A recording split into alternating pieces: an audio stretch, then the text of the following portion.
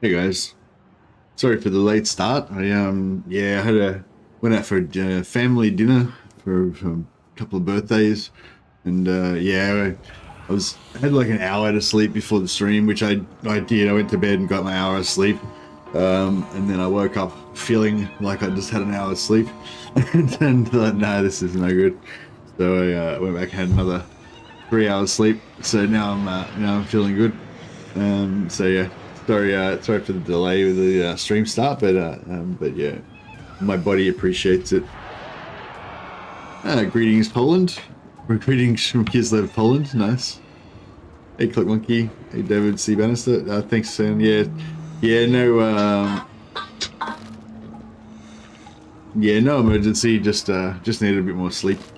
I'm trying to. That's one good thing about going into sort of full-time YouTube now. I'm getting a lot more sleep. So that's probably a lot healthier for me. But yeah, so it's cool. Anyway, so playing a bit more Kislev. Where do we leave it off? This is an annoying spot to leave it off at. Doesn't look like we're gonna win this battle. I had left Yuri here, or you got Urogny here, so that we wouldn't have Prague get easily taken. But yeah, it looks like Prague's gone down. Doesn't look like it's that tough of a army, but it's like probably tough enough. It's probably tough enough. We could give it a shot. Hey, Dejan. You may be lucky. You may get another one gifted. You never know. I don't know. I don't really want to waste time fighting it if it's not winnable, but I'm not really sure. I don't think I can win it, but I kind of feel like I could do a bit of damage. Alright, well, we'll start the stream off with the battle, even if it's a lost cause. I feel like the stout men of Kislev are not afraid of certain death. That doesn't stop them from fighting. I don't think I've ever done a siege. Well, not for a while anyway. I don't think I've done a siege defense on this map since Warhammer 3 first came out.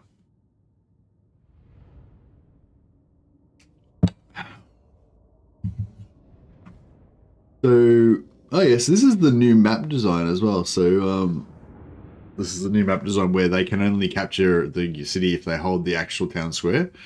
So that's cool. Because previously with these, this is actually not a bad. This is probably one of the better designed. So this is a siege. One of the changes with the new sieges that you guys will be experiencing once you get access to 4.0. So with the previous sieges, which is what it's like in the current live game, if you hold either the town square, the victory location plaza, or you hold the key building, then you get victory tickets towards victory.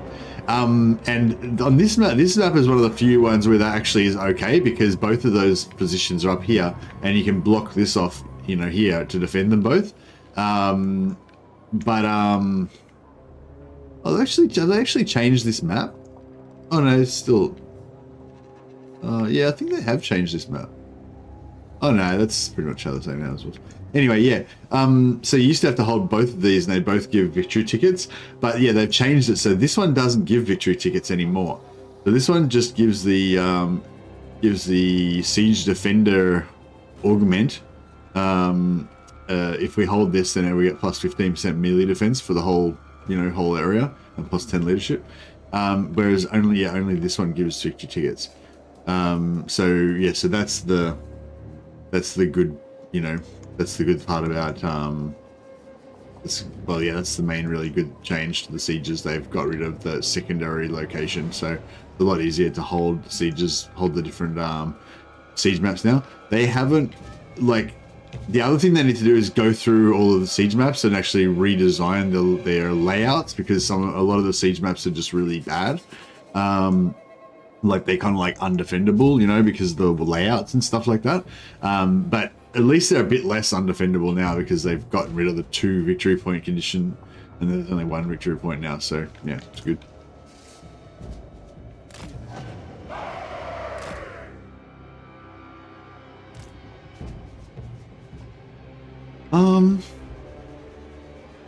So Bats.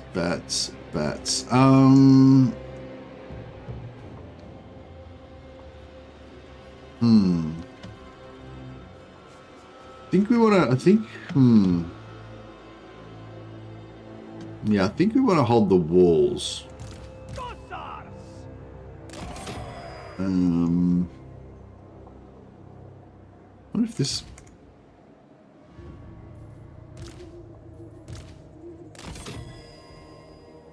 yeah, it's probably not really.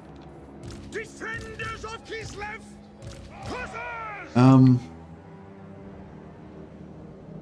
Yeah, so we got these bats coming in.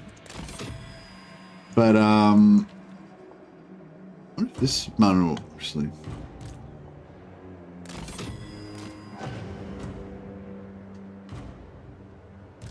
Defenders of Kislev!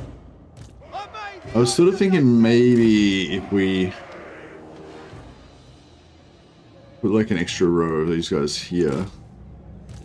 Defenders of Kislev!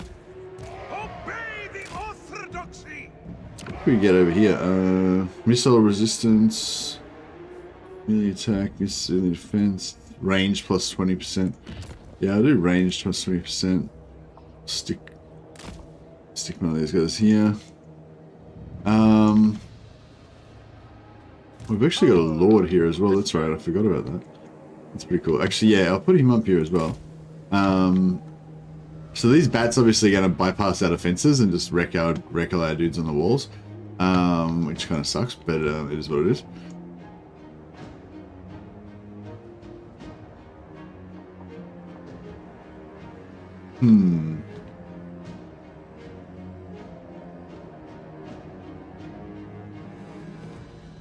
Hey Andrew Jones, how you going, buddy?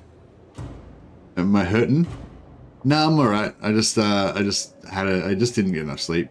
I didn't have enough sleep the day before, and then I only had like an hour sleep before the stream, so I just needed to push it back a little bit, have a little bit of a rest. But now I'm feeling better. Yeah, so this big army's gonna come after a bit. I don't know if I should. I kind of want to build out from the middle because these are the most important. Like, if I'm presumably going to have a final stand at the end back up here. So yeah, one thing I like about this map is I can get that. I can put that tower down. That one's going to last for ages. Put this tower down. They can't get that until they get past us. And we can put down, yeah, this tower here.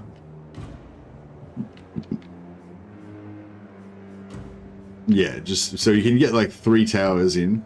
And if we can hold this here for a while, then that'll mean that we get all those 3 towers going.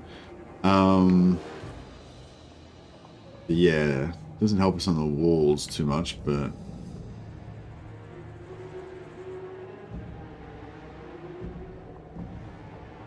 yeah, that's right, Needles. Got to look after your health.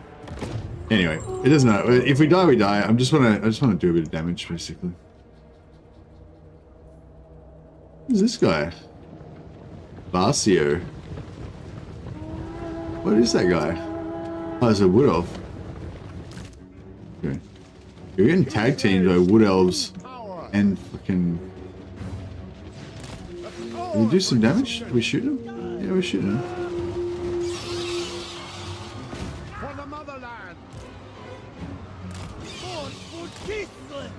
Yeah, I don't know if we're gonna shoot our own guys here or what, but... this is not even gonna get any... Not even gonna get any, Okay, these, bats are going down. Actually, our infantry aren't doing too badly on the wall there. I thought they were going to wreck more than that.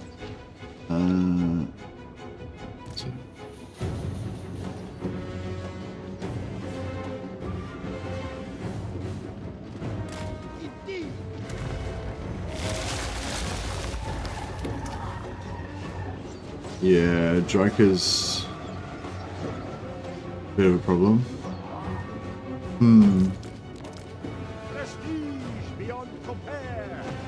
Alright, so maybe we should pull out now. It's getting a bit hectic already.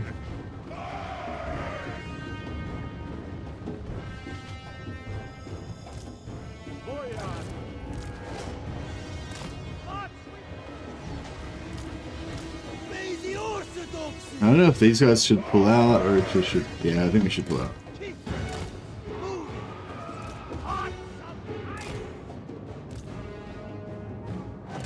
I don't know if we should go for the full 2,000. Probably should. We're nearly there now. Might as well.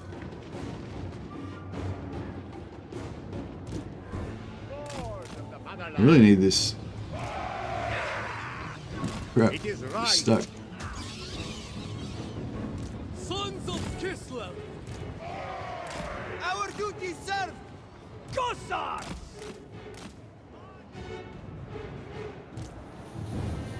Moving!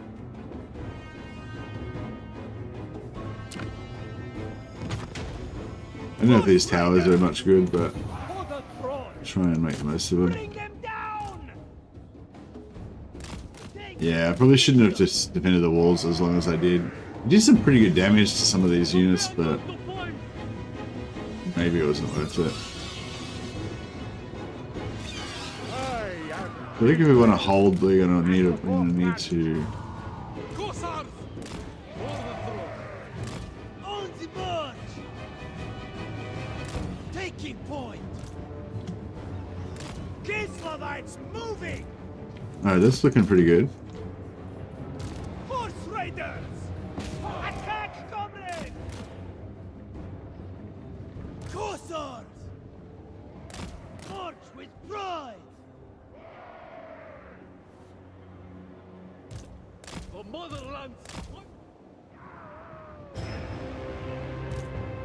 Taking position!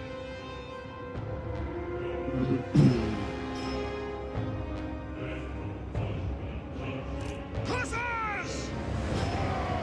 March with pride! Go with honor! Comrades of the fair!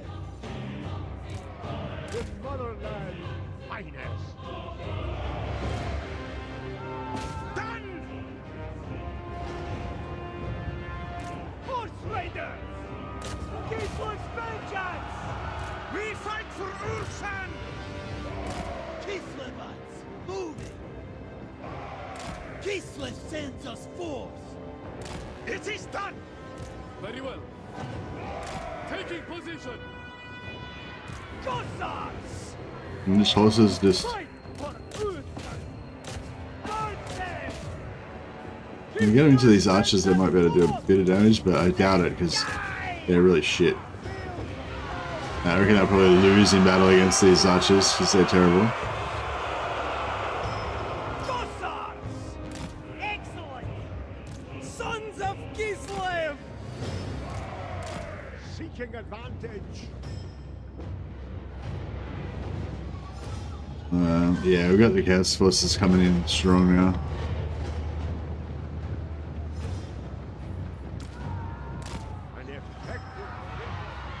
Obey the orthodoxy! Kislev and Jews! The chaos lord. Yeah, no, we didn't. We're not going to hold this. No way, no how. Cossacks! Not sure why I thought that was even a possibility, but it's alright. Moving! Kislev's true power! Boyar in positioning! Holdings are diminished! Our next Yeah, this barricade was way too low down. Fist of Kislev! Boyar of Kislev! Done! Total destruction!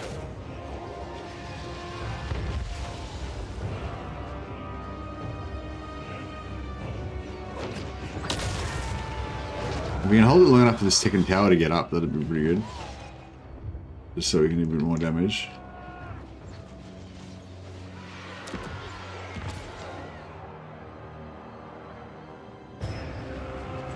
I demand! Yeah, we're drilling this lord. That's pretty cool. Hussars! Power unquestioned! Yeah, the horse is making him a nice big target for our archers. Das ist gut. Oh, that was German, not Russian. Damn it. For Kislev's honor.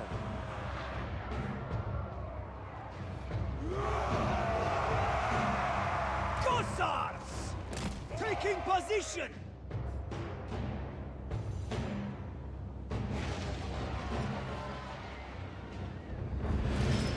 You don't aim at him. Aim over here at these guys. Born into power. Slay these dogs. Oh yeah, that's a good hit. Hussars! Take that point back, or face Yeah, I think our tanks at the forefront. just about run out of juice. I go. I don't know if we should keep using him to tank or if we should just probably just bring him out the back now. Showing the way. His days are numbered.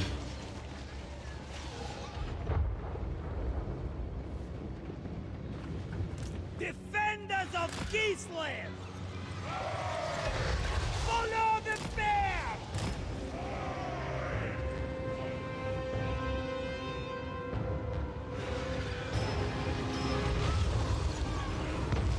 Find safety!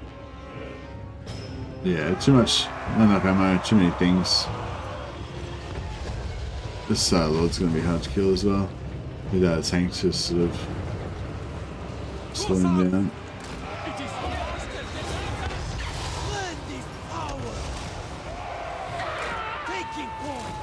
Hussars! Land is power!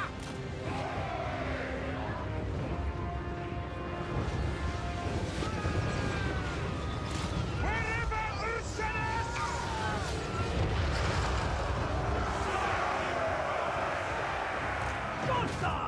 Yeah, it's looking pretty grim. Ursanas! Make war!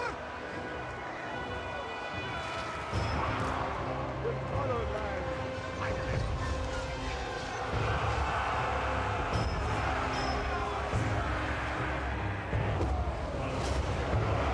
Sons of Kislev! Moving! Hussars!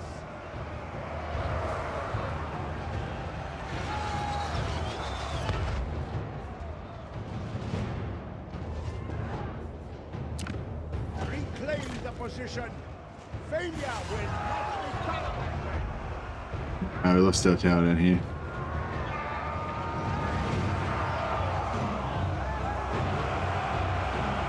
Find safety!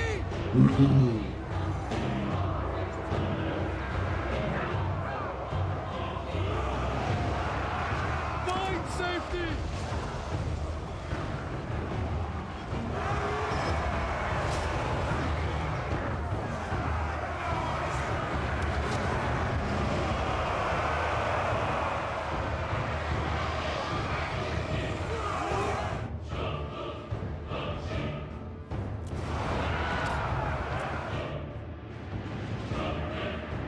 It's all over. There we go. Oh, it did a bit of damage. Hey, Mercy, did you get that Hex Gate of Thorns can kill a full enemy as long as they keep moving on the battlefield? Yeah, exactly. Yeah, I did it. It was good. Yeah, it's pretty good. Yeah, the Fragmenti can kill a unit down to 25%. The Gate of Thorns can just 100% kill units if they just keep moving, which they always will. Like, you can just keep them moving. Especially if you're attacking them, if they're on the defense, you can just keep maneuvering and it'll keep making them reposition and then they'll just kill themselves. So yeah, it's pretty good.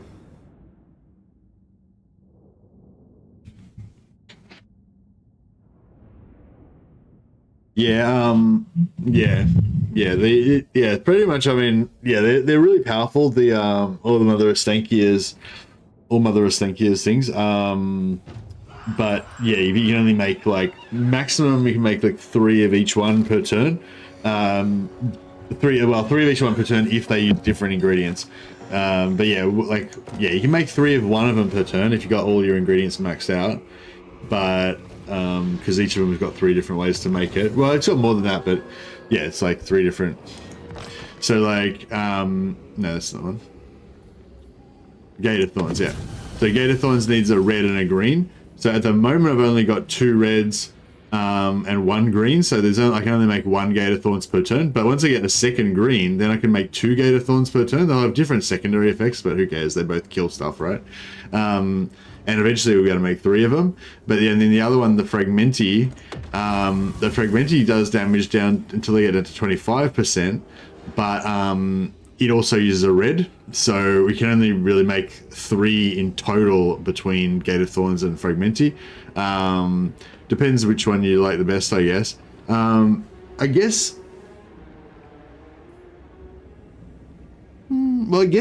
Gate of Thorns is actually slightly better, because Gate of Thorns does a tiny bit more damage per second, and it doesn't stop when they get to 0. It doesn't stop until they get to 0. Like, as long as they keep moving, they keep dying. And like, you know, nothing is ever going to stop moving. Like, the AI will never stop moving. So, yeah. I mean, maybe if it was on artillery, it wouldn't do much. But yeah, on anything apart from artillery, it will wreck them. You know. Yeah, I think there's a bunch of them that do like damage. I think there's another one that does damage as well. Oh yeah, this one's not as good, but yeah, this one does 50 to 100 damage per second for 21 seconds. It spreads up to 30 meters.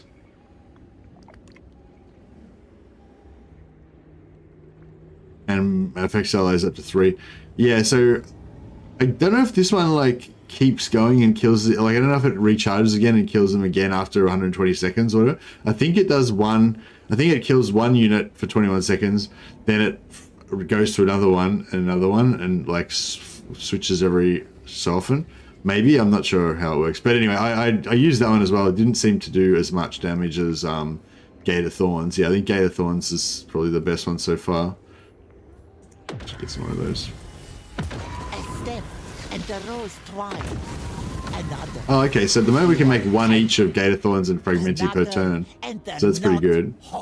Actually, we can make Agony Succession as well. We make 2 Agony Successions. Harrowing Coil does leadership. Typhlosis does a massive debuff.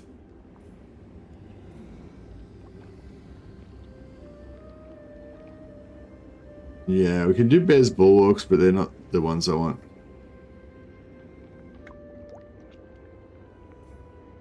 Yeah, so it's yeah, pretty cool. Which case combinations do you think are the best? Yeah, well, that's pretty much, yeah, the damage ones are probably the best. Yeah. Yeah, Fragmenti does 75% of any damage of any unit, including if they regenerate. It'll just keep going and going and going until it goes through all of their health, until it burns through all of their healing cap, and then just gets them down to 25% health. So that one's pretty good. But yeah, but Gate of Thorns is probably even better because it does more damage per second, and it doesn't stop unless they stop moving, which they never will. Even if they rout, you know, they'll still keep moving. And then you've got this one, which is Agony Succession, which also does damage, but it only does a good chunk of damage to like a couple of units, but it doesn't keep going forever, I don't think, and it doesn't yeah, it only spreads them to 3 units. And the others are all debuffs. Some of the debuffs are pretty good, like this one, minus 24 melee defense, melee attack, and you can stack that with another minus 10 you can stack that with another 10 minus melee attack and another 10 minus melee defense on top of that. So you can make it minus 36 melee attack, minus 36 melee defense. So, you know, a lot of like large monsters and stuff, they only have about like 30 or 40 at the most kind of melee attack.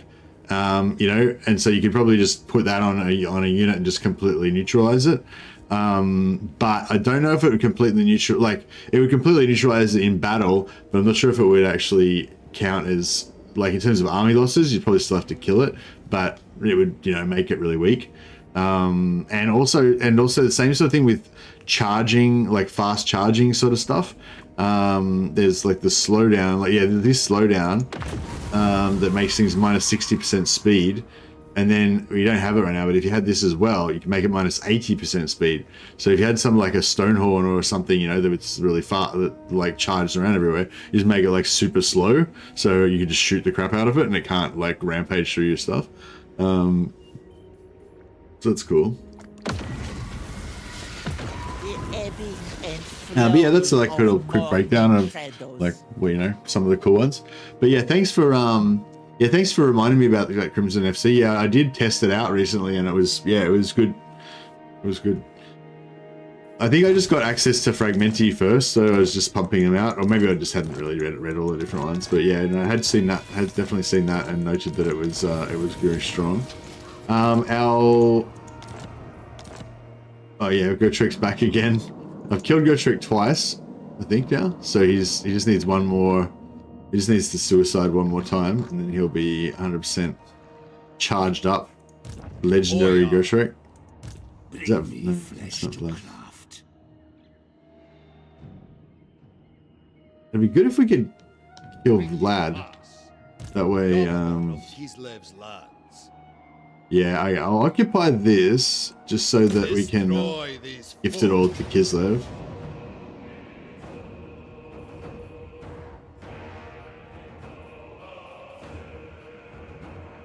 Yeah, I think I might just start saving these up now, because if we get enough of them, then we can probably save like auto resolves and stuff. Hey, also, how you going, buddy? Can you put a Ostankya Hex and banner on the same unit? Yeah, yeah. Yeah, I don't know if I've got any banners right now, but oh, I don't have any buffs at the moment. But yeah, I'm pretty sure you can. I remember doing it earlier. I remember you have the two symbols on the same unit. But yeah, it's pretty cool. Yeah, keep the questions coming, guys, because yeah, I'm like the whole point of this is to show off to you guys as much stuff as possible. I'm trying to sort of have a good time and explore stuff for myself as well, but yeah, I mean, kind of the whole point of the streams is to so you guys can see what's going to be in the DLC, so you can, I guess, decide whether you want to buy it or not, or figure out what might be there for free LC and stuff. I think there is actually a fair bit more. Well, when I say free LC, like, I mean, I think there's a fair bit more to the free update than initially it looked like. It's just not like, I don't know, it's a lot more like, there's a lot more stuff like being fixed and worked on under the hood, you know, and like, it's not so much obvious stuff, you know. But I'll try to, I don't know, I'll try to point it out when I said or remember about it. So yeah, so even if you're not going to buy the DLC, because I don't really care that much about Kislev, Cathay, or Zeech. They're not my favorite factions, but I'm always excited about the free LC stuff. But yeah, but I mean, if you are going to buy the DLC, then yeah, all these new lords are really fun. Probably all a bit overpowered, but that's sometimes pretty fun as well. So just pump all these guys melee defense right now. I don't really need to, but just doing it anyway.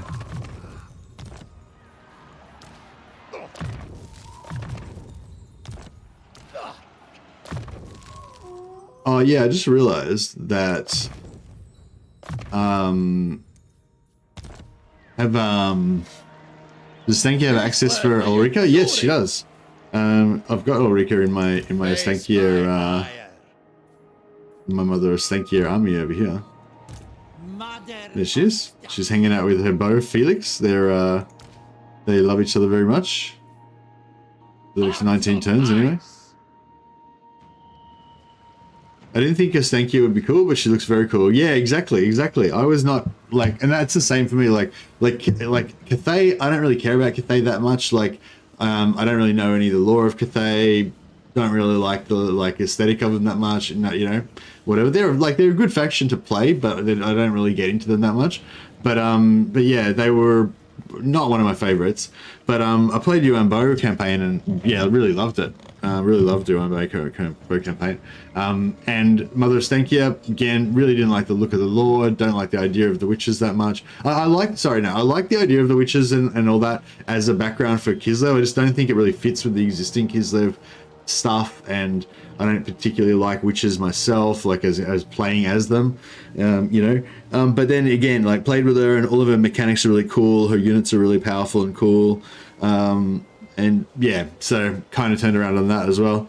And the Changeling's got a lot of potential, but I think when they rebalance it a little bit, it'll be even better.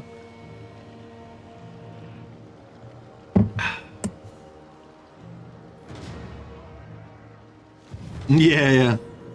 Nice one, Crimson. Yeah, I did the same thing with one unit because I only had one of them at the time. But yeah, I put it on a unit of bull centaurs, and yeah, I just basically made them reposition until the bull centaur unit died.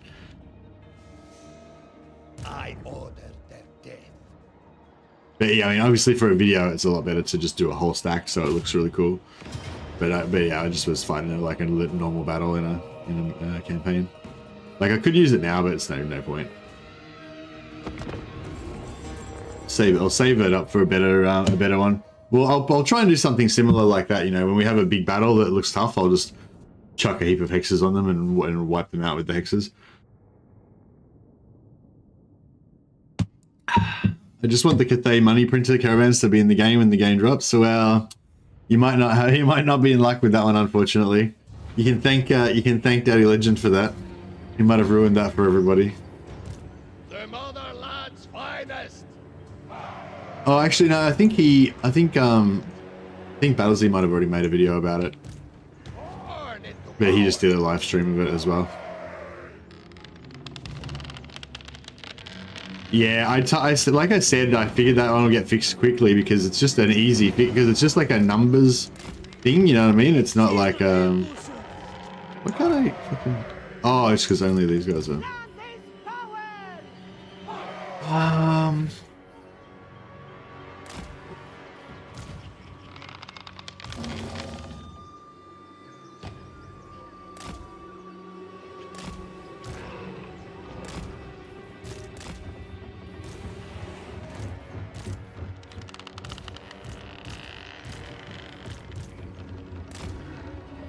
Obey! Obey!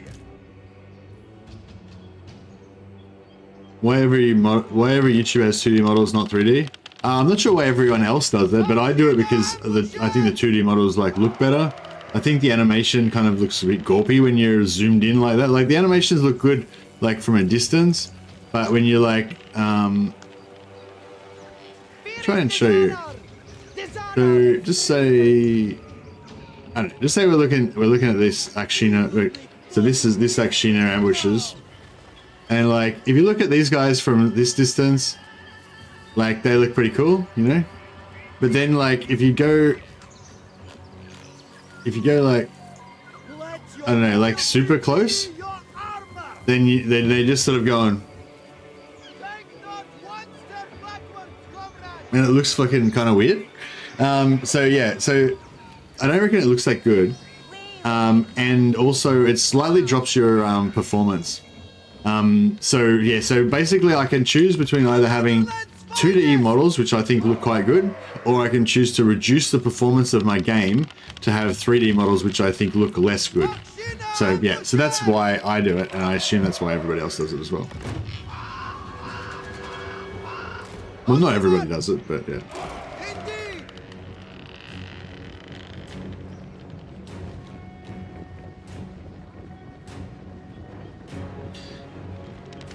Also, they got rid of the Kossars? What? What do you mean they got rid of the Kossars? They didn't get rid of the Kossars. They just made them obsolete. They still exist though. Did they have any archers? Surely they have some archers somewhere. Oh, we may as well just...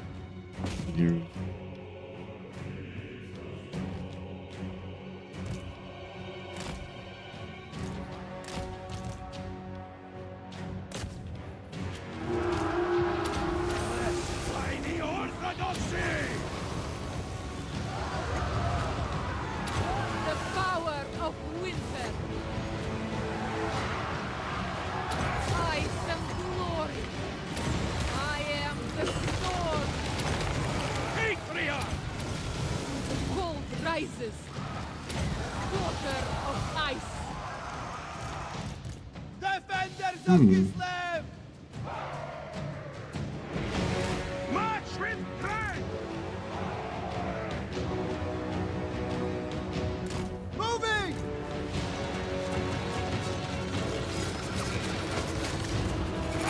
The cat's like wrecking my house or something. Not really sure what he's up to right there. Slice them open! Smashing something up. He's found something to play with that makes a lot of noise.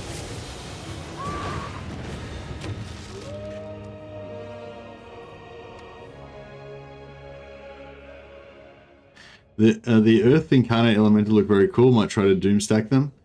The Incarnate of Beasts, yeah. I don't think you really need to doomstack them, like, but yeah,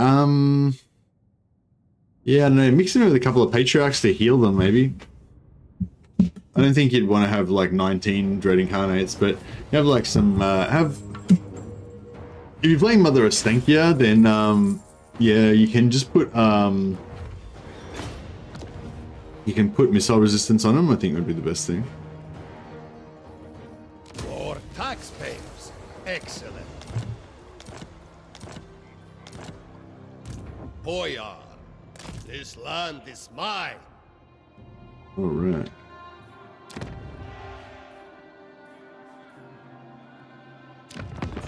Sell this to. That is all I ever want.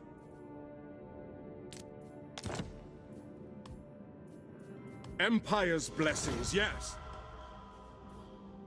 All right. We've got very low, but I think we're not very, like, in terms of the very low spectrum, I think we're not that bad off. Yeah, so we look at this. Trustworthy minus 21. Okay, no, we're pretty low. It's pretty low. So, I mean, it's lower than I thought it was going to be, but that's not that bad. Like, sometimes you get, like, trustworthy minus 200 or something, and it's like, you know, you're never going to get that back, no matter how long you play, you know? But trustworthy minus 21, we can get that back. It'll probably just take us, like, 20 turns or something. But yeah, the end game is about to kick off as well, guys. 4 turns till end game. So we've so our mission was to save Kislev, but our mission's about to get a lot harder. Then get Stalks. Oh, actually, yeah, Stalk. Yeah, Stalk plus Stalk Hex or Stalk whatever, Stalk Blessing with missile resist extra, or you could go just full missile block with the extra missile resistance. I feel like yeah, Stalk is good. I put Stalk on him sometimes, but I feel like for a Doom stack, like if you're gonna just have him in a blob taking damage and stuff, then I feel like yeah, missile block and the missile resistance would be the go. Maybe, I don't know.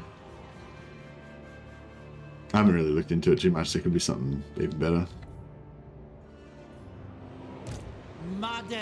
Really want to take out. Uncool. Volksgrad options.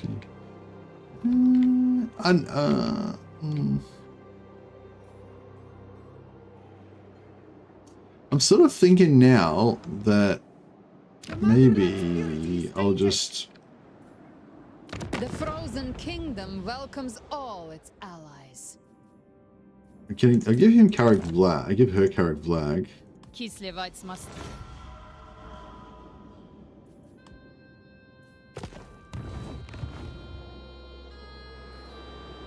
The strength of bears. Village and Plesk. Oh, I should have tried to trade it for Plesk. Oh no, well now I can trade it for. Spirits, I see. No, I can't quite reach. Yeah. Yeah, I might have to come back and do some. There is a magic in stillness. Some smashing. Silence. Yeah, right, we'll end them rightly. We'll sort out all these armies and stuff, and then we can cruise back around again.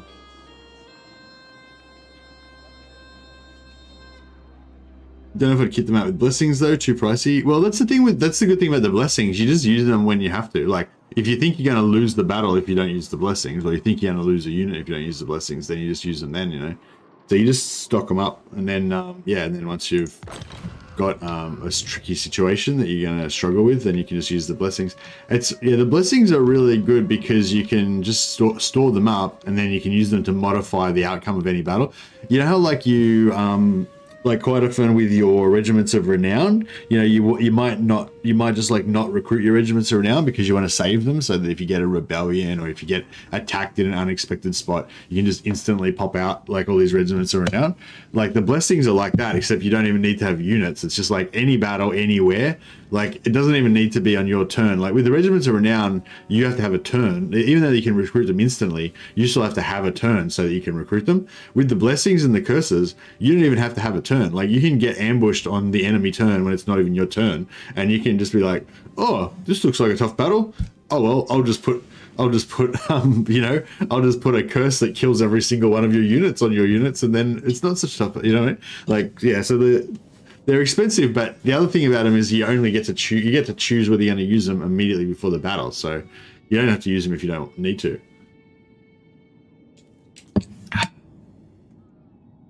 But yeah, I mean, a couple of I think like yeah, I don't know, a couple yeah, check a couple of patriarchs that are in there, and you know, Baron of Bob's the your uncle. Motherland.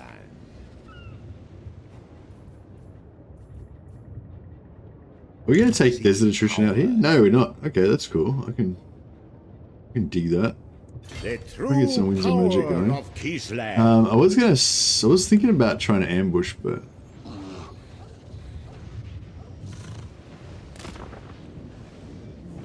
Patriarch of warm your hearts with Ursun's breath. Never yield. right. Hey Benji. I'm actually kind of keen to I'm kind of looking forward to when the early access is over, so I can try out all the other factions, you know? Like I kind of want to just play, you know, good old Reichland campaign just to see what the new Reichland campaign's like, and want to play some dwarfs. I haven't played dwarfs in a while. But yeah, but I kind of feel like because it's early access and you guys are probably all pretty keen to see more of the new stuff. So I feel like I've got a bit of an obligation to stream the new stuff.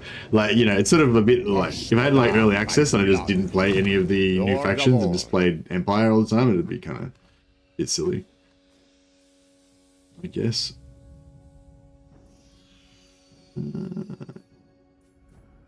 Yeah, that's probably good enough for him. Get some bit of red line, get those Akshina maximally buffed. I think these guys really just went up. We have 4 levels in one battle. Nice. Yeah, I'll just give them all their little bit of extra buff.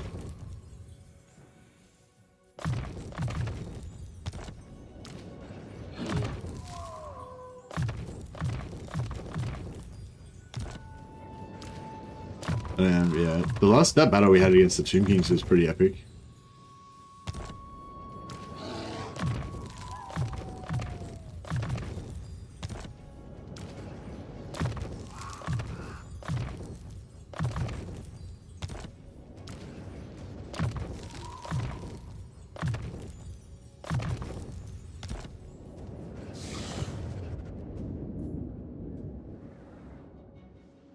One collateral with Stalk Hex and 18 little Groms. Wouldn't you need the little Groms to have the Stalk, have Snipe, so they don't get rolled? I don't really understand how that would work. Oh, right, sorry, you mean, right, have the collateral with Stalk Hex hiding the Groms, right, with their aura of invisibility or whatever. But you still need something else. You need another flying unit to, like, distract the enemy, otherwise they'll send out search parties everywhere. Whereas if they can't see you, then they'll just send search parties everywhere. But if they have something to concentrate on, they'll still send out some search parties, I think, if they know that you've got more stuff than they can see. But if you have, yeah, if you at least you need to have something that they can see just to try to distract them a bit, I think. One Bear Rider Lord, yeah, Bear Rider Lord would be good. Although Bear Rider Lord's probably a little bit slow. It depends what they've got. If they're all infantry and they're all slow, then that's fine. But if they've got like medium speed stuff, you might want to have them. Well, I suppose you've got the option of flicking into a horse.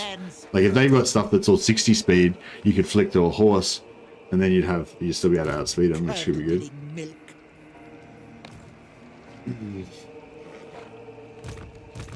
Sylvester Bondarenko. That's pretty cool. We're still pretty heavily in the red, but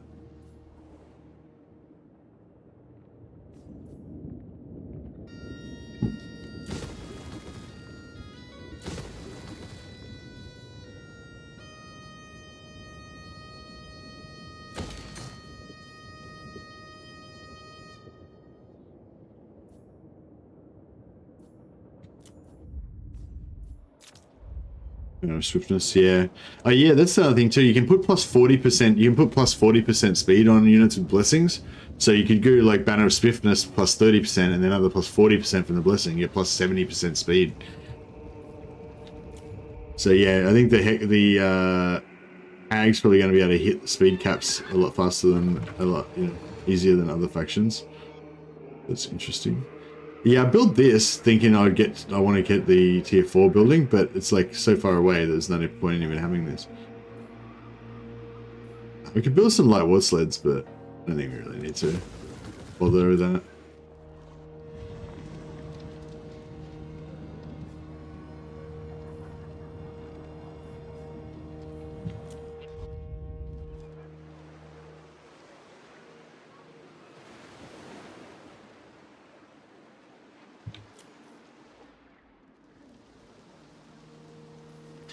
I guess we could build up the city of Printex, but yeah, we can't really afford it right now.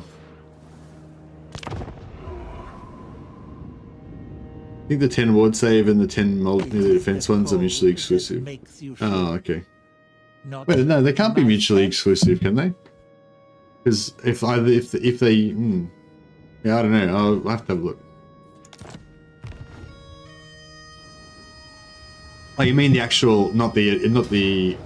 You mean not the, you mean the actual recipe, not the ingredients.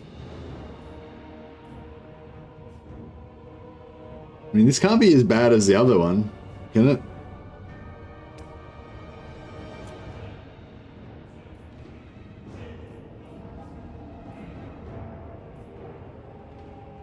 Yeah, I mean, we just fought a battle like, oh, did I put... I don't think I gave him any items. Damn, some items would have been good on them.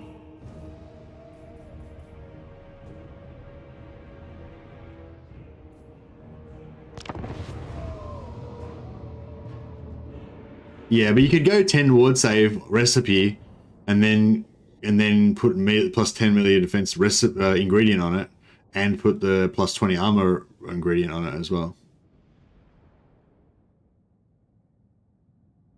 So you have. Yeah, 10 melee defense, 10 ward save. I didn't even remember seeing the ward save one. Is the ward save on the ward save buff? The hex only works once and you have to create it again. Yeah, that's right. Although you can create like 20 of them and have your whole army buff if you buff by them.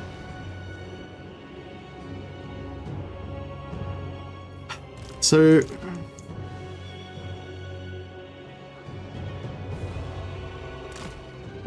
See, I think we need to look after our Akshina a bit better this time. Defenders of Kislev! Obey the orthodoxy!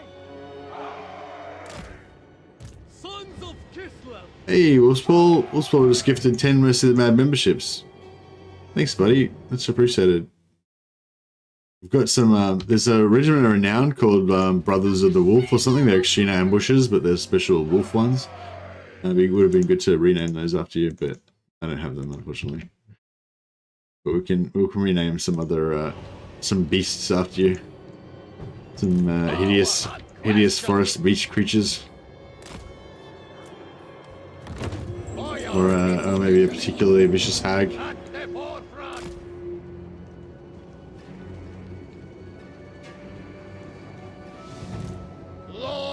Yeah. I forgot to dismount the Lord. Oh, there you go, Dijon. Dijon, just before you came on, Wolfspaul, Dijon was saying his membership ran out and he was hoping that somebody would gift him another one. So there you go. You can thank Wolfspaul, Dijon. You got your wish instantly. As soon as you barely had to wish it, and then boom, Santa Wolfspaul delivered. Thanks a lot, Wolfspaul. You're a great supporter of the channel, man. Appreciate it.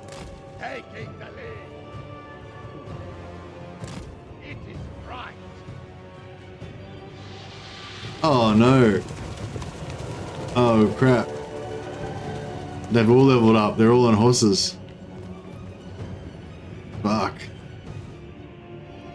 We might die. We might die in this one. This is not good.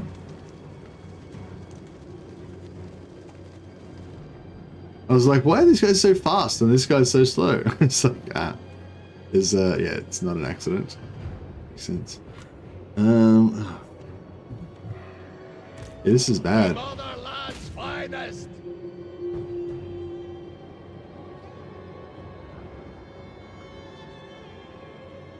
Conveying my authority. Born into power.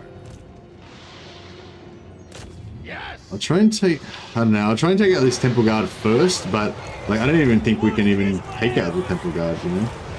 They just shut down all of our shit. Frost maiden. Yes. Yeah, it's not good.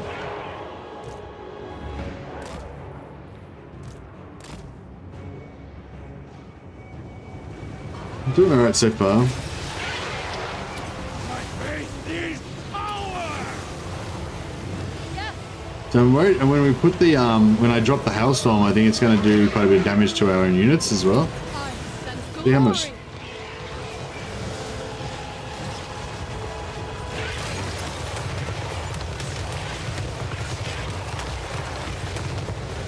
Yeah, a little bit. It wasn't too bad. It still wasn't too bad.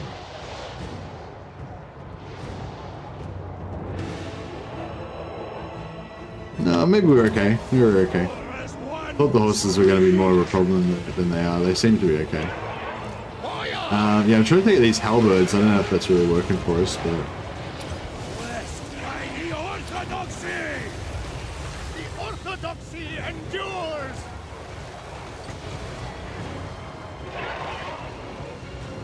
I am the storm.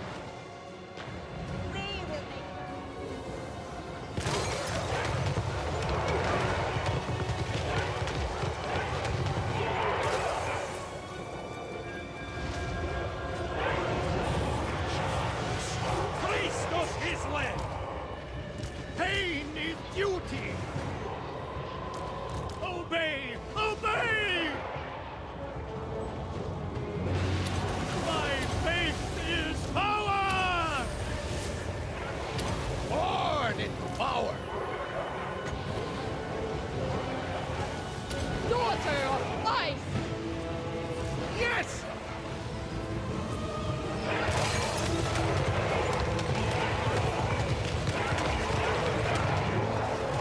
slowly knocking them down. Oh, okay, wait up. You guys need to A fine strategy. go back a little bit. The motherland's finest! Indeed. Keep these nice and separated. Be well, comrade. They employ magic. Kislevites, moving. Akshina ambushers. Patriot! Brutal penance! He was getting stuck out separate. Priest of Kislev! Feel the breeze. This guy's getting taken out. They didn't get to fire back, so that's good. Akshina ambushers. It is done. Excellent. Our duty served.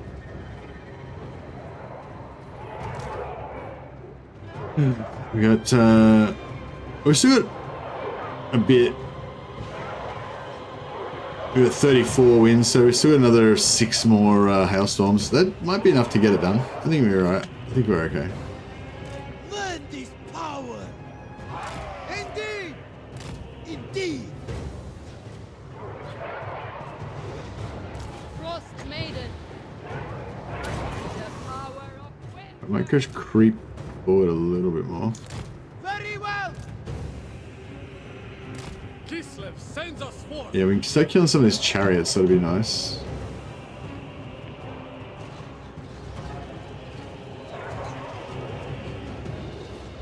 Yeah, unfortunately, now that if we're in range of these archers, maybe we just keep them just outside of our range because they'll do quite a lot of damage to us if we let them inside our range.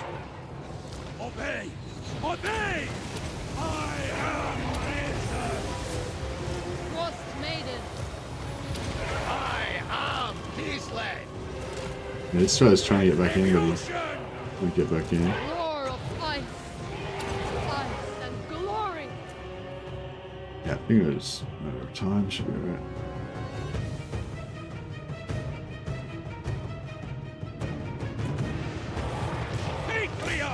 Oh, did he get back in? He got back into the loving bosom. Pain is duty. The four as one speak! There we go.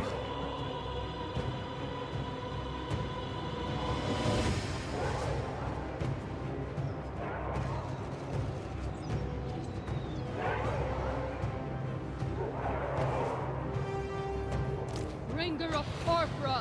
Yeah, I think this is sorted. We got this. Aksina ambushers.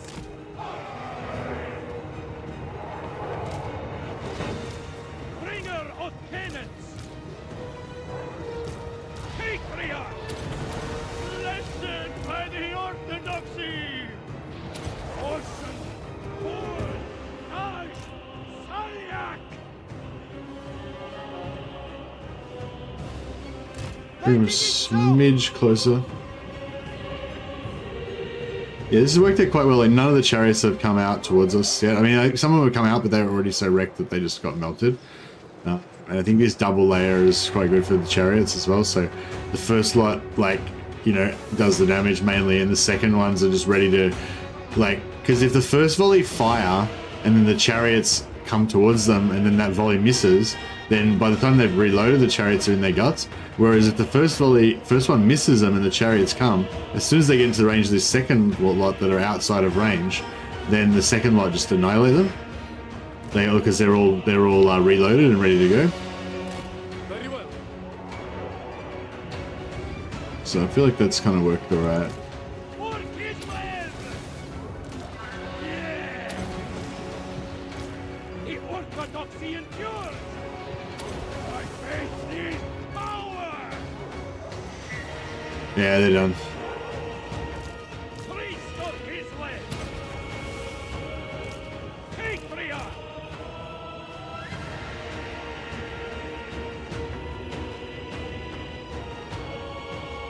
We get one more heal in. No. It's alright, didn't need it.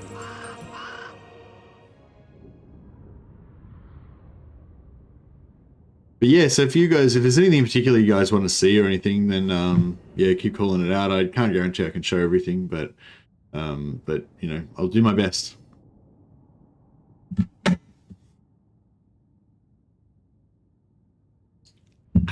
I know it's unlikely, but in the Warhammer 3 life cycle, I'd love to see a new high up legendary lord. I think that faction is so good. You could use a lord and troops. Yeah, I want to see Corhill. I want to see Corhill, the white lion. He's got like dual axes, and apparently he was just like a beast of an elf. I just love the idea of like a Chad high elf, like forest, you know, woodsman with dual axes. That's just like a giant elf that crushes. How come we get 0% replenishment? Is it really 0%? No, it's not 0%. You can see it there. Unpaid labor. I probably should have taken the money, but that's alright.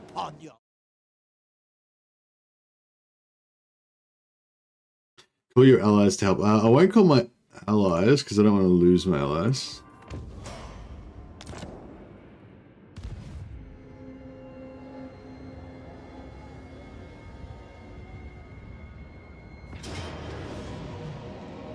Ambush. Nice. I've been wanting to do an ambush with the Akshina, but I haven't had a chance to yet. Yeah, I could see this thing. I could show off the Gate of Thorns and the Fragmenti, but then I would rather save them up, like we were talking about before, so we could do like a really good, one, you know, where we wipe out a whole faction or whatever, wipe out a whole army or whatever. I don't have to wipe out a whole army, but you know, where you do significant damage. The one that we did last time was pretty good. Like we fragmented like 3 lords and Gate of Thorns, their most powerful cavalry unit. So it was pretty you know, impactful in the battle.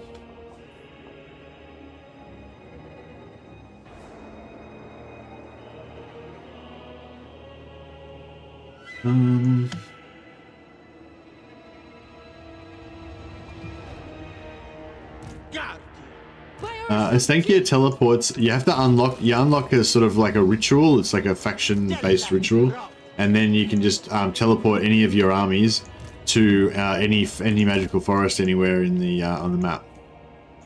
Land is power. So yeah, it's pretty cool. It's better. It's like a better version of the Wood Elf one. I wonder if they'll update the Wood Elf one so that they can do it from anywhere as well. Because the Wood Elf one's just like a straight crapper version of Mother Ostankya as well. Obey the orthodoxy.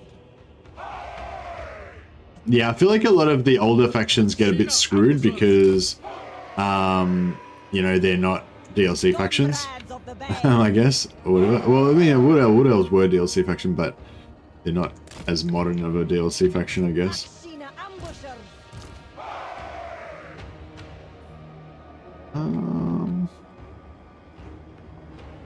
Oh yeah, maybe we'll just do the double row. Might be the way to go.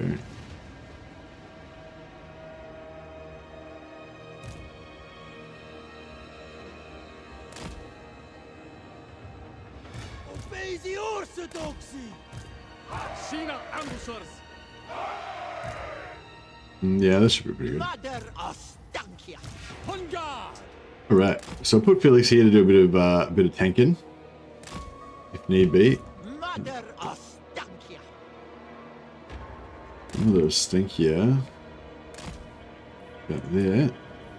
She can just tool around for a bit.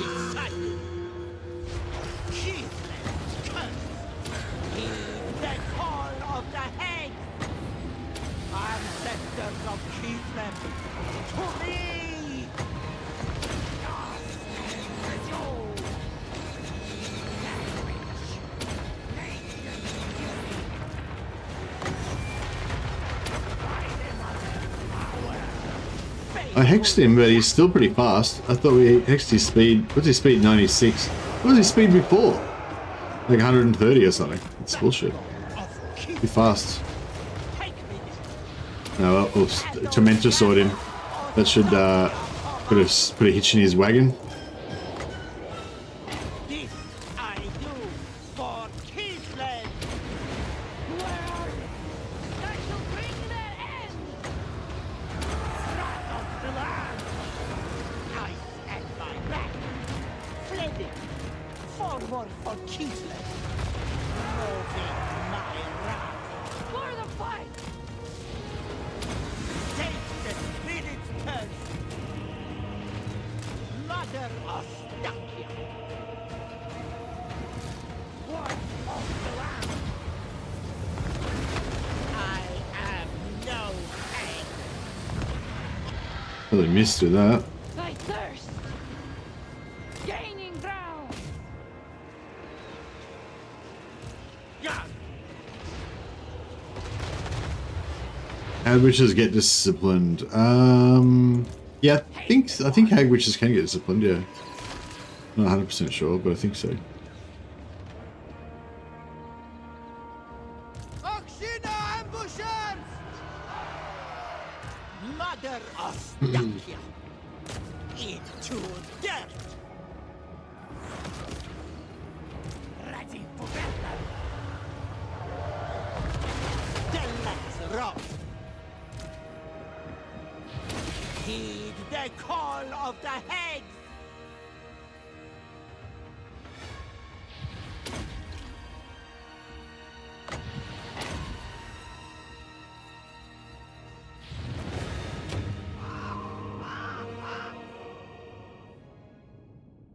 Yeah, thanks, John C. The yeah, update comes on the 31st of August.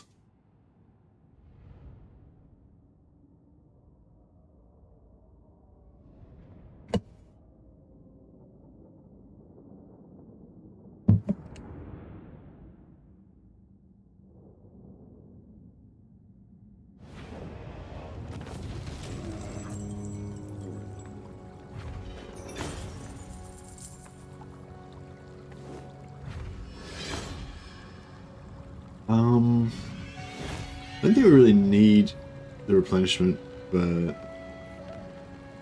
money's probably more important. Kislev eats bread. When are you able to give a review? I don't really do reviews, Igor.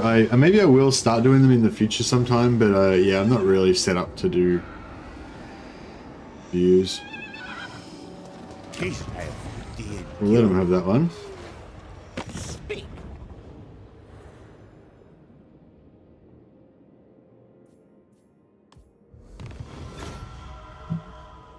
Yeah, reviews, like, I don't know, they're just, I mean, I'm happy to give, like, sorry, it's the day before. They usually do the release embargo the review embargo the day before release, so it'll be like the 30th, the day before when I'll be able to give the review, Igor, but yeah, it's not really my, I don't know, I mean, maybe I need to add that to my repertoire, you know, but you know, but my channel and like what I do and what I like to do is make videos and make content about gameplay. Like I like playing the game. I like talking about how to play the game. I like showing people different ways to play the game. I like you guys telling me different ways to play the game. You know, that's what I'm all about, you know.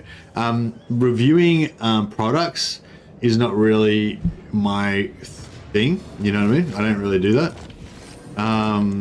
But I mean, I have opinions about stuff and I'm happy to share them, but it's not like, yeah, I don't know if that makes sense, but yeah.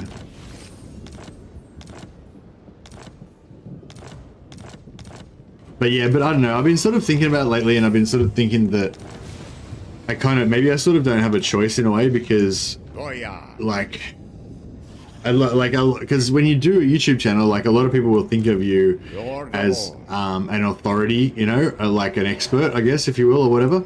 And so they'll want your opinion, right? Which I guess you do. That's probably why you're asking, you know. And so, I don't know, I guess maybe that gives me a bit of a responsibility to do that. I don't know. But anyway, but yeah, so no plans to do a review currently. But yeah, maybe I will at some point. I expect most people already made up their minds about the DLC, and the review won't make much of a difference. Yeah, maybe, I don't know.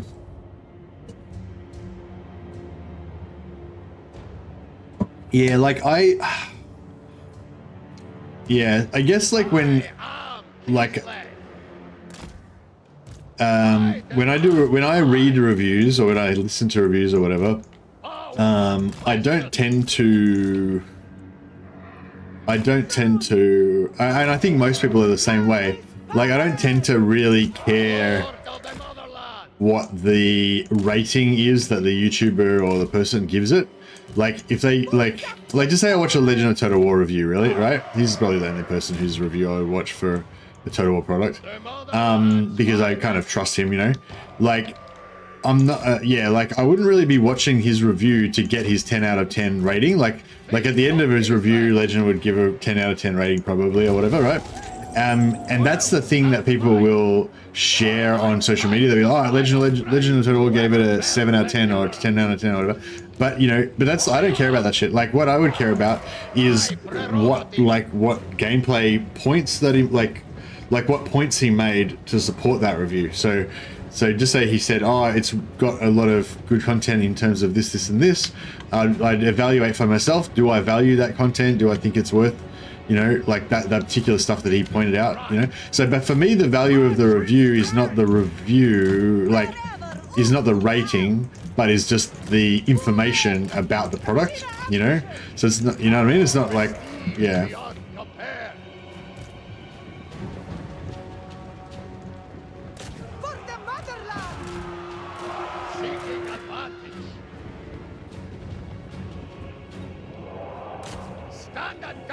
I guess what I was getting at is that like I make content. I already make content showing you guys stuff about what's in the DLC.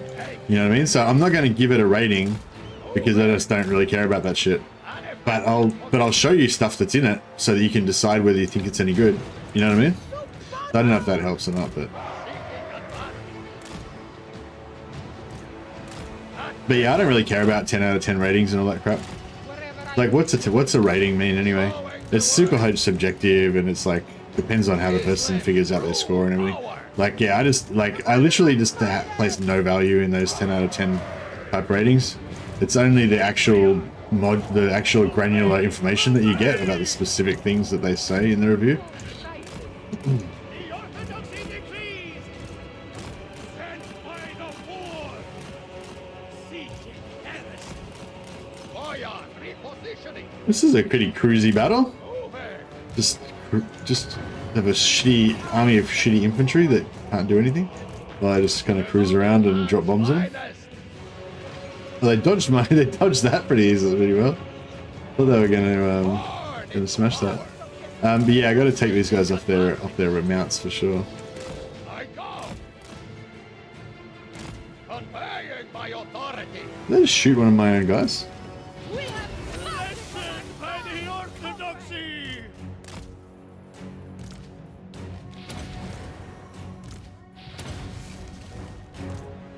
Is it a Shupti? Yeah. Yeah, it's pretty nasty. The motherland impels for service!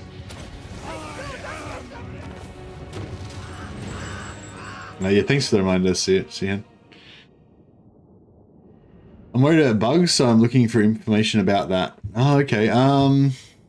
Well, I know that they. Well, I haven't tested it, but I know they said that they fixed the Nakai bug with the recruiting, that it couldn't recruit certain things, and they fixed the bug with was it Coedal or someone not being able to be recruited.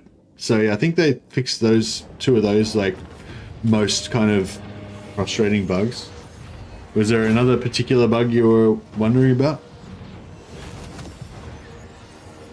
I haven't really noticed any bugs in my gameplay apart from like, oh, there's that bug with the caravans for Cathay that you get millions of gold. Jinxed Land is bugged? Oh really? What's wrong with Jinxed Land?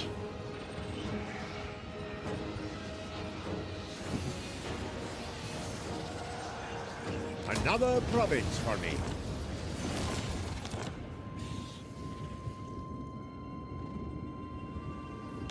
Yeah, I've used it a couple times and it worked perfectly for me. Boyar. What's supposed to be bugged with it?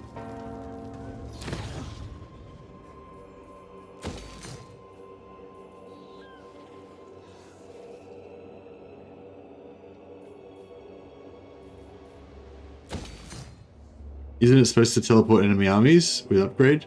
I don't know. It doesn't say so.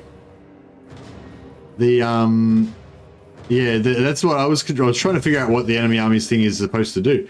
It's the Jinxed Portal, the empowered Jinxed Land Hex.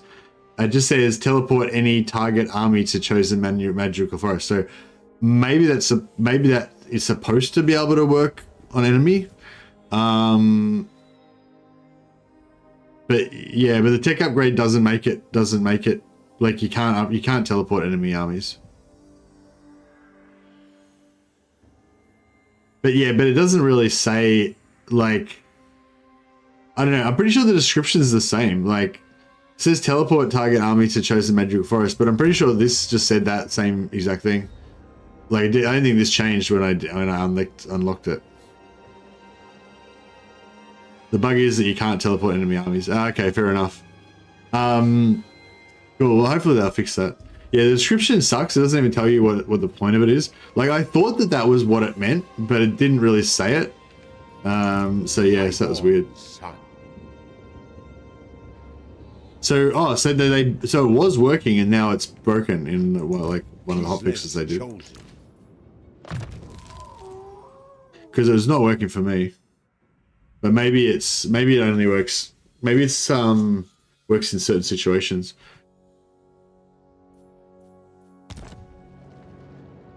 I'll try and find an enemy army that's in my territory. There probably isn't. There probably aren't any at the moment.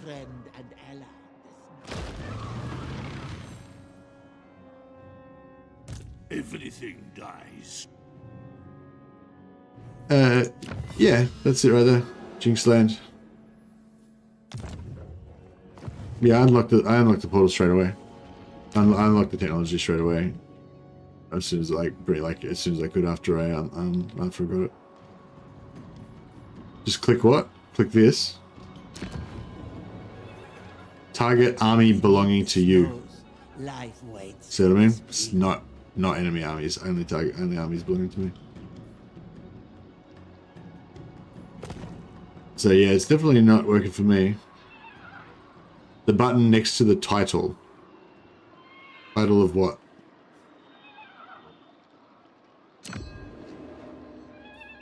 Oh, this button?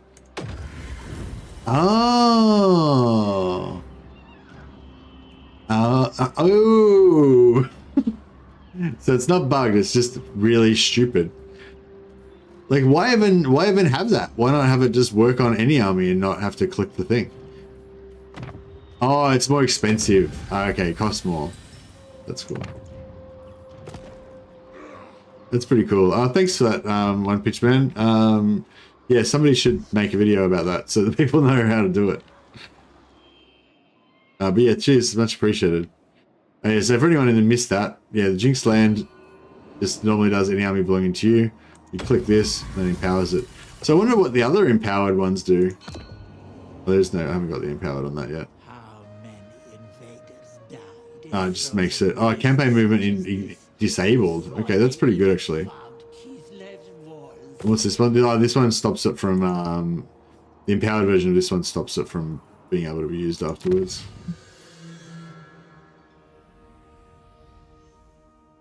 Yeah, they just need to make it like, they just need to make it so when you open this part here like glows or something, like a little, like these little, how these little white rings are coming, it just needs to have that around the empowered thing as well.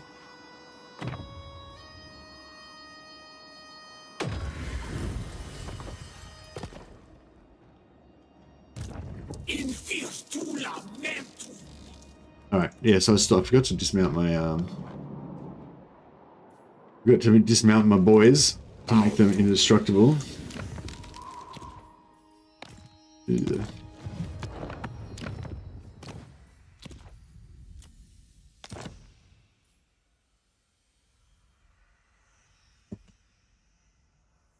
Have a cooldown. They all have a 5-turn cooldown.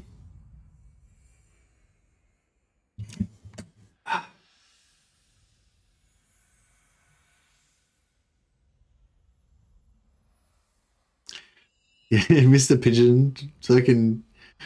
Why would you say that? Why would you say that? Are you trying to like? What are you trying to do with that statement? Like, I don't know how you could possibly know that, and I'm not sure what the point of just saying it is. Never. But anyway.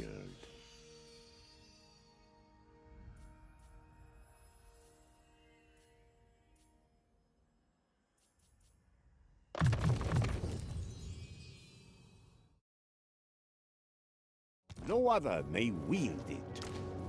All right, so get all these mounts.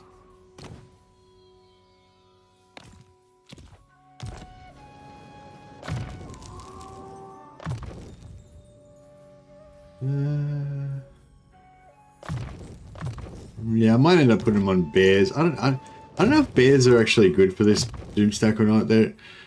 They sort of, I don't know. I mean, they are, because they give him more armor, they give him more melee damage and everything like that. But they also make him, they give him a much bigger footprint. So, like, the whole point of, like, the whole good thing about hero blobs is that they have, like, a really high amount of relative strength for a very small footprint if they're all unmounted. Whereas the bears makes their footprint, like, 10 times bigger. So it sort of reduces their, like, it increases their armor and their melee capabilities and their hit points, but it increases their footprint by like 10 times the size. So that means like 10 times as many guys can hit them, which kind of ruins the whole. I mean, it's still better than if you had a unit, but it's a lot better, a lot worse than, you know.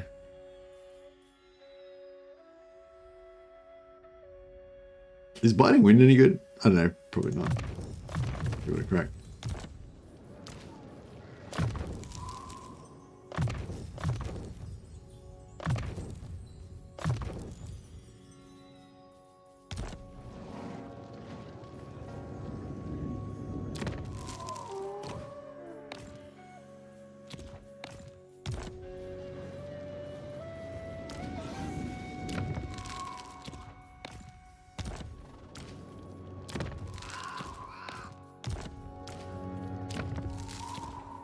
Yeah, I think, well, I don't know, they did pretty well on the horses, actually.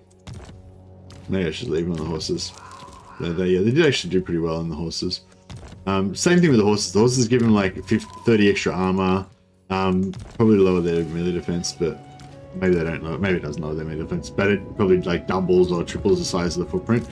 So, but it was still working pretty well. They're only up against really crappy Tomb King units though.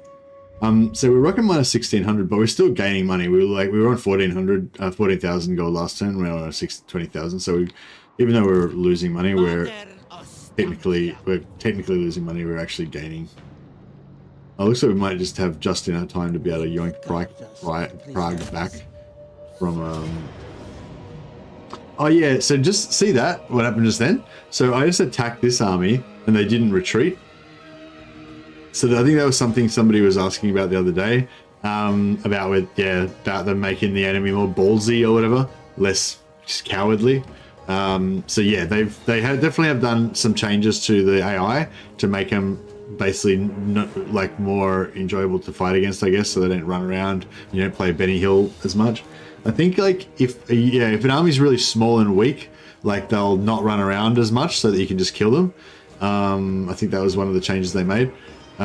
This army is not that small, but yeah, I'm not sure why they didn't run away, but yeah, I think that was, well, yeah, I don't know how it applies to this specific situation, but I think in general they tried to make it so that you don't, like, yeah, they don't run away as much. Do you feel more threatened now? It's hard to know because I'm playing like all three of the factions. Like all three of the factions in this DLC are so overpowered, like they're so ridiculously strong that, like, no. She said, no, I don't feel more threatened at all. But it's hard to evaluate the how you know, if the AI is any more threatening, because these factions are super overpowered. Like if you want a challenging campaign, then I wouldn't play any of the DLC factions, unless you're going to put heavy restrictions on yourself, you know. I think that the Cathay, I think Yuan Bo is probably the most balanced out of them. But if you've seen Yuan Bo gameplay, he's pretty broken as well. So yeah, that's pretty much how it is. But yeah, I'm interested to see they've made, like, as I understand it, they've made a heap of AI changes in this one. There was like, I think there's like 20 different changes that they made to the AI in an attempt to make them better. And I think like one of those is that they recruit more stuff.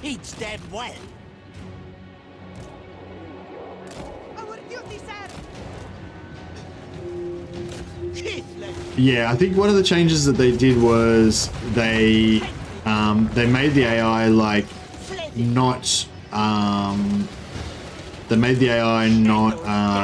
not send out suicide stacks as much. So just say, like, I'm not sure the exact numbers or whatever, but like just say with the old system, the AI might recruit like 1.5 stacks of like weak units and then be like, sweet, that's good enough, send them off to war. Whereas now the AI will wait till they have like 2.5 stacks of like strong units before they actually leave. So that, like, the AI, so if it's working correctly, the AI should like keep their armies at home base where they're recruiting them for longer until they have stronger army, and then send the stronger army out. So that hopefully will give us a better, you know, experience in terms of the AI doing more effective attacks. Yeah, but that's not, I don't know if that's what you mean, but like that's not really like a meta, it's not like an overall faction effect, you know, it's just more of a local thing. But that might, hopefully that might make him feel a little bit stronger.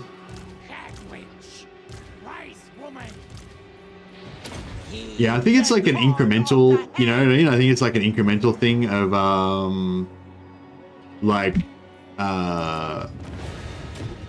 you know, yeah, it's not like they can't just like turn up the aggressiveness to maximum and just let it rip, you know. They have to actually like incrementally like try all different, tweak all different things to try to get the overall effect up, you know. But yeah, no, I haven't noticed. I have to play other factions to be able to figure out, get a baseline, you know, because I've never played these factions before, so I can't really tell whether it's more or less challenging than it was before, because I haven't played them before. But yeah, I'll play like an Empire campaign at some point or something. Well, yeah, actually the endgame scenarios kind of screw it up as well. How you going, Mert? How you going?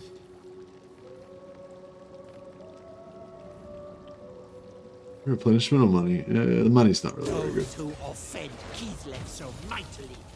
Is Empire playable after Changeling? Yeah, I haven't actually played it myself, but I was watching a bit of a Legend stream, I think, and he was saying that the Changeling was not particularly...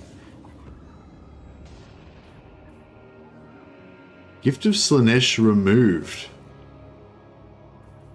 Ooh, is that because...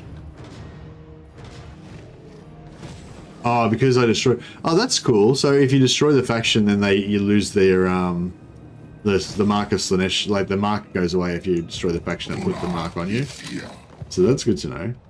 Yeah, these guys looks like they were just about to take Prague, so we'll sneak in and steal their,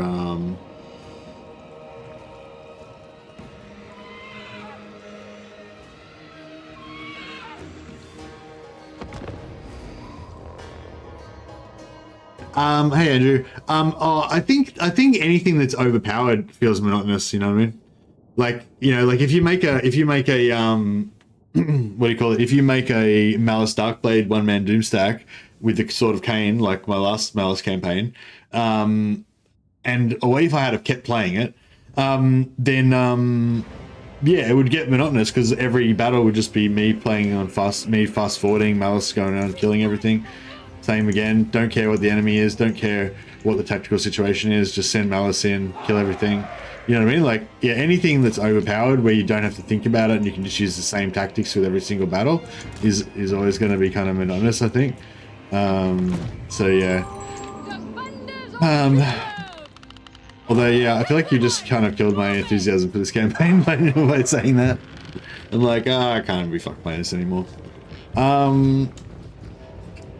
Yeah, I don't know. I feel like there's heaps more stuff to show off with another Ostankya, but I don't know, yeah. These Akshina are just so powerful, it's kind of like boring.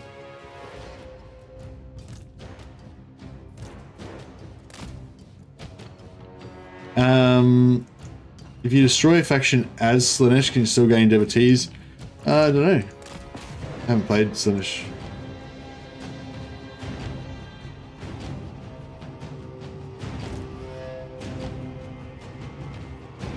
Yeah, I mean, I'd be open to playing another faction or whatever, but I'm just not really sure what people would want to see. I kind of suspect people mainly just want to see the new factions, mainly, you know.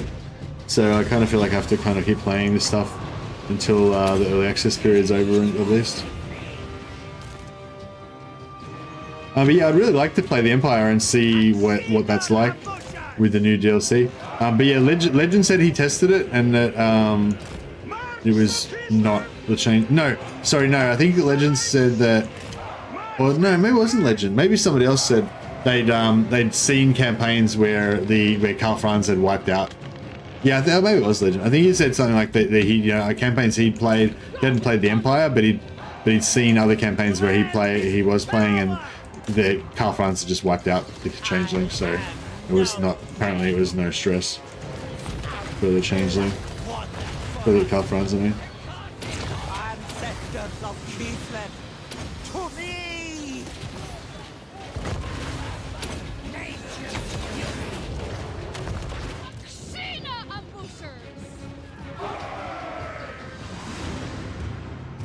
Yeah, so I haven't played Karl Franz myself, but yeah, that was all that I heard.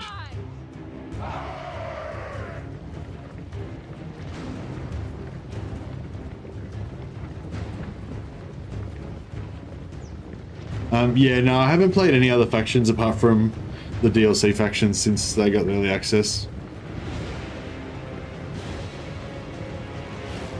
Yeah, I'm really looking forward to the next DLC. So, I mean, I really just was not even, like, I can't really overstate how little I was hyped about this DLC before it came out. Like, I literally didn't give a shit about this DLC. Like, you know, I didn't care. I was like, this was coming up, and I knew this was coming up, and I wasn't excited about it. I didn't care. all I was doing is just waiting till the Empire and Dwarf DLC comes, you know. But then having played it is actually really fun, and it's given me a good like, I'm looking forward to seeing what we're going to get in the. Oh, these guys are still. Of Kislev. What the fuck? We've got like a unit of broken Treekin, but because they're mass, they've got such high mass, they're just. Forward for Kislev. Moving for Kislev. Let me go. Let me out. Let me out. Take me there. Jesus Christ. This I do for Kislev. What were we talking about? I forgot what I was talking about. Land is power. Taking position. Vidal's rage. Wrath of the land. I am no tank.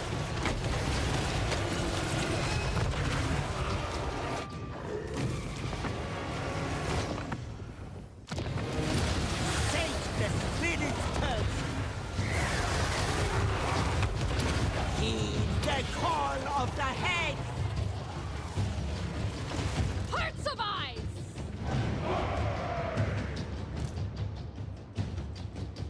Kislev sends us forth. Kislev sends us forth! But yeah, no, I'm really looking forward to seeing what they do with Kalfrans, and after this DLC, I'm actually kind of, I don't know, I've kind of come full circle on it now. Like, it's like, so one of the big things that I was worried about with the future of Total War was that they were just gonna keep, like cashing in on the DLCs as much as they can, and not investing in the game, investing in the game as much. You know, like not bothering to fix the AI, and not bothering to fix the sieges, and you know, and all that kind of stuff. And you know, and not necessarily bothering to put all the characters and content in that we wanted to see as well. That's probably like one of the most important things too. But yeah, so with this DLC, I feel like they've sort of, you know, there's some controversy about the pricing level, and also about the amount of content included in the DLC. But yeah, and I can talk about that separately as well. But like what I'm saying is, like, there is, like, I wasn't really immediately apparent, but as I've sort of gotten into it more, I realized that there's a lot more, I don't know, not so much bug fixes, but like upgrades to little things here and there. Like, yeah, like there's a lot of, yeah, I don't know, there's a lot of little fixes to things that are not going to get much credit, but are potentially, probably like pretty fundamental to the game, you know, like, I don't know. Like the siege thing, you know, like how they changed the sieges so that you know, only the main capture point gives tickets. Like that was a really much needed fix, you know. If they never fixed that, if that was in the game forever after they, like, because, you know, in 10 years, however long, 5 years, whatever, like eventually they're going to have to move on to the next game, and they're going to abandon Warhammer 3 completely, right? Eventually that will happen one day, right? Not anytime soon, but one day. And you know, if they had left that siege the way it was, where you had the two different capture points, that would be really shit, right? So they really needed to fix that, and they did, you know. And there's still more fixes they need to do though. But what I'm saying is, like, yeah, there's like lots of like little things like that they've sort of fixed that they couldn't really sell. Like they can't really make money off it. Like they just have to fix it because it's like, you know, a thing in the game, but they could have like just not fixed it and left it unfixed, you know. I guess that, I mean, they couldn't like do that and it'd be good, but they can do that and it sucked. And yeah, anyway, I don't know, I'm rambling. Sorry, I'm just trying to say that, like, yeah, I was just surprised actually that about how much of that sort of stuff is included in the patch. That's not in the update. That's not really stuff they can sell or they're going to get any money from. So yeah, out of the stuff they are going to get money from, like, yeah, it seems overpriced maybe, and we're a bit worried there's not enough content in there and everything, blah, blah. That's one thing. But in terms of the free LC aspect of it, I was like pretty much like, oh, they're not giving us any free LC, and they're not doing anything, you know, they're not giving any update or whatever. But it sort of seems like that's incorrect, you know. I guess we're still exploring that, and we'll find out more about it in the future when they do more information about it or whatever. But yeah, anyway, I guess that's one thing. Like, I was a bit, yeah, I don't know. Yeah, anyway, like, fuck, I don't know what I'm trying to say. I guess I'm just trying to say that, like, initially, my sort of feelings about it were, initially I didn't give a shit about the DLC. I just only cared about the free LC. I only cared about what updates we were getting, what patches, what bug fixes, what improvements to systems. Didn't care about the 3 DLC factions. But then since I've played it, all three of the DLC factions actually I've really enjoyed. But also, yeah, so I didn't care about the factions, and I thought we were not going to get any free DLC stuff. And then now that I've played it a bit more, I realized that I really do like all the factions. Well, I don't like the factions that much, but I really like these lords. But also, I feel like there is a good amount of update stuff, and it sort of reassured me that, you know, next big update, we'll get more good new stuff fixed and added and everything, and it'll keep, you know, just, I guess it's like, I don't know, every time new content comes out, I kind of go through the same thing. Like, I worry that they're not going to do the right thing, that it's not going to be good, they're not going to, you know. And then after they do it, I'm like, no, yeah, no, it's good. It's good. It's good. Improvements happening. We're going in the right direction. You know what I mean? So I feel like that's pretty much what's happened to me this time as well. I kind of went on the same exact cycle I go on pretty much every DLC. Like, oh my god, it's terrible. It's no good. It's the end of Warhammer. And then a month later, I'm like, oh, it was actually pretty good. They're doing good. They're doing good work. Keep it up. That's pretty much where I'm at now. Glotkin. Do you reckon Glotkin or Tamakan? It'll probably be Tamakan, won't it? I think everyone seems to think it's going to be Tamakan. Soon I'll be all powerful.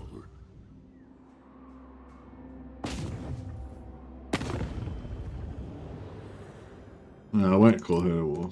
Be gone. Cut them down.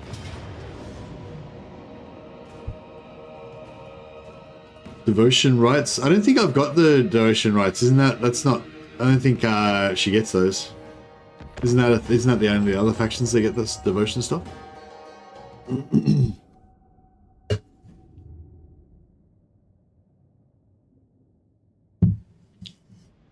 Does it warrant the price tag? Oh, I'm not allowed to give a review, like, and I'm under NDA.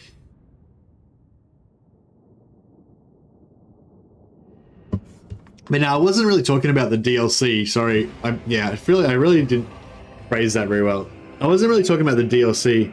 I was talking about the future of Warhammer in general, right? So, like, forget about this DLC.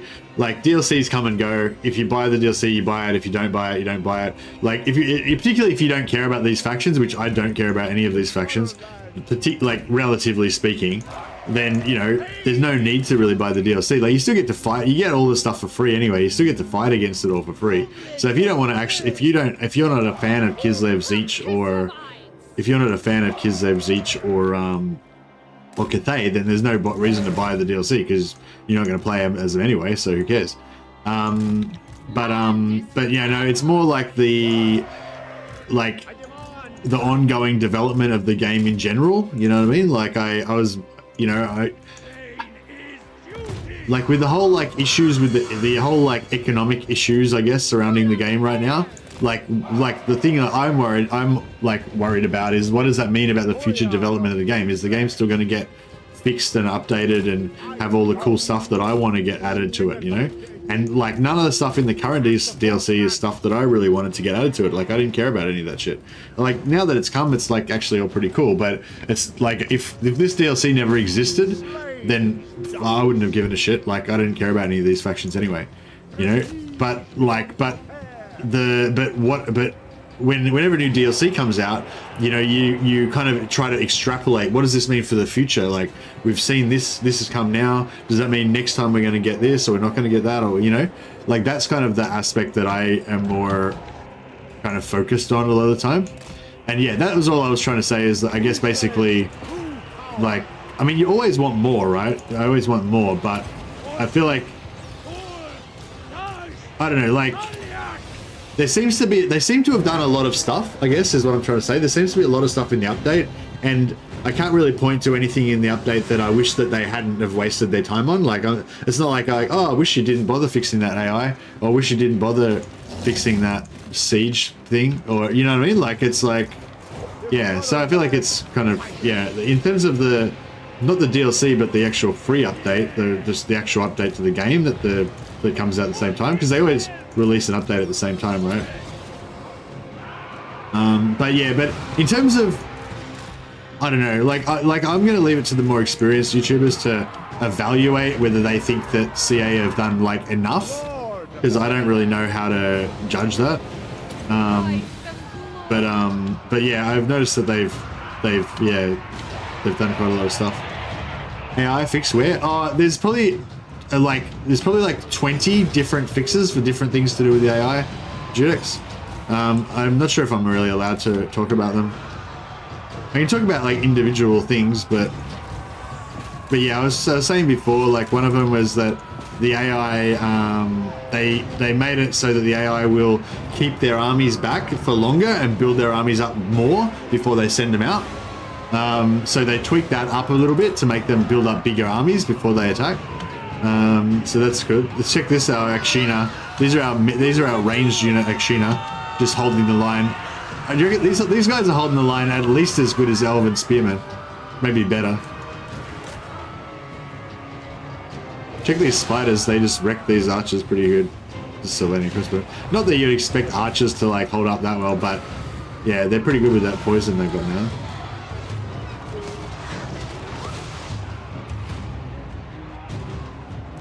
Boyar of Kislev. You just saw the opposite on Legend Stream. Well, you saw the AI sending out the armies earlier with weaker troops than they were previously.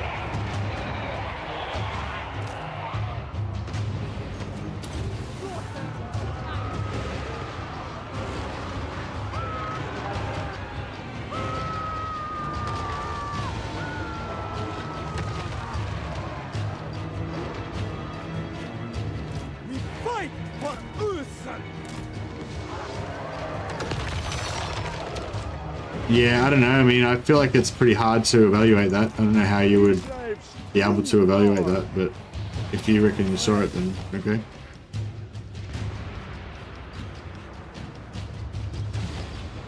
Legend Stream was funny. He's the best ally ever. Oh, really? Who is he? He's been a Skaven ally and fucking ruining all of his allies.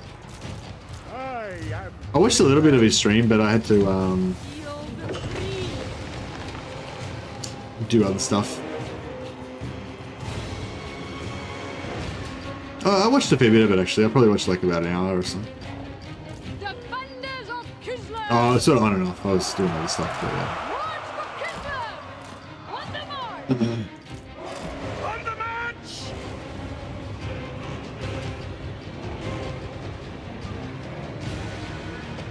Bring them down!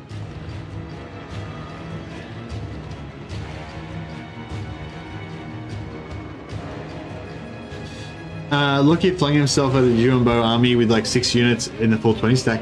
Oh yeah, what was the situation? Was Lockyer like basically wiped out, or did he have like other troops elsewhere, or what?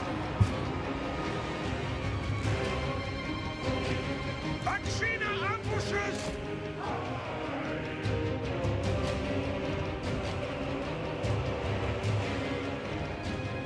Yeah, I think I'm guessing that was probably a different situation, Judex. So like that's the problem with the AI, right? It's super complex, you know. So there's like one thing that does one thing, and there's a different thing that does another thing, you know. But like yeah, so if you see, sometimes you'll see like you'll see them recruiting, right? You'll see them like if you wipe out all of a faction's units, what you'll commonly see is they'll recruit one lord, right, at their capital or somewhere. They'll recruit one lord, right, and then that lord will stay there. It won't go anywhere, and it'll start recruiting until it fills up its stack, you know. And then sometimes it'll build a second lord, and then it'll start filling up that stack, or sometimes it'll build a second lord before it's finished building the first stack, but it won't leave. Like both lords will stay there, stay together, and they'll stay at the recruiting area, and they'll keep going. And then usually you're there like sack citying them, and that's why you're watching. But like, you know, you'll see them doing it, right? And then, but if you went away and left them alone, eventually they would get to the point where they wanted to attack because they've got enough dudes, and then they would move out. And that's the situation that I was talking about. They've made it so that when it's in that situation, so the AI is like, so the AI has like tasks, right? So the AI is be like, okay, right now my task is to stay here and recruit troops, or right now my task is to attack that guy, or whatever, you know. So basically, what it is like they're like, okay, I'm doing my recruiting task, and they just changed it so that it'll keep doing its recruiting task for longer. You know what I mean? So that's just that one specific situation that they tweaked that one little value. That seemed to me like a good idea. But that doesn't mean that they're going to like suddenly start being more intelligent in some other totally different situation, you know? That's the thing, like that.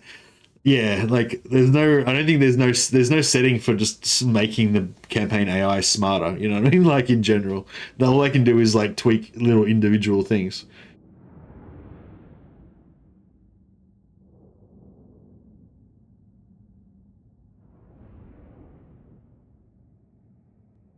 The AI will always attack if they have no more settlements. Yeah, that's right. Yeah. Well, yeah. Well, often they will anyway. Sometimes they'll occupy a ruined settlement. I think I've seen them do that. But yeah, quite often they'll just suicide into their last settlement that they lost.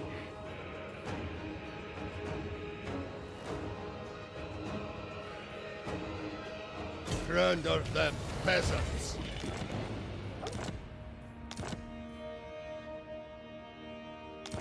Boyar Mercily.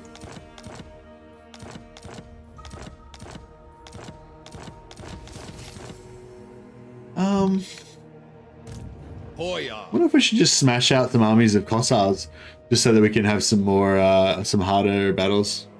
I get that, but I never understood is how massive the difficulty change is between Warhammer 2 and Warhammer 3. Well, Warhammer 2 and Warhammer 3 are different games. Like, they're totally different games. It's not like Warhammer 3 is just Warhammer 2 with some extra stuff added onto it or whatever. It's like a totally different machine, you know what I mean? So it's all totally different. So, like, you know what I mean? Like, they've taken, like, a different thing and tried to make it the same, you know? Well, not totally different, obviously. But I'm saying, like, it's not like they just got Warhammer 2 and then they just added on some stuff and then released it as Warhammer 3. It's like they made a new game based on Warhammer 2 and then they tried to get the new game to act the same way as the old game, kind of. You know what I mean? Like, yeah, you can tell that it's not built on top of it because it didn't even have half the fixes that we got in Warhammer 2. You know what I mean? It was like built up from a separate base. Never yield.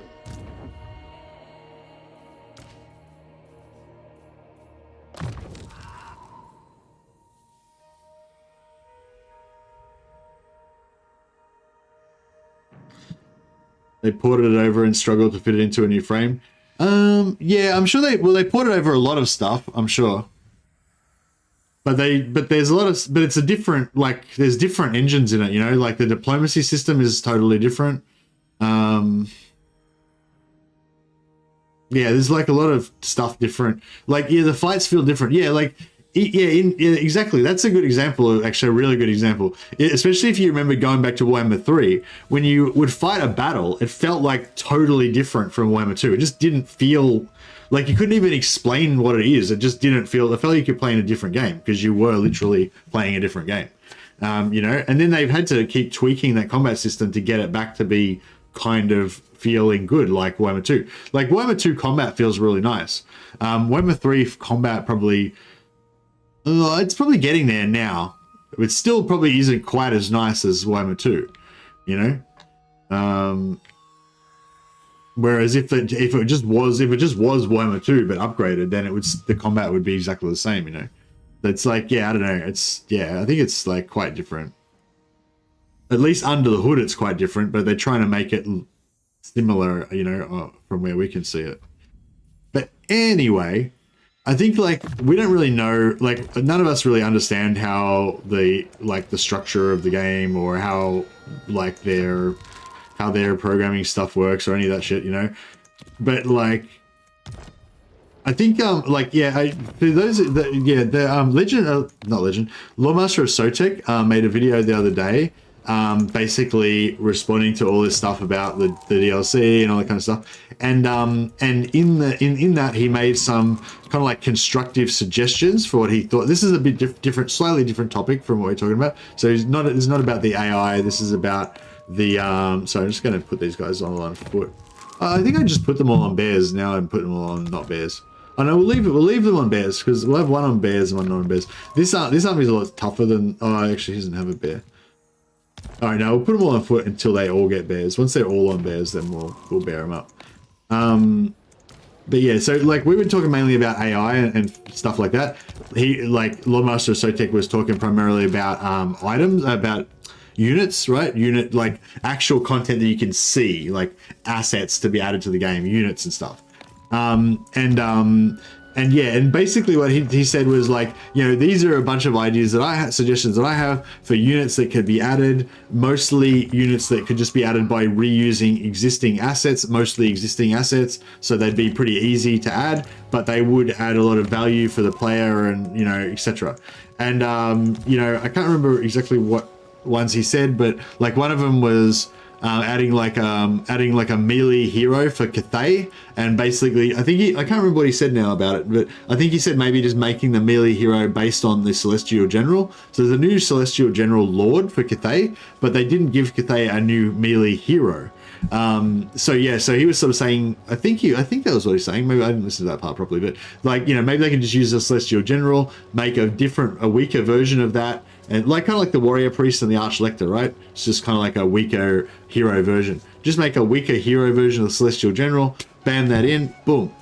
See, you know, because Cathay really needs a melee hero.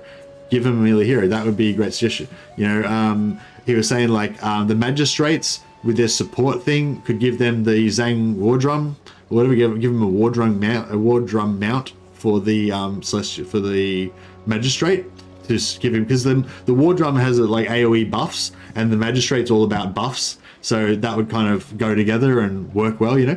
But anyway, the point I was trying to make is that the suggestions that he was making were not based on you know, I'm angry with CA, I want them to have to be punished and they should have to do lots of extra work for free, and they, you know, they deserve to have to do that, and well, you know, like it, and it wasn't like I want this is something I wish for, I don't care what they have to do to get it, just give it to me. They were suggestions from the point of view of like, this is something that I think's realistic, this is something I think that would be practical and easy, and this is something that I think would provide a high amount of value to the community. And like that kind of suggestion is a good suggestion. You know what I mean? It's a good suggestion that's much more highly likely to get taken up, you know? And like, I'm not saying the other ways of making suggestions aren't also valid.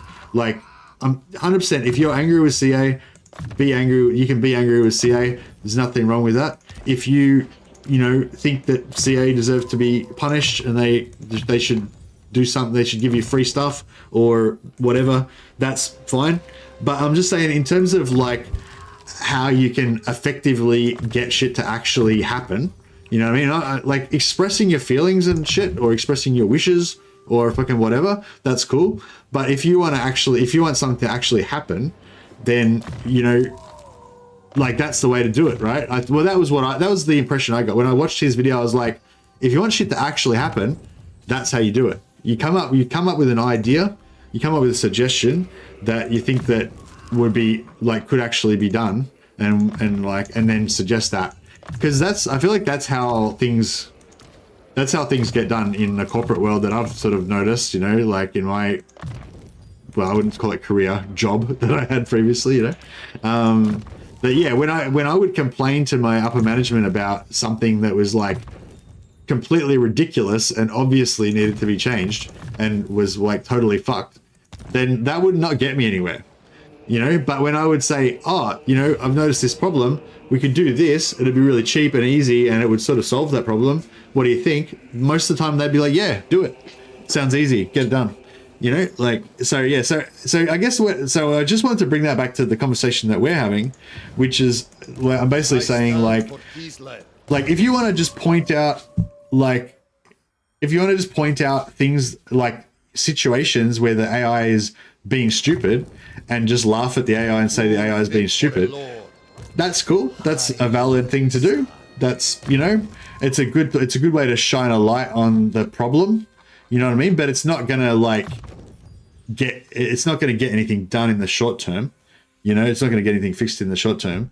But if you can like think of a specific thing that could help, that would be easy, then that's gonna actually, you know, that could actually get it done, you know what I mean? And I've seen that multiple times in the community, like where like somebody in the community suggested something, or a creator suggested something, or somebody in the community suggested something and a creator has picked that up and amplified it, you know, and then it's got done, you know what I mean? Like, because it was logical, it was fixed the problem and it was easy, and you know like that, you know, and like that stuff gets done all the time, like multiple times, like that sort of stuff gets done.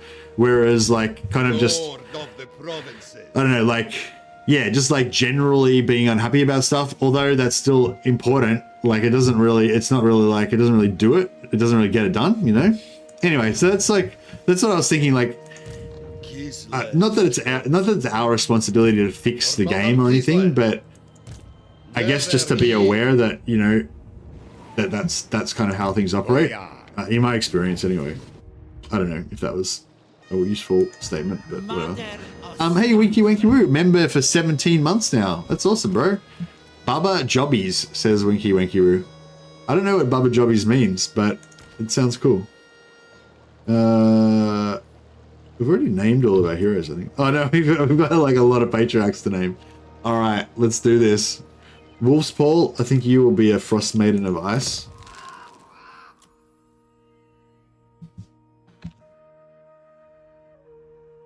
Polika? How do you, I don't know, what's the Slavic version of Paul? Wolf's Paul. The Wolf Mother. There we go. Boom. Hey, Jacob, welcome to the Patron of the Sciences. Yeah, we're getting super chats galore and free memberships. We're getting super chats. It's all flying. Winky, you renamed Akarina before. Oh yeah, Akarina was Akor. Sorry, Akor. Yeah, that's right. Akarina was Akor.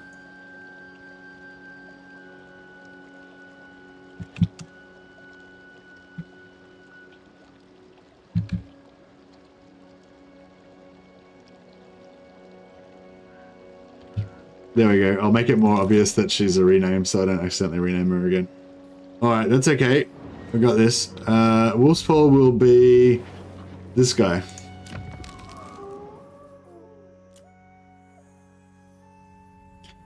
What's the Slavic version of Paul?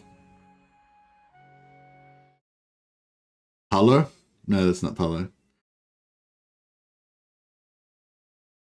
Better drink some water after that. Yeah, I've got a sore throat. Thanks a lot, Judex. Sorry again at Aiko. Appreciate that. Pavel. That sounds good. Pavel. The Silver Wolf. Oh.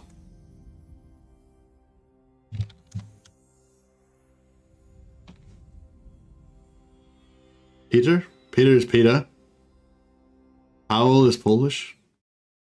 Powell? Oh, yeah, Powell sounds better. Powell sounds closer to Paul. Yeah, Powell the Silver Wolf. Boom, done. All right, who we got next? Winky Wanky Woo. You shall be.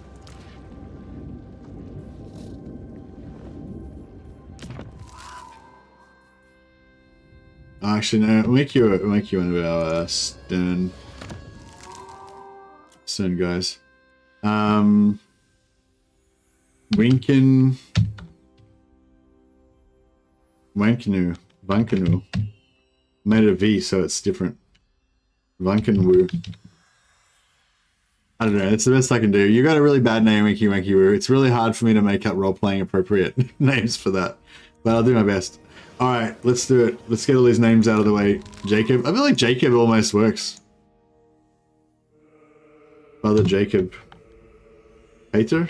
What's Pater? No, that's the wrong language, isn't it? Jacob the Red. Because he's drenched in blood. The blood of heretics. Alright, nice. Joaquim Torre, new here. I like your streams. Here's some gold for the witch's grandkids. Oh, thanks a lot, Joaquim. Appreciate it, man. Thanks for the super chat. And we'll rename Poisoner Crom in your honor. Joaquin. Is it Joaquin? Is that how you say it? Joaquin the Poisoner. Oh wait, that's no, I already renamed him, didn't I? Oh yeah, you gotta like reselect Jacob the Red. There we go.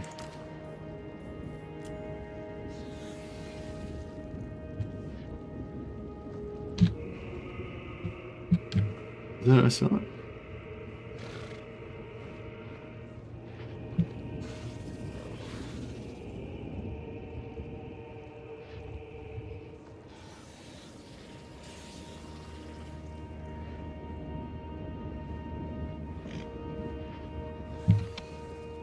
Joaquin Iceheart. There we go.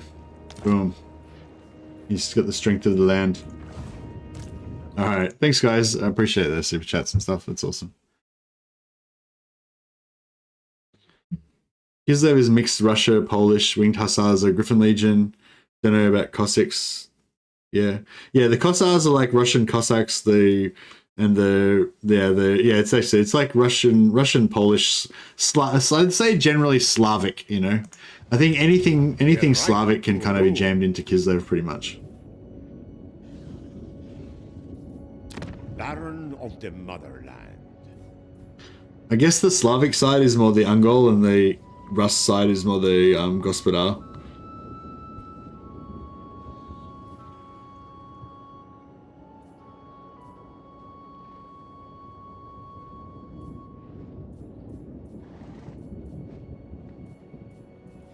Yeah, so this area over here should be relatively secure. We're going to have Grombrundle in the north, but, you know, he probably won't be that much of a big deal.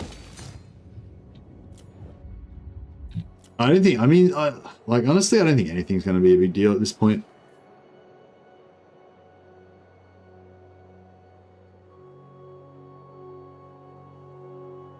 There's Hungary as well. What about Hungary? Hungary had some badass heavy cavalry in Medieval 2.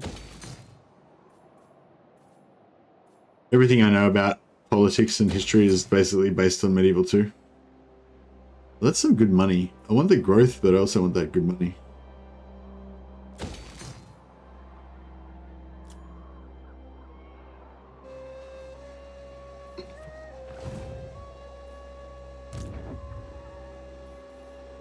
I don't know if I should try to... I don't really want to spend a heap of cash, but I kind of don't want to...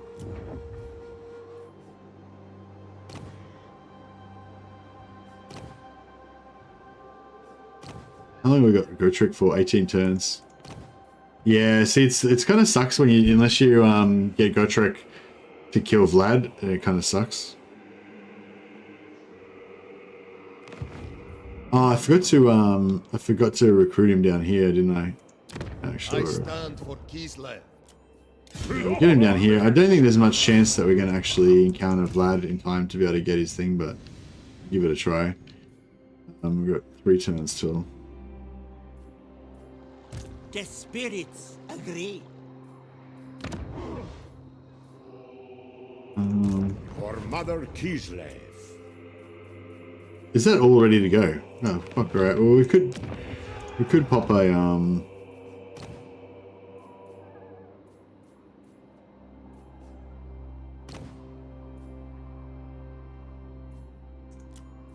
Absolute power, as I deserve. we could pop like a army of crazy beasts. I don't know if that'll be enough to deter her for a turn, but hopefully.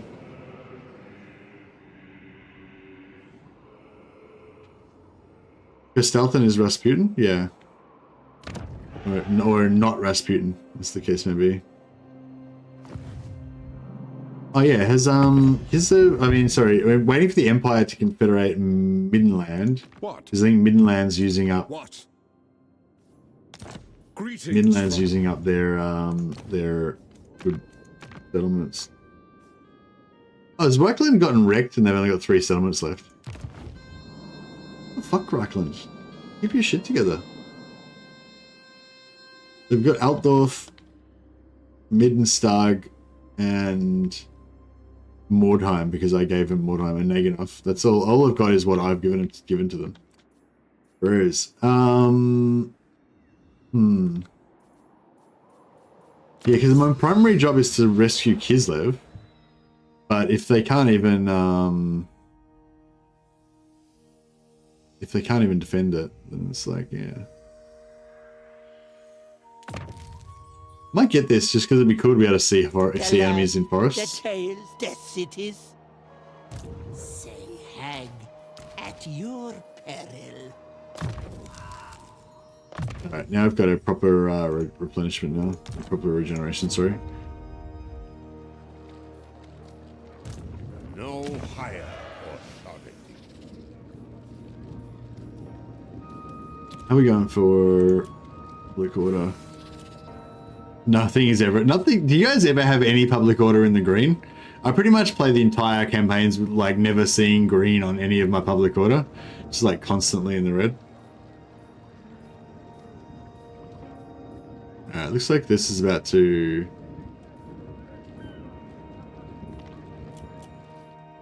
kick off at some point. Torrent Peaks. Torrent Peaks is actually should be pretty secure. Because Hexalatl will take a while to get wrecked by Skrolk if they ever do get wrecked. I wonder if Skrolk will actually come through Hexalatl or if he'll just sail through the seas and attack us from the ocean. Yeah, he'll probably come through the seas, so we probably should start reinforcing the like ocean side, I guess.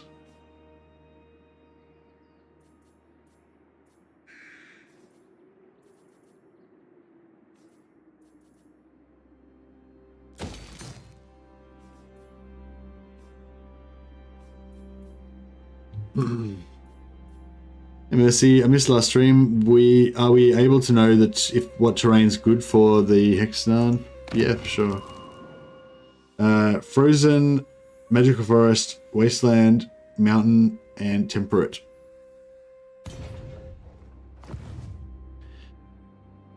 Yeah, the public order's yeah, the public order's worse on legendary for sure.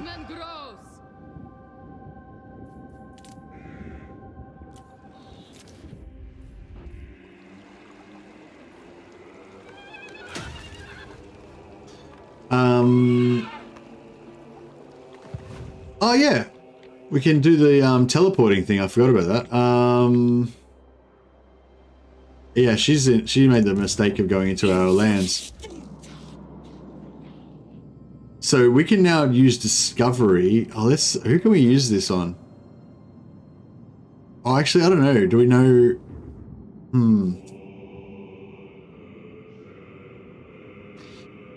Like, I wonder if we're going to get vision on it.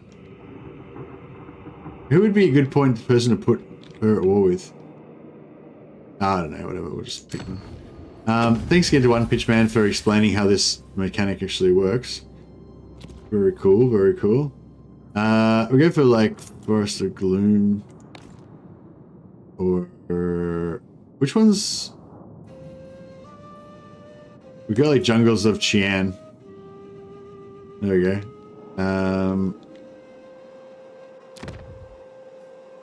So we'll send him over to here. Alright, well we can't see because I don't have vision on this area, but Dryka just got teleported to the other side of the world. So, see you later, Dryka. Later.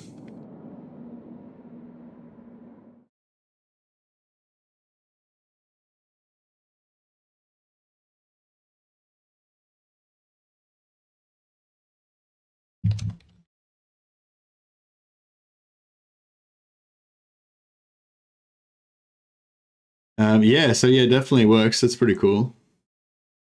You got yeeted. Yeah, yeeted, exactly. You just yeet people around the world.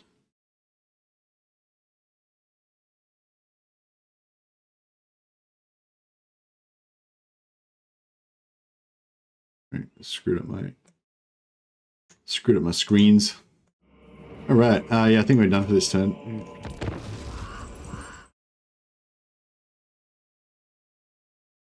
Yeah, no, apparently it's not bugged at all. It's just a bad UI that's hard to understand.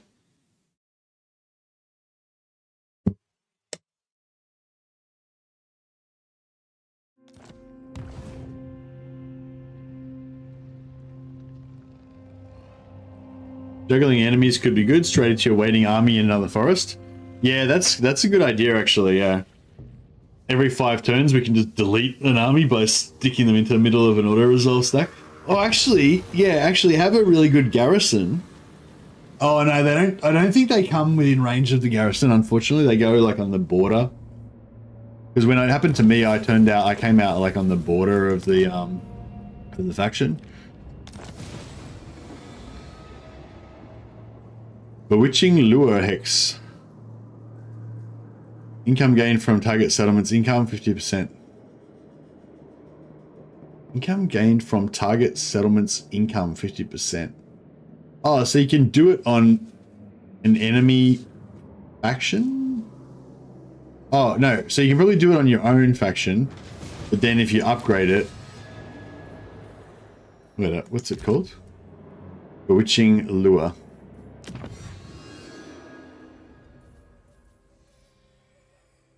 Yeah, Bewitching Lure. Unlocks empowered target settlement, entire province income will be provided. Oh, okay, cool. Can she get back as a wood elf? Oh yeah, she can probably come back as a wood elf. Yeah, she can just port back through it again. Yeah, all right. Let's I'll do the quest battle so we can unlock the we can unlock it. Oh yeah, we don't have to worry about this anymore. Boyar. Bit of a waste, but that's all right. Gullible fools!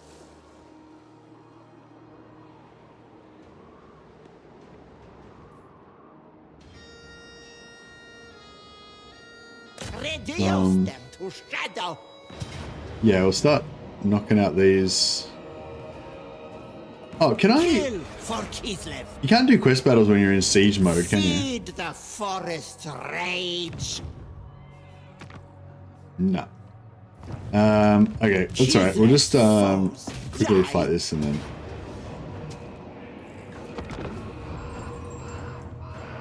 Still no confed? No. No, but we've I've gifted a heap of regions to her, so she should be on her way to getting the like you want to get them usually above 150 relations. I'd say she should be well on her way to 150 relations. Actually, it'd be interesting to see if we get an easy confederation this time around compared to Cathay, because the Cathay confederation was super easy to get. Yeah. I kind of like to play another Cathay, but yeah, for those of you who didn't see already, I made a video for Cathay about stealing heroes, and yeah, I'd like to make do another Cathay campaign and just start stealing the heroes like super fast, like right at the start of the campaign. But yeah, I don't know if that's too soon because we just played Cathay recently. I kind of wouldn't mind also playing like a Changeling, like no recruitment campaign or something like that, just to show how like powerful he is, and also to just try and see if we can find something that would make it more fun, you know, and more on the edge of your seat kind of gameplay style.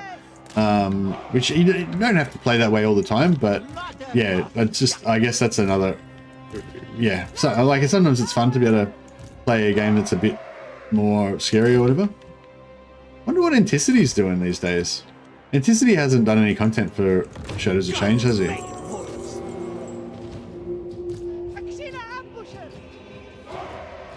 Because like I know that he kind of moved on and he's doing something else now, but like last DLC he came back and did some content.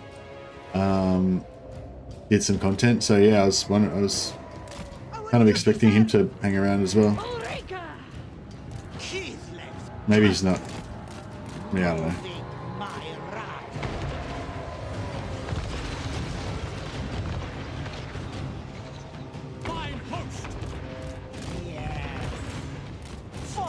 For Kislev. Oh, Entity, did you do some stuff? Oh, okay, cool. Yeah, no, it's just because I was just thinking about like challenge campaigns and like stuff like that, and Entity tends to do the most like hardcore challenge campaigns that around. But he's probably wouldn't play Changeling because it'd be too easy.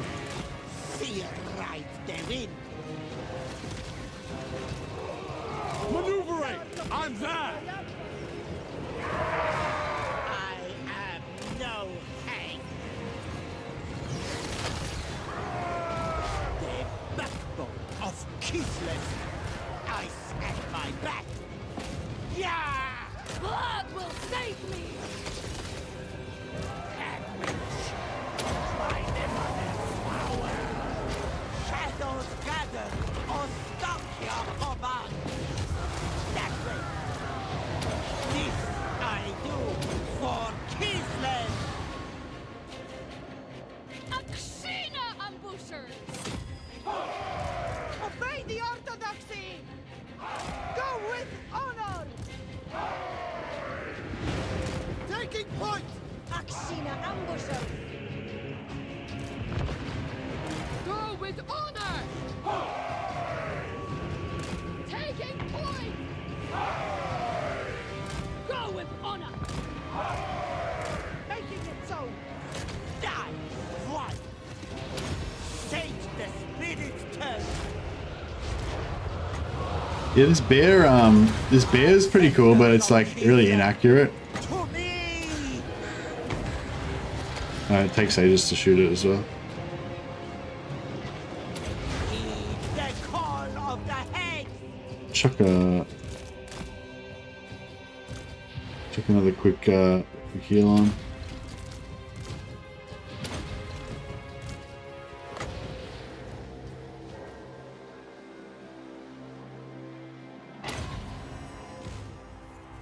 Alright, cool. Yeah, we didn't lose. We lost 3 entities, maybe. We should be able to get full heal out of this. Actually, yeah, no, I don't need that. I was going to say, we could wait more time and get that healed, but it's just fine. Is Ulrika better than a Hag Witch? She's better for stationary tanking than a Hag Witch. And I mean, I don't know, depends. Oh, Intensity did 3 hours of Changeling last week. Oh, okay, cool. Yeah, how did he go with that? Did he just be like, oh, this is too easy, I don't even know what I'm doing? So is that pretty much how it went?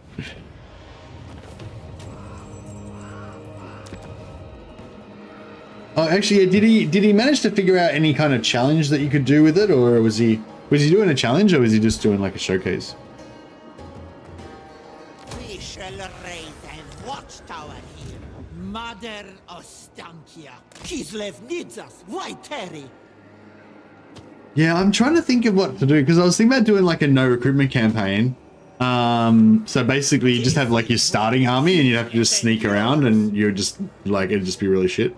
But like you would eventually just have, you'd eventually have armies spawn from your, you'd eventually have armies that would spawn from your, what do you call them? Cults. But it would just be really Like, I think that's the problem with the Changeling at the moment, is it's too easy to just, like, it's too easy to just Curdling milk. just passively kind of make cults without really being super aggressive. So yeah, I feel like, yeah, like a challenge campaign, like doing no recruitment or something, would just mean you'd just be doing even more of just making cults and being really passive. So it's sort of, yeah, I don't know, maybe that's not the way to do it. I don't really know how to make a campaign exciting for Changeling. Changeling's fun, don't get me wrong. Changeling's fun, Changeling's cool, does a lot of cool stuff. I just don't know how to make their campaign exciting, you know? No, I'm still thinking about it. If anyone's got any ideas, feel free to spread them around.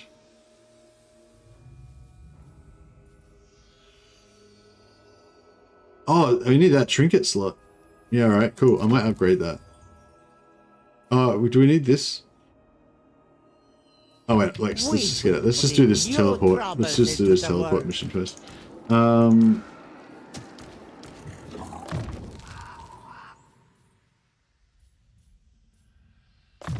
But yeah, I'd say like it depends what you want to do with it. Like my original idea with this was to have like 7 hags so that we could have maximum spell intensity with Mother Ostankya. But I don't know, Mother Ostankya is like a debuffer, and like even though her debuffs are double strength and last twice as long with the spell intensity, it's like, I don't know, it's like them just the Ashina just make it all irrelevant because they just delete everything, so it's like you don't even need to worry about it. Like, yeah. Like, yeah, I haven't really used any of Mother Ostankya's hexes because it just hasn't been, it's no point bothering with it, you know? I may as well just kill everything with the Ashina.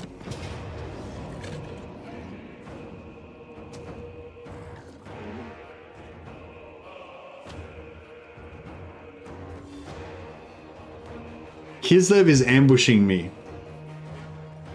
What the fuck? This sucks.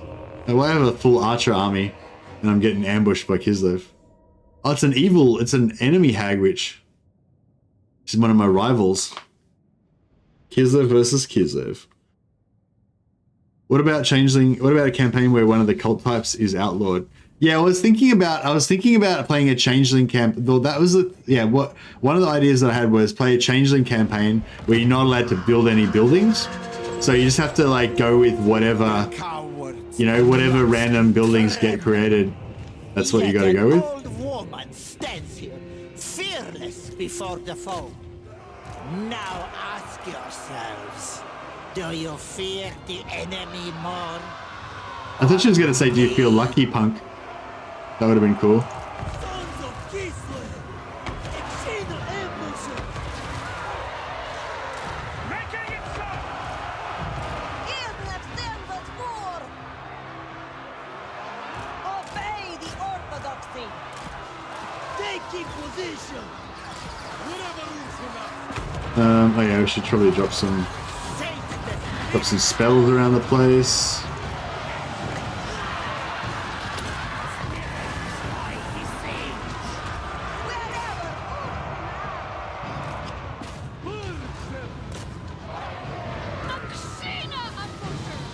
Man, these guys got wrecked so hard.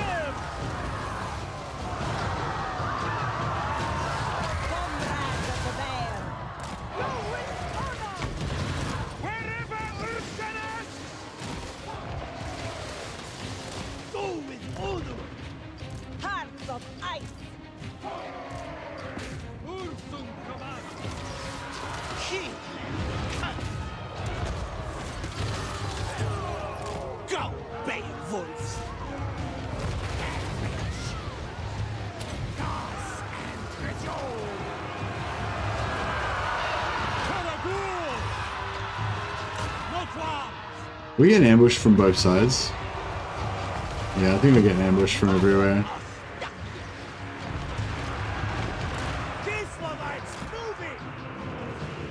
I think we're supposed to kill that witch, but she's already dead.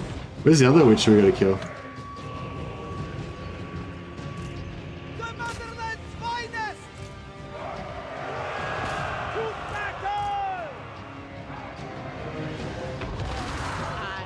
Oh, there she is.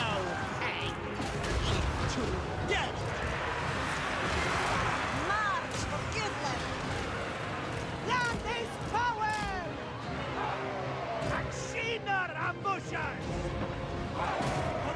Orthodoxy! We fight for Ursun! Akshina ambushers! Taking point. Making it so. Taking position. Mother Ostankya! Without question, To battle! Look at a giant spider. then let's roll. Heed the call of the head! Darkness empowered! Wrath of the land!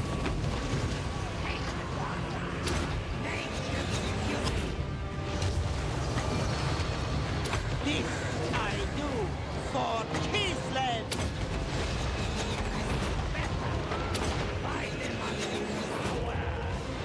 Kill.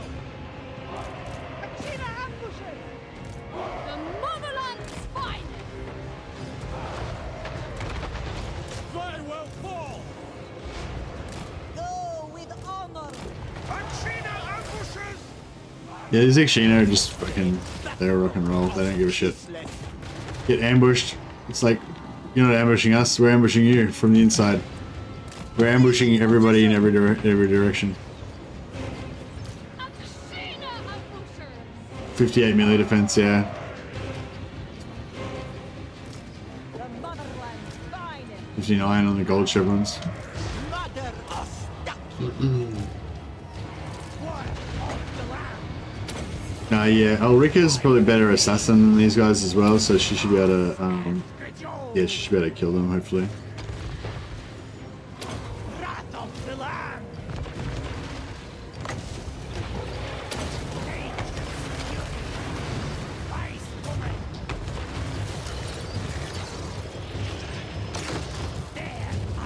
Yeah, put any archers to deal with that.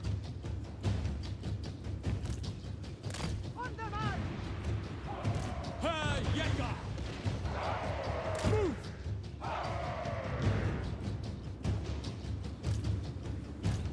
Defenders of Kislev! Nothing's coming back from there, are they? Taking point! Yeah, she's nearly dead. Yeah, Ulrika's probably the one that's 51 melee attack. Oh, actually, these guys have got 51 melee attack. This, well, 41, 51, 41. Oh yeah, mostly, yeah, that's. Ancestors of Kislev, to me! Kislev's curse! Ice Guard are a bit more squishy. Yeah, Ice Guard have probably got more armor. I think they had some Ice Guard, but I think they died. Mother Ostankya! Look at these guys. It's like our own. It's the Ikshina shooting our own units. That's the most biggest danger to us at the moment.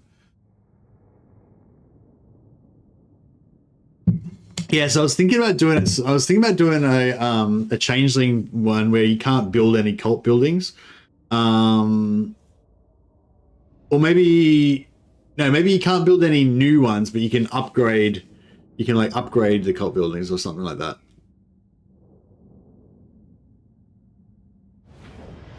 Yeah, I don't know. Yeah, I probably see. It probably wouldn't really make much difference. Maybe just make it so you can't build any cult buildings at all. But then that would sort of cut out a lot of the game. So it'd be probably, yeah. I don't know. Yeah, so I can't really think of anything that would be good. Those who Fickle minds are always susceptible. Thanks, Bluth, to by the way. Yeah, cheers, buddy. I lure appreciate you charm looking that up. From a befouling hag. Witchcraft is but one of many ways to sway them. A bewitching lure to exploit those weak of will. It's pretty cool. The voiceovers are pretty cool in this game. I've got a lot of respect for voice actors. I tried to do a couple of little voice acting things on my recordings, and it was extremely hard. Mother Like I think like just like recording like a 30-second voice thing took me like, I don't know, like a whole day, basically 5 hours or something. Yeah, so yeah, I don't know. Maybe, I mean, it's probably a lot easier if you've actually done some training in voice acting and you know what you're doing. But yeah, I found it very difficult. say hag at your peril, warding Kislev from cave. The Night Lord things was fine. Oh, you like the Night Lords one? Ah, cool.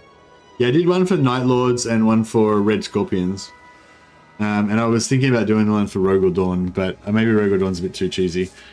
But yeah, the Sigismund one's cool, but you got to play two. You got to play Angron. I mean Abaddon and Sigismund, so it's kind of a bit shit. But yeah, the Rogel Dawn one's pretty good.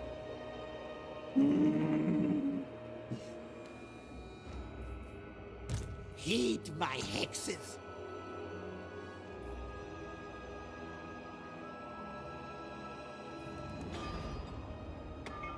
Cavalry recruit building. Oh wait, no new cult buildings with the exception of maybe one military building on the more iconic major settlements. Yeah, maybe you could do like. Oh, maybe you could do. Does the Changeling have any? No, I don't think the Changeling doesn't have any. Like landmark buildings, does he?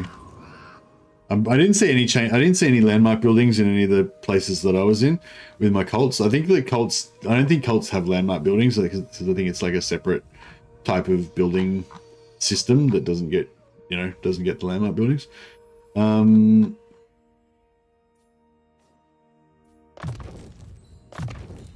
Help is always appreciated. Just an old woman. I'd like Plesk, but I've got to trade. I'm going to try and find a good settlement to trade for Plesk. A bold stratagem.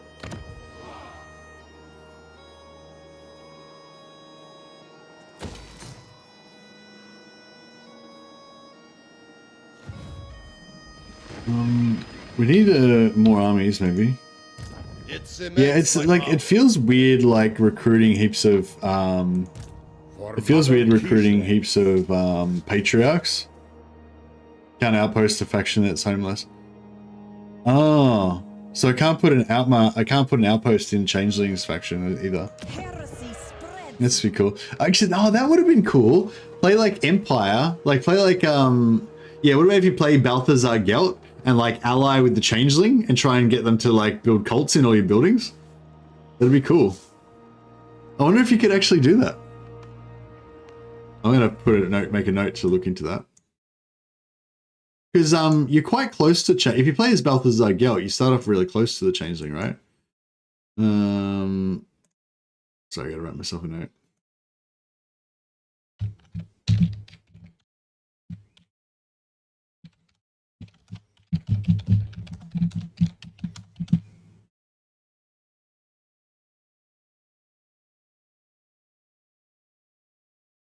Yeah, I think, well, you sort of, I think that Avalon's in between you, but yeah, it's like pretty close.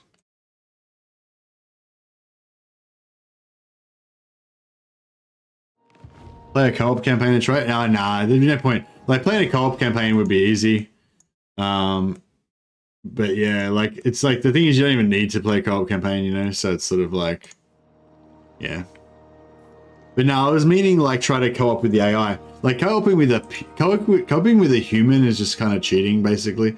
Like you need to. Excellent. It's not. I mean, I'm not saying don't do it. I'm saying co-op campaigns can be like the best and most rewarding way to play Total War, I reckon. But it has to be. You have to kind of set it up the right way. You have to have the right partner to play the co-op with and stuff like that. You know. But yeah. I feel like we need to come down here and rescue Kislev. I mean, rescue the Empire. Because they're fucking useless.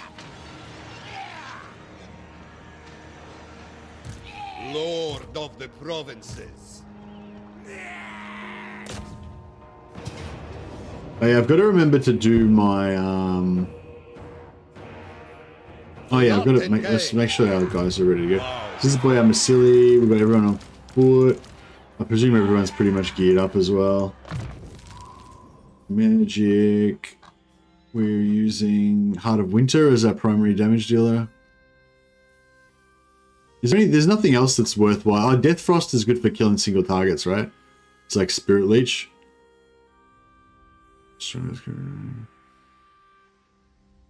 Yeah, it's pretty expensive though.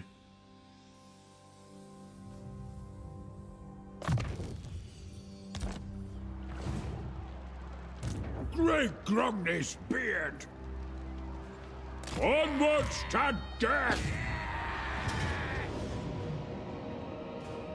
Who was your co-op campaign for last campaign? Co-op partner for last campaign? I don't remember. Oh, yeah, I know him. Yeah. He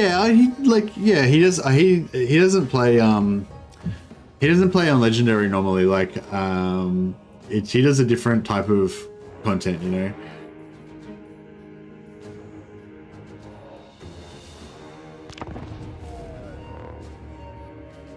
Yeah, like some people do more like, you know, just like have fun type content. Some people do like more like funny joke content, you know. Like, have you ever seen one of Okoy's streams? He always plays with like crazy random shit going on and stuff, you know. Just everyone's got their own style. Got patriarchs? Yeah, I got a couple. Got one or two.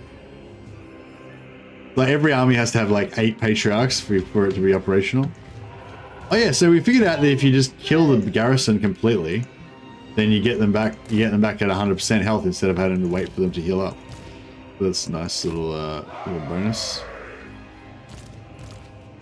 Yeah, I think I might make a new Doom stack with like giant spiders and patriarchs and see if we can just like send them in a blob and just have them like maul everything without having to, you know, just like a complete no-brain army that we don't even need to like aim them or anything.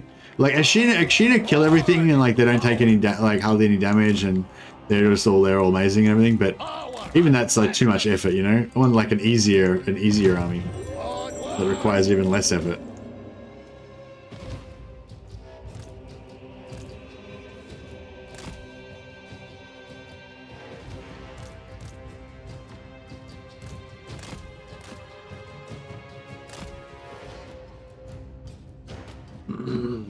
What are we fighting against here? Oh, greenskins, that's right. Yeah, I probably should have tried to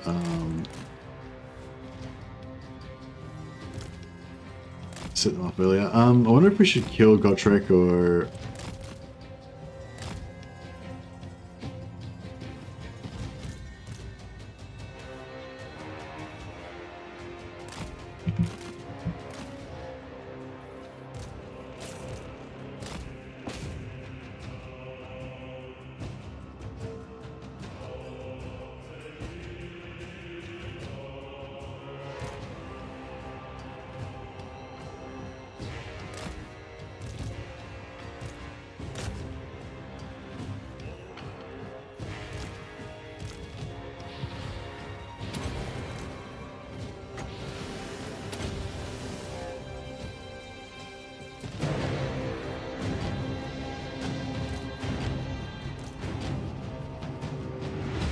How did Garrison go? Not too good. You've got Gotrek have his mighty doom over there.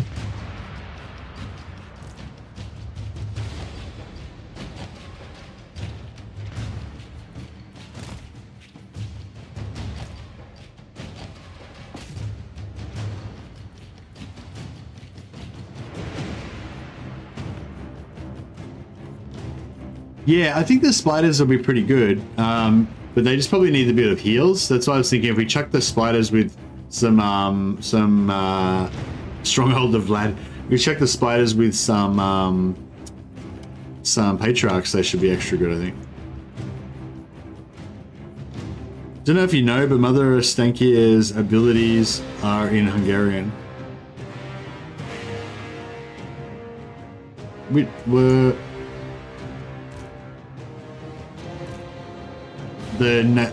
What? The names of her abilities are Hungarian words? That's cool.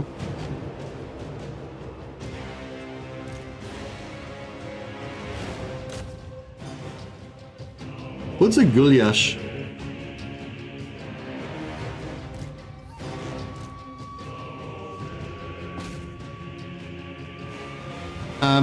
Lucius says, Ash is a good gamer, but not a good streamer, I found.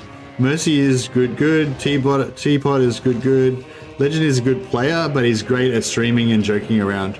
Yeah, I was watching a bit of Legend stream the other... thanks for the review. Appreciate that, Lucius.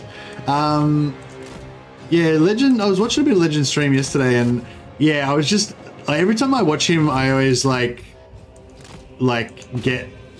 always see how I always see things that I could do better, like that he does better, you know.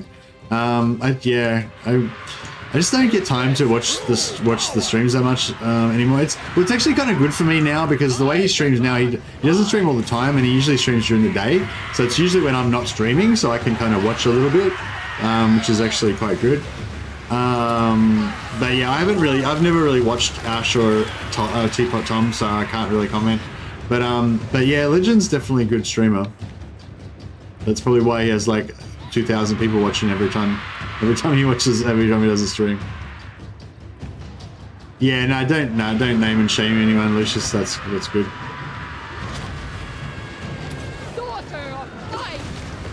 But yeah, I think one thing that I know Legend does very well that I do very badly is keeping focused on the game, you know. Yeah, like you have to, like he always like I mean, sometimes he'll just like pause the game to address a point or something like that, but he generally keeps the game flowing the whole time, which I tend to like get sidetracked sometimes and just, you know, it's pretty nice, that spell, that Heart of Winter, isn't it? Costs 22 wins and magic, but it does absolutely destroy.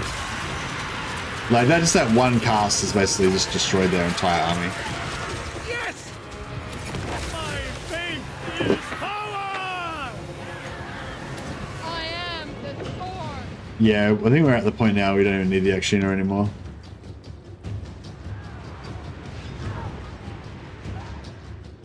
Might bring him in just to execute a few greenskins.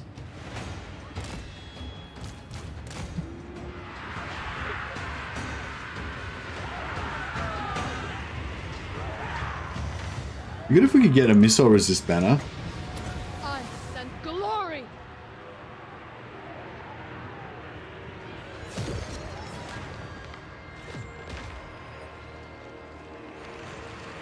Yeah, I think it's gonna be all over before the Daughter of ice. I think it's gonna be all over before the action to get there. The breeze.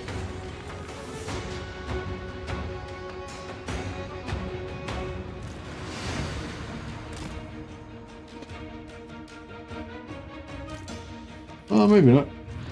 No, yeah. Blessed by the orthodoxy! Prestige beyond compare. We'll end it there because we'll... Might still leave the Incarnate in army for the dot. Oh, I know the Incarnate's there for Siege Attacker. Yeah.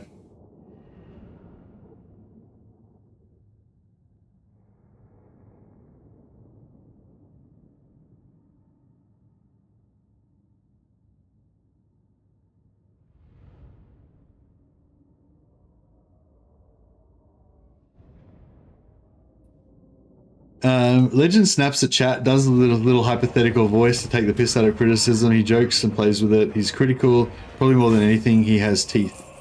You're on edge, you know. Say something dumb in chat, and nobody wants to be shamed by him. Yeah, that's cool. Yeah, I don't know. I try not to shame people in chat, even if they say something kind of fucked up. I tend to try to like. I mean, I'll argue about it. Like sometimes I feel a bit bad though, because like sometimes no, it's like because when you're streaming, you know, like I'm the main voice that you can hear, you know what I mean? And like it's a lot easier for me to argue faster and more effectively. Like somebody can type something and then I can like so we got Legendary Warrior, we've got Go Trick maxed out, but unfortunately we've only got him for another like 10 turns. So, oh no, we've got him for 17. Oh no, he's going to be out for 5 turns, then he'll come back, you know. Yeah, so like, I don't know, like I feel guilty sometimes, because if you have an argument in real life, then you can say something, they can say something, and you know what I mean? But if I have an argument with somebody in chat, they can only talk as fast as they can type, and I can talk a lot faster, you know, and it's a lot easier for me to argue effectively, so you sort of have a big advantage. And also I've got probably got like 50 or 100 people that are more predisposed to take my side in any argument as well. So sometimes you get chat will like gang up on people as well. So it's like, I try not to do it too much because like half the time I'm the one who's wrong anyway. you know what I mean? But yeah. I feel like we should be able to auto resolve it, but like it's kind of fun just deleting them. Argue with me? You got to say something controversial. No, but yeah, I don't know. I think the thing that I get upset about is like with myself is just sometimes there's certain things that kind of trigger me, you know, and somebody could say something and then that kind of triggers me into this whole rant, and then they probably feel like I'm just like having a go at them, but it's just really more that they just reminded me of something that I was thinking about anyway, you know, that kind of stuff. Oh, anyway, whatever. Point is, yeah. But we were talking about being a good streamer, not talking about me and my insecurities. Yeah, no, Legion's a good streamer. I don't think that I mean, that's an interesting point that you brought up, Lucius, about the way that Legend is you know, he's a bit more scary than other streamers. Like you know, you gotta kind of watch your step around him a little bit or whatever, you know. I definitely feel that as well with his streams, but yeah, no, that wasn't what I was thinking of though when I made the comment. I can't really remember a specific example of what I was thinking about, but just, well, yeah, one thing was like keeping the chat going and keeping the game going, I guess. Reminds me, while I'm talking about it, I should probably try and actually do it. Get this battle done.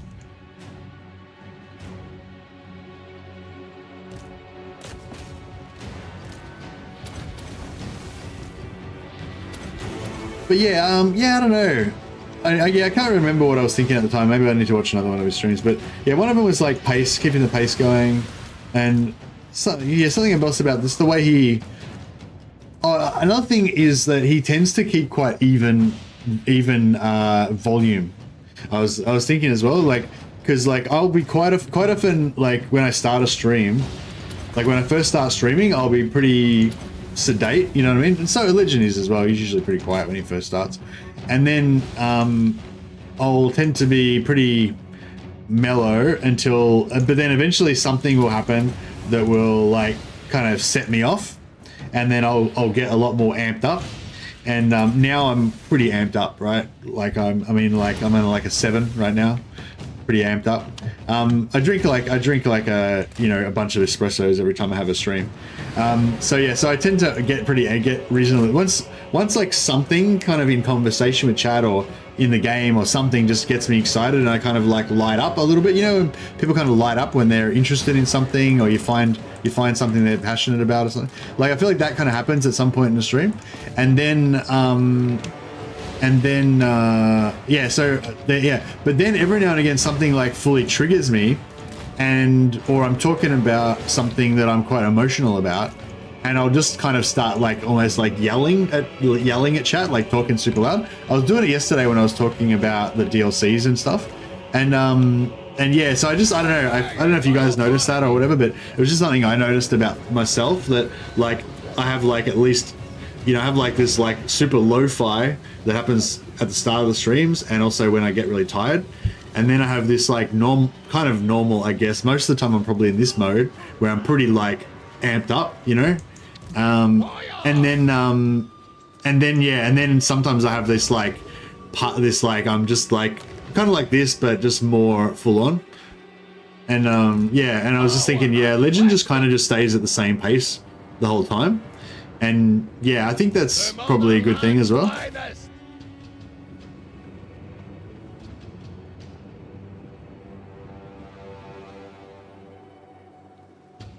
Being passionate about something, yeah, that's it. He's good on his meme game. His daily videos usually have puns and stuff. Yeah, nice. Yeah, I definitely need to start figuring out some daily content. I think, yeah, I don't know. I'm not really sure what I need. I mean, I need to do, if I want to be a serious YouTuber, then I need to figure out some sort of daily content that I can just punch out every day that doesn't take much effort. I still want to do the sort of higher effort videos that I do. But yeah, like higher, I mean like So I do some low effort sort of ones, like just quick little like 1-2 minute long things that just show like one really simple concept and everything. That's cool and everything, but I think I need to do some sort of longer content, but not as long as streaming. You know, streaming is great for the people who like really long content, but I think a lot of people like kind of medium, like episodal medium length content that goes between sort of 10 to 30 minutes, kind of like Legends videos. So yeah, I think I need to figure out something like that, but it's, yeah, I don't know. There's so many different things you could do, but it's just, yeah. Oh well, we'll figure it out one day. Oh, friend, Boyar Mercily, another glorious victory for Mother Kislev. Boyar. This has been a key. This guy's been a key to my enjoyment of this campaign, because Mother Ostankya is like a weird googly witch, right? And I don't see myself as a weird googly witch, but like, because I've got my avatar Boyar Mercily, the mighty here, then I can enjoy having Mother Ostankya just separately as like my witch comrade, you know, my witch ally, and so I'm vibing it. So yeah, I gone like the double armies. It was pretty touch and go there for a while, where I was rocking like minus 4,000 gold a turn, and I, you know, only had like 2 turns worth of money left at any one time and stuff. But yeah, it's fine now. But yeah. Auto resolve is not that bad. I never tire of wealth. Yeah, actually, what I'm going to do here as well is I'm going to fuck these guys over by... Oh, we should have... Did we... Oh, I don't think I did the purification...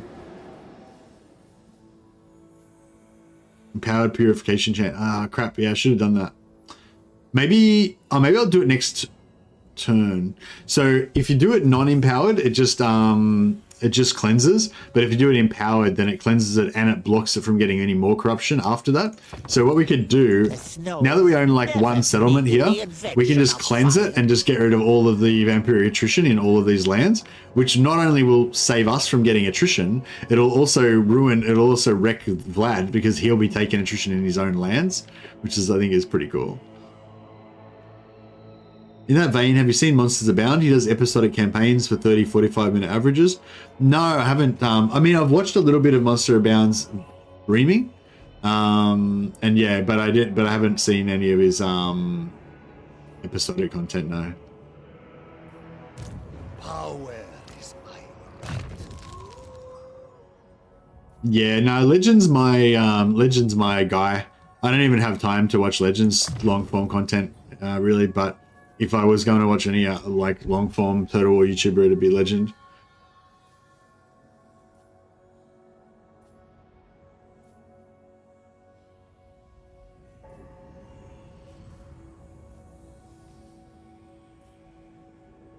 But not to try and talk down on Monsters Abound at all. I've had a couple of little interactions with Monsters Abound in the creator program, and I dropped into one of his streams and said hello one time, and yeah, he seems like a really cool guy, really nice guy.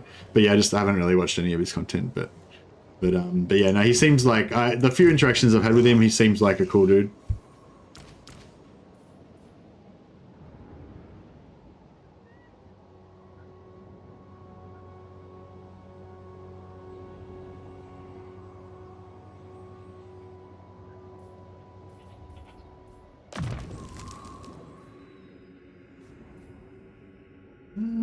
Yeah.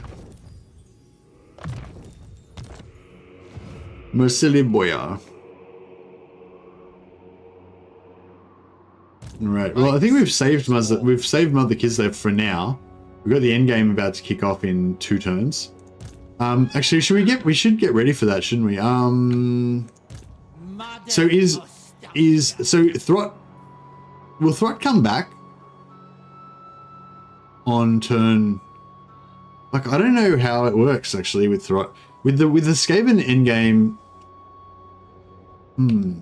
So with the greenskin endgame, because Azag's dead, then he's just gone. He won't come back, right?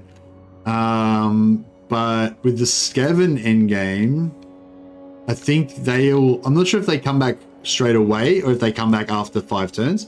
Because I think with Skaven, there's like a 5-turn cooldown before they actually, like, first you get all this like foreboding and like, you know, like cults and stuff, like Undercities coming and all that. And then after about 5 turns, they all declare war and it kicks off. So I'm not sure when their armies spawn. I don't think their armies do spawn. Yeah, no, their armies don't spawn straight away, do they? So we don't need to prepare for Throt yet. We are, I think Azag's dead, so I don't think Azag's going to come back. Can I help you? Dwarf endgame is in effect. Kislev. I don't think I got Lightning Strike yet. No, I didn't get Lightning Strike yet. Shit. Yeah, he needs Lightning Strike, like, ASAP. I don't think I can get it in time. Lord of all. I need 3 levels. I might recruit another Lord. Before me.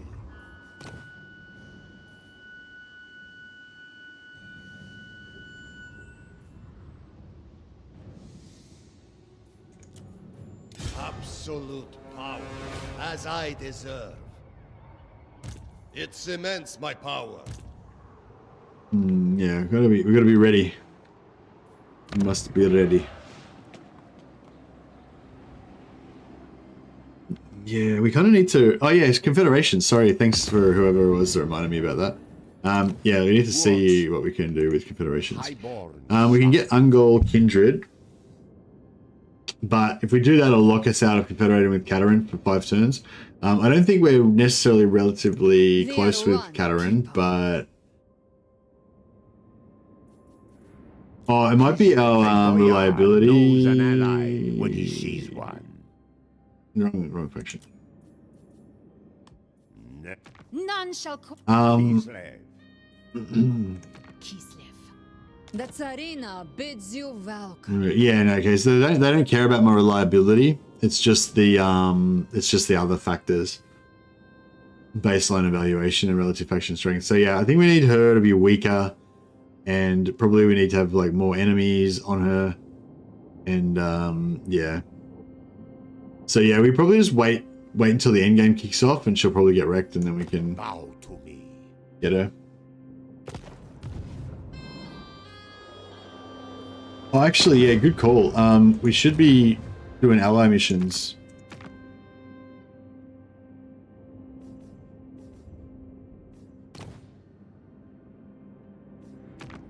Where's Vlad von Kastein?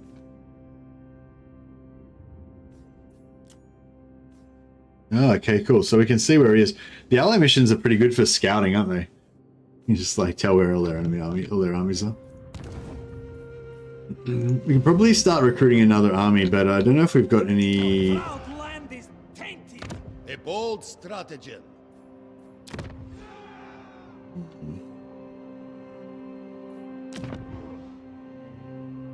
Yeah, I think we can recruit Akshina with tier 2. But actually, no, we can. We wanted to get a. Let's get a. We want giant spiders. Yeah, we'll go giant spiders. That's only tier 2. We can try and make a giant spider army. I don't know if it'll be that good, but that'd be fun.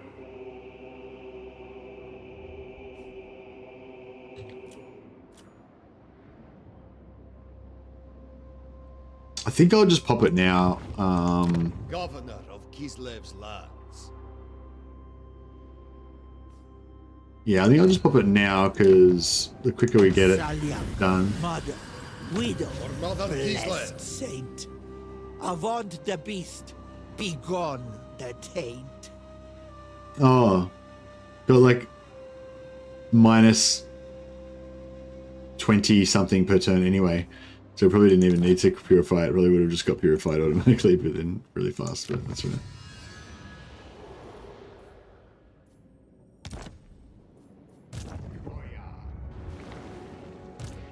Lord of all, Gospodar Bat. Motherland never falters.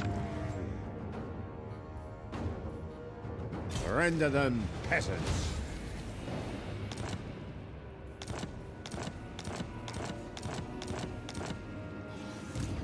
highborn son.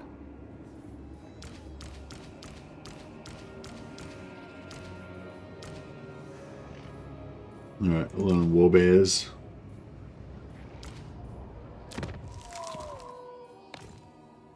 This is mine by right.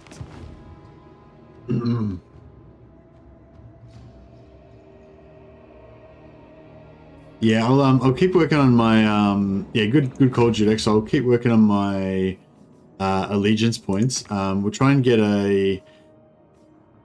So we're currently with Wargrove of Woe and Sal. I think that we might have, we might have to wait till we get another mission and start trying to build up those allegiance points. But yeah, that's definitely the idea. If you want to steal their armies in order to get confederations, is the go.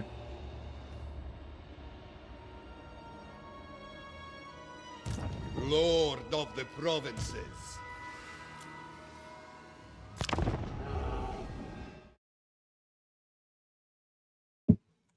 Welcome.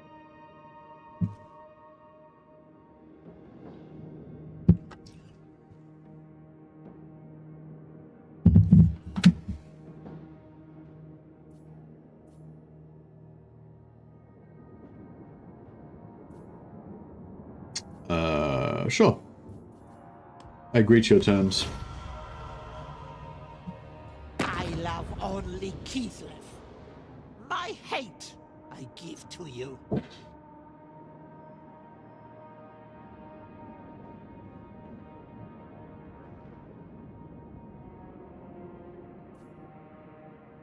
Oh, Malekith declared war.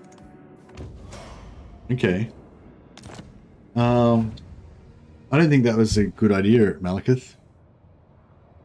I don't think he thought that through. Like, Malekith, I'm playing the DLC faction. You don't mess with the streamer when he's playing the DLC faction before the nerf patch. Yeah, the AI. If they wanted to really fix the AI, then they should make the AI make the AI know that they can't win when they're playing against the DLC faction. Income generated from target settlement income. Oh wait, and we want to empower this so we can get the whole province, right? Bewitching lure. Yeah, we get this, and then I'll wait till that pops, and then all you got to do is go in here, go bam. What's the biggest place in the whole? What's the most expensive province in the whole world? And it's like ours. Oh, actually no. It's the Blood Marshes. How's the Blood Marshes? Doesn't even have any lands, but whatever. And then yeah, we just like put that on there. Can you do it on? Does it have to be your own? Oh, it's got to be in your own territory. Oh, target enemy settlement. I can. Why can't I target? You have to be. Actually, maybe it's got to be a settlement that you can see. Oh, it's got to be an enemy. It's got to be a faction that you're at war with.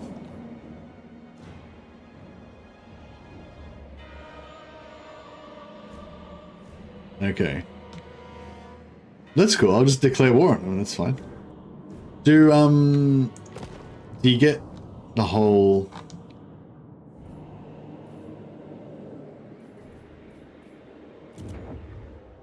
I don't know. It says that this is the biggest.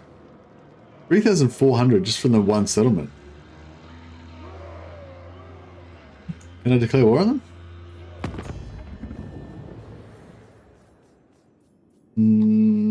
I don't have vision on them, but I can look through and see if there's like anybody else in the world that's got a war with them. Boris, Oh, here we go. Easy. Boris has got a war with them.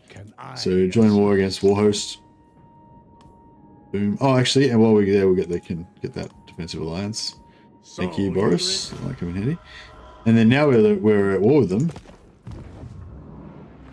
Yeah, because with this one, we don't even need the empowered version, because with this one, all of their money is made from the one settlement.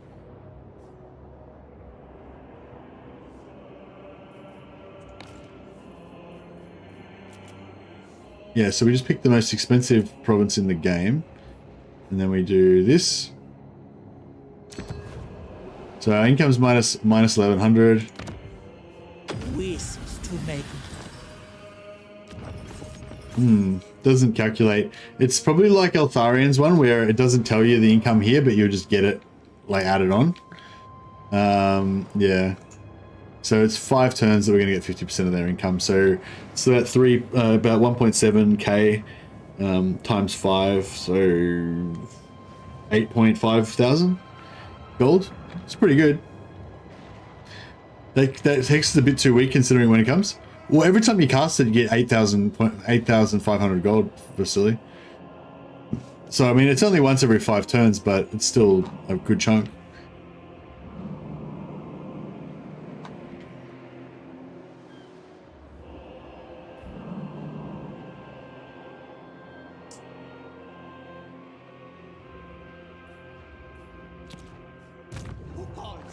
All right.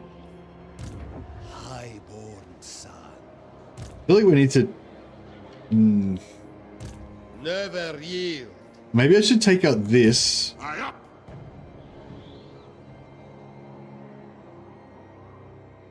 Bring me kvass. Kislev's I need more levels before. I need lightning strike on this army before the end game pops, and the end game's popping in 1 turn.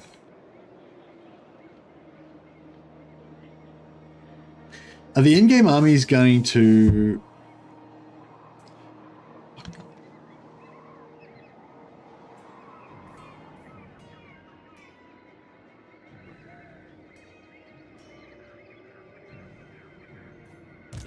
Boyar. On your feet. Bow to me. Highborn son. Oh, I keep forgetting to use to recruit my trinkets. You gotta make your trinkets like every turn.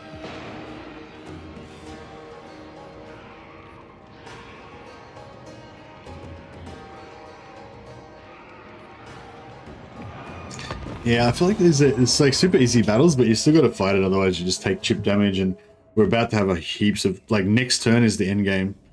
So it's like, oosh.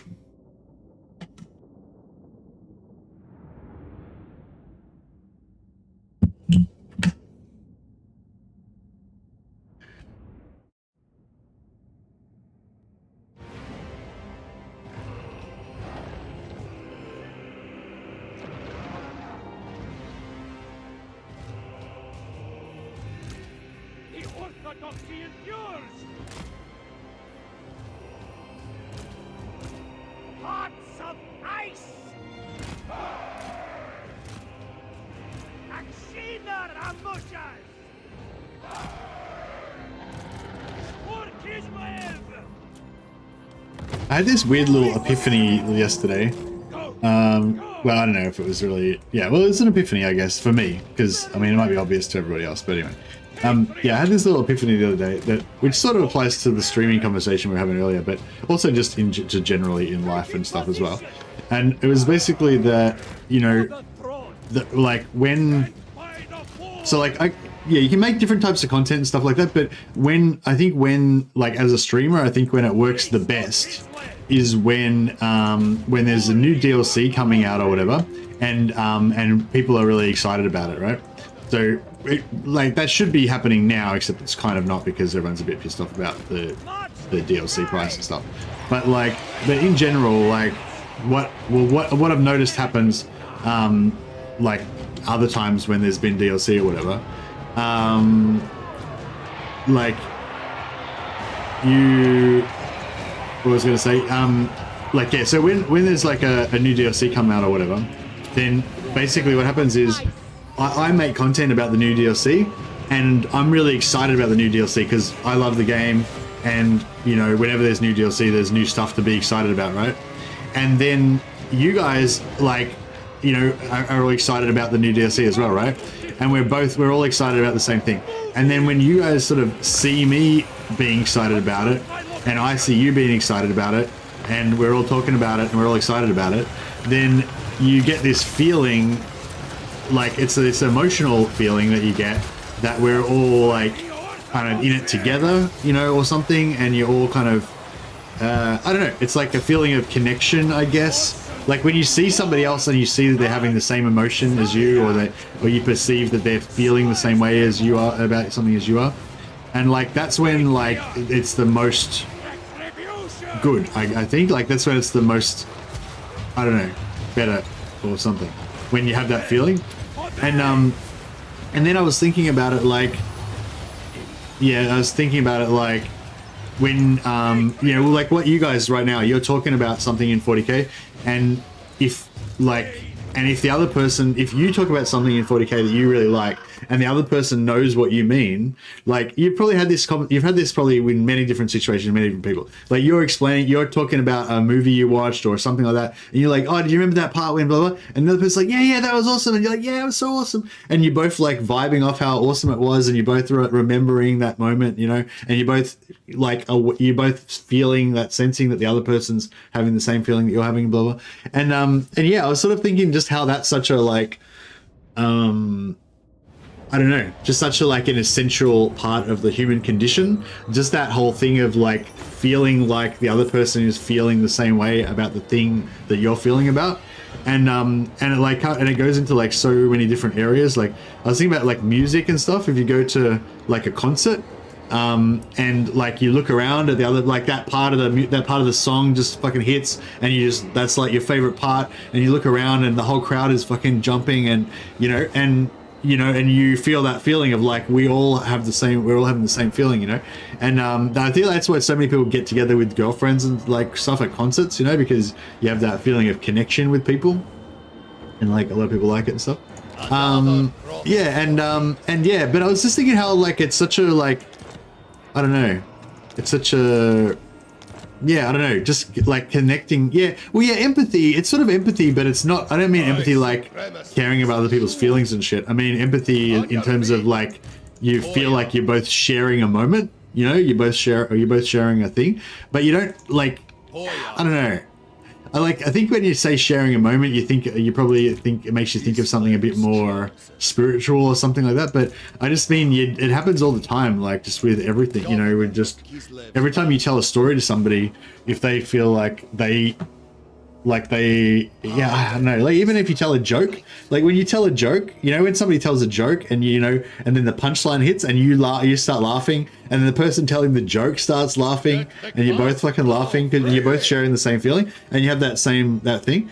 And I don't know. Anyway, like I don't know. I just had this kind of epiphany that like I'm like. So just put this in context. Like I've just been a total like kind of misanthrope for my whole life, just like pretty much just outside of life, you know, like not really taking part in human stuff too much. Like that's kind of been my jam. And I'm coming a bit late to the party, but I'm kind of figuring out how all this stuff works. And yeah, so I don't know, that was my little epiphany. That just yeah, I don't know, it's just cool to like share experiences with people and stuff. Oh yeah, I'm sorry. And the other part of it the other part of the epiphany was when it doesn't happen. It happened, like you see this almost as much as you see what I was just describing happen. Almost as much as that, you see people trying to do it and it doesn't work. Like this was happening the other night when I was out at dinner. Like we were talking about Seinfeld. Probably a lot of you guys probably have seen Seinfeld maybe, and it's like a lot of people have seen Seinfeld. It's a really famous show. Heaps of people have watched Seinfeld, and there's heaps of episodes of Seinfeld. And so in this conversation, all these people that like Seinfeld were talking about it, and one person was saying, "Oh, do you remember that episode with blah blah blah blah?" And the other person was being polite, and they were like, "Yeah," but they didn't remember the episode. So they were telling them about the episode, and then they're like, "Oh yeah, that's really cool," but they didn't actually get that feeling because they didn't remember the episode. And then the other person told that person about an episode, but the other person didn't remember the episode, so they didn't get the feeling, you know. And it just kept going on where they just didn't, you know, until they both remembered the same episode, and then they were like, yeah, that was funny. They actually got the thing. But yeah, so that's funny as well. Like you see, like people trying to do it, but it just doesn't work because the other person doesn't have that same shared.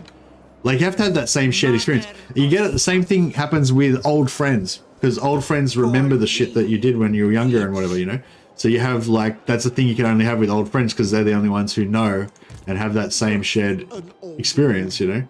Spirits bring death. Yeah, anyway, I think that was a long ramble, but hopefully you guys got what I was talking about. I'm going to quickly make my blessings because I keep just forgetting to make them. Like, the blessings is the amount of blessings and curses that you can make is based on a finite resource, which is time.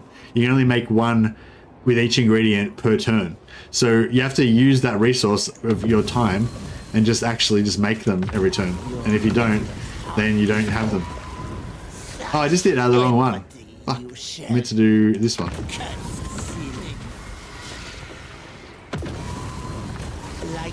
That's cool. Well, we got a few. You crumble from I want to make some more bulwarks. Actually, damage resistance is better, isn't it? Let's go damage resistance. Oh, actually no. Oh yeah, we'll go damage resistance. Yeah, that's fine. Make some of them. Make some of them. It's also important to waste all of them, waste everything, so that you use up as much of your things. Because we still got to unlock another. We still got to use another 672 essence, and technology doesn't count, so we can unlock it.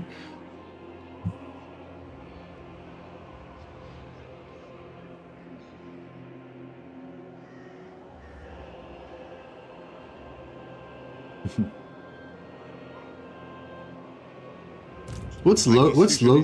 Logos? I heard that word before. I think it comes from like Greek or Latin or something, but I forget what it means. Something to do with the mind or the brain or something.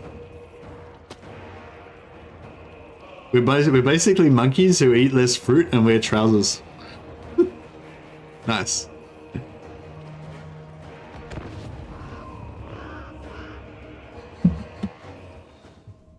But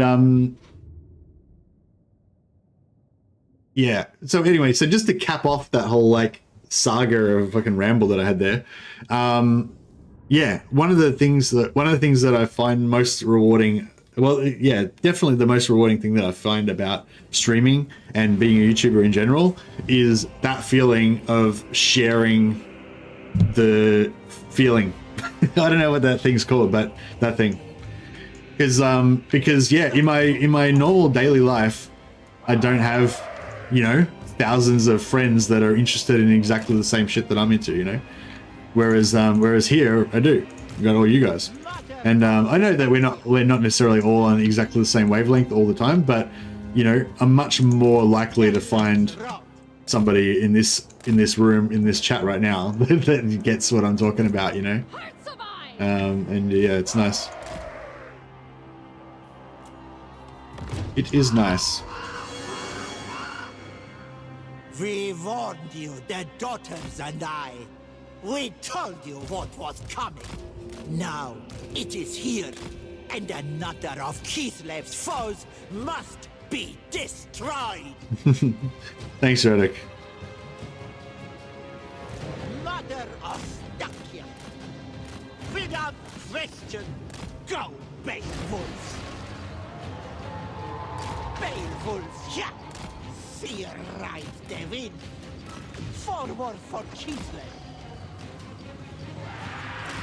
Moving my route. The snows guide me. That way. Yeah, this was obviously not a very challenging battle. Sorry to make you guys sit through that. I should fast forward a little bit. For Kislev.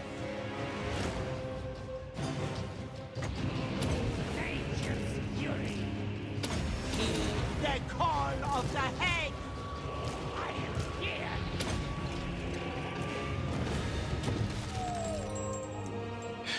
Yeah, I should have. Yeah, I forgot to. I actually meant to sack that sack Eshin in with Boyar Vasily, but I didn't.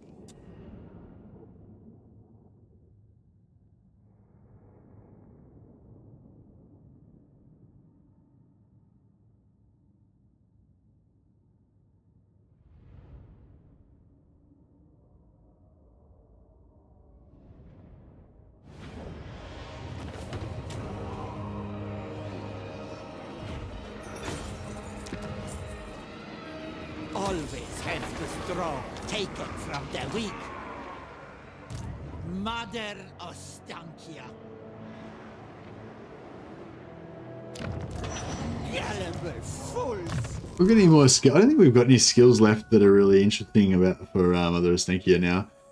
So we've got all of her debuffs. I feel like with Mother Ostankya as well, how she's got this ability. She's got this ability that makes all of her anything that debuffs the enemy has double duration. But and also because of her spell intensity, she can double the strength of the debuffs so that they do twice as much debuff. But she's only got 3 debuffs. She's got Withering that does minus armor and minus leadership. She's got Enfeebling Foe that does single target max minus 24 melee attack and melee defense. And that, yeah, the Withering is AoE, but yeah, armor and leadership.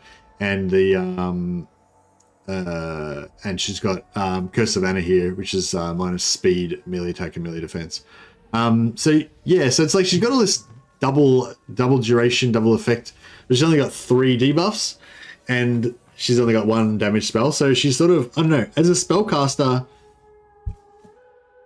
I don't know. I really like the idea of her being a debuffer, but I feel like you don't really care about it. That, like, it's still, like, even with her having like essentially double strength, it's still easier to just not worry about it and just do I wanted to occupy that. I don't know why it's like that. Yeah, it's still easier to just use damage spells and just not even bother debuffing stuff.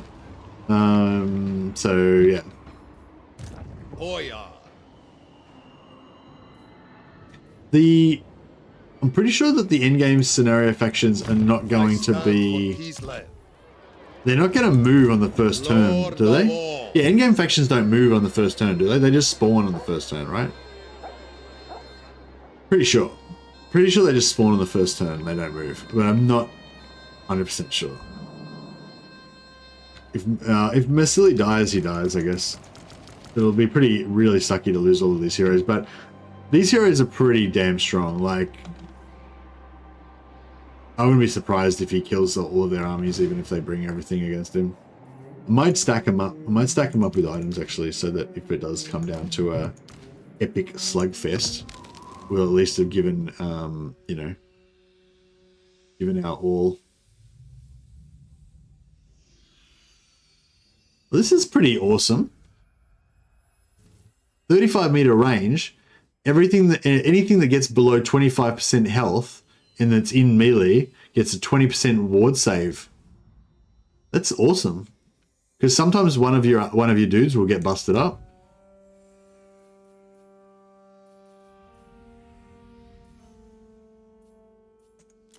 We'll get another glittering scales in there. We've already got one, but we'll just make sure. Just doubly make sure. We'll get rid of these crappy greys. Oh yes, Helm of Discord. Glory. Glory! I'll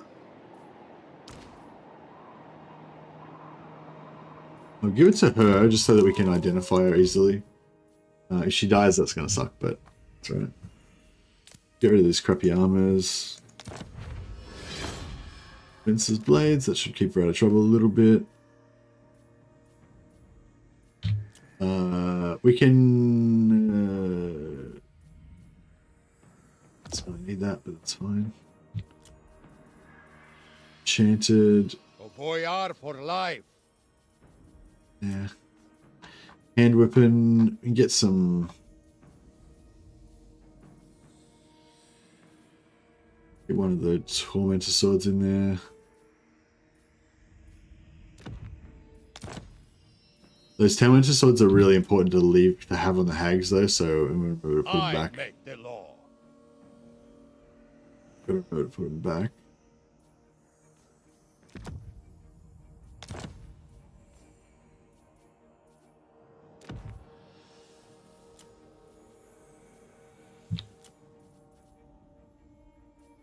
My authority. Alright, I think our work here is done. Is that Boyar Mercily? Yeah, that's Boyar Mercily. Oh, actually, get rid of... I'm not going to use the potion of toughness. Oh, actually, no, I am going to use the potion of toughness. Yeah, that's fine. That's fine. Alright, I think we're ready to rock and roll. So again, full foot mode, no bears.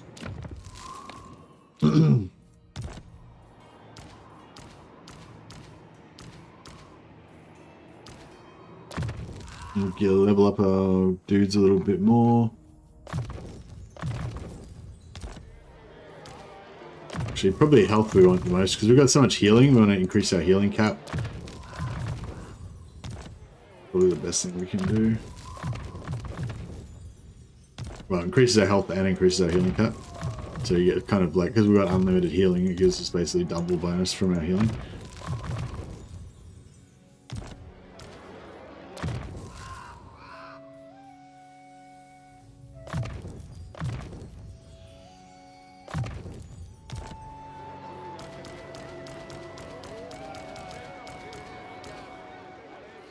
Glory. Alright, I think we're good. Military access. Oh, did Ungol get wiped out? Yeah, the Ungol Kindred are dead. Or maybe they confederated into her.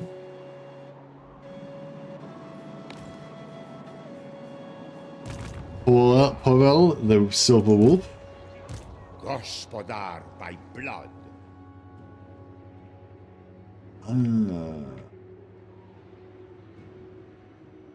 Guess we better...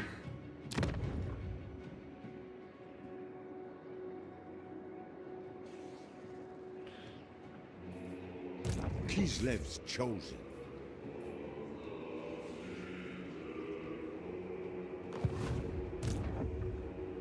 Advance for Kislev. On your feet. Alright, that'll get us close enough to take the next turn. I don't think we have to worry about too much immediately taking us here. Actually, it might get some more witches. No, that's not it. This one. Get more witches.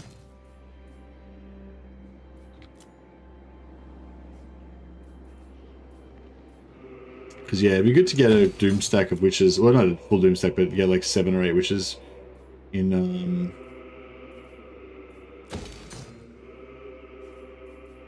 in the Hag's army.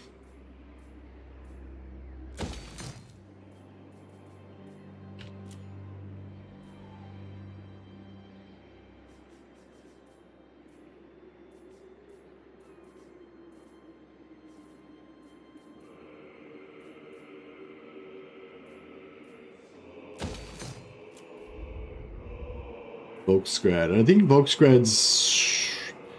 I don't know if it's like safe, but it's... No, I don't know. Yeah, I'm probably not going to build up anything that's not walled anymore. In the over here in the dangerous areas. All right, we'll sell. We're trying to keep the Empire alive. For that is all I ever want. Sigma's will.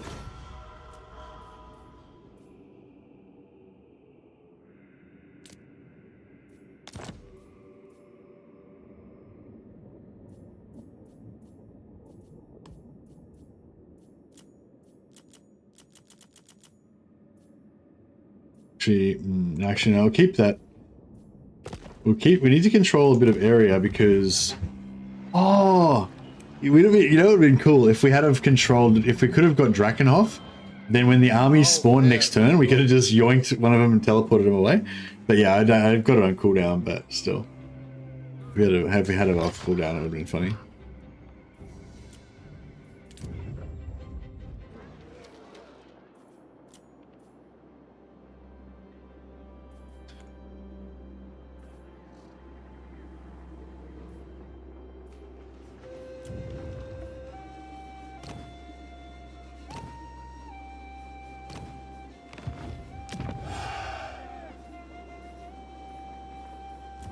We might need another, what's our ice frost maiden? Oh, we got heaps of frost maidens. Alright, let's,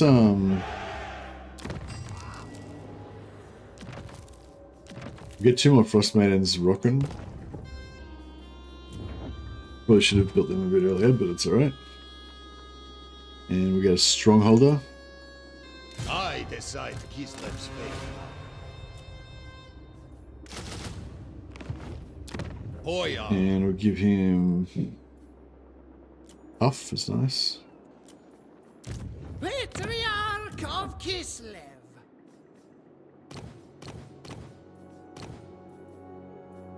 We get 4 more hag witches. Shit. We should recruit them over where the mother is. Bow before me.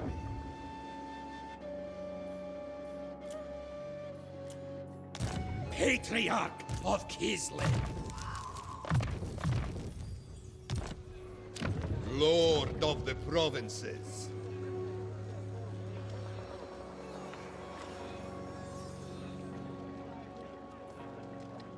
Alright. My skin burns in penance. What are you guys talking about? I feel like you guys need to take this to a private chat. Highborn son. Highborn son.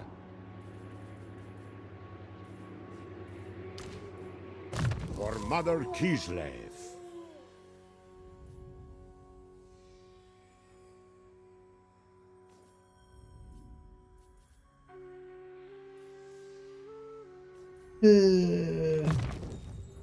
This is mine by right.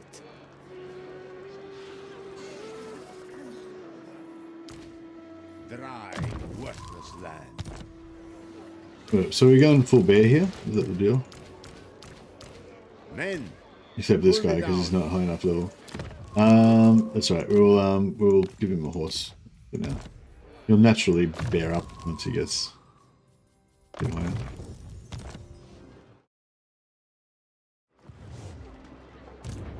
Never yield. Yeah, if anyone wants to ask me a question or anything, just write at Mercily the Mad. Chat's being kind of spammed at the moment, so it's a bit hard to read if there's any comments about the stream or anything. But yeah, if you have any questions or anything about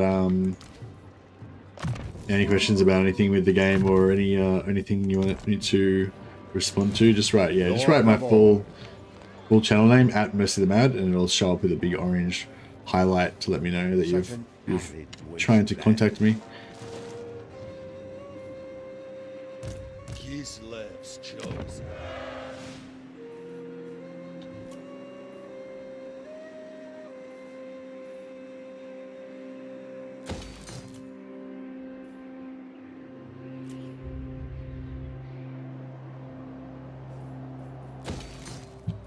Alright. Well, last minute preparations. Is there anything else we should do before the end turn and the ultimate end game is about to kick off? Hell Pit. I'm guessing Hell Pit's probably doomed unless I come back and save it, but we shall see. Oh yeah, I'll pop out a bunch of hags. I can't believe I didn't occupy that. That would have been a really good idea.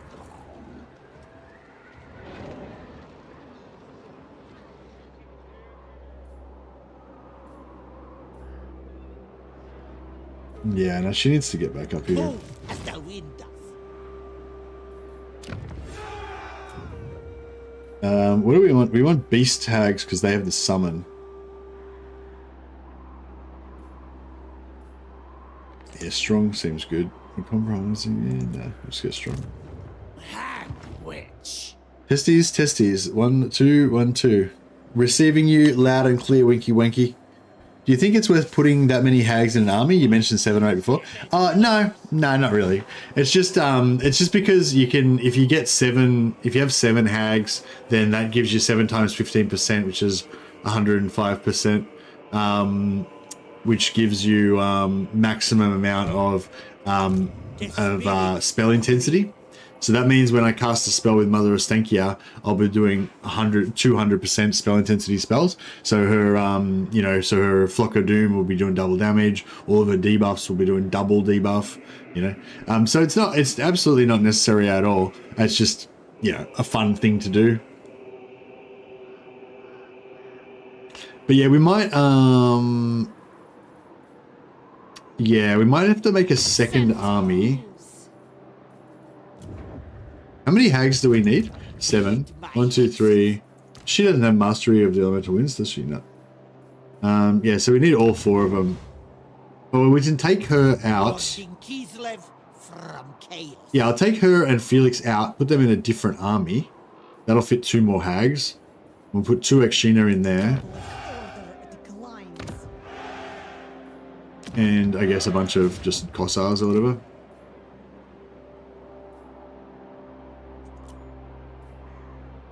My rule is separated. I deserve a larger retinue.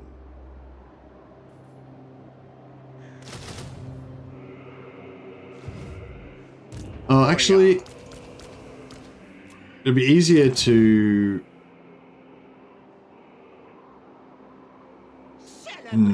Yeah, it'd be easier to recruit an army over here and then just teleport them in 3 turns, I guess. I think I forgot to...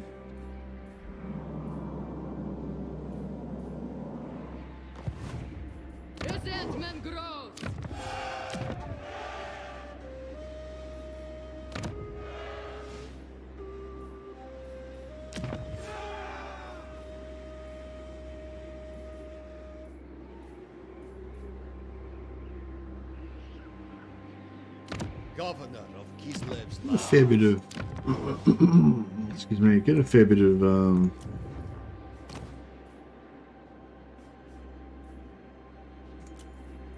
I decide Kislev's fate now. Boyar.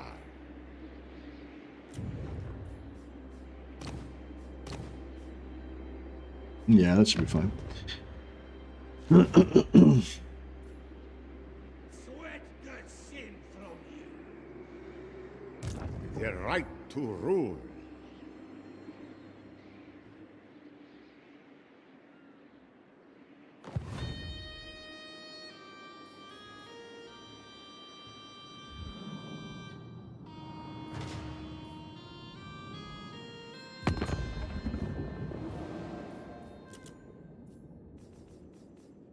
Yes? Onward!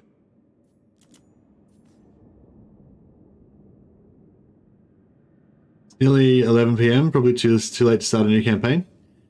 Too late for you at 11 PM, you mean? Or you mean too late for me to start a new campaign?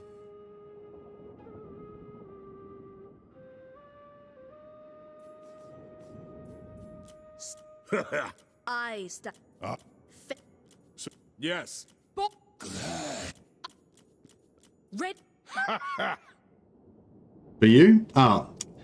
Yeah, it's probably too late. And like if you're going to go to bed at at 12 o'clock or 1 o'clock in the morning or something like that, then it's probably too late to start a new campaign. So what I would, just as an alternative suggestion, what I would think about doing is, instead of starting a new campaign, write a plan for a new campaign. Well, you don't have to write it down, but think of a plan for the new campaign. So think about what you would like to do with your next campaign, and which faction you're going to play, what kind of lords you're going to use, what units you're going to use, what you're going to try and do on the campaign map first, who you're going to try to defeat, and who you're going to ally with, and you know what I mean? Kind of imagine the campaign that you're planning on playing, and kind of fine tune your ideas about it, and then that anticipation.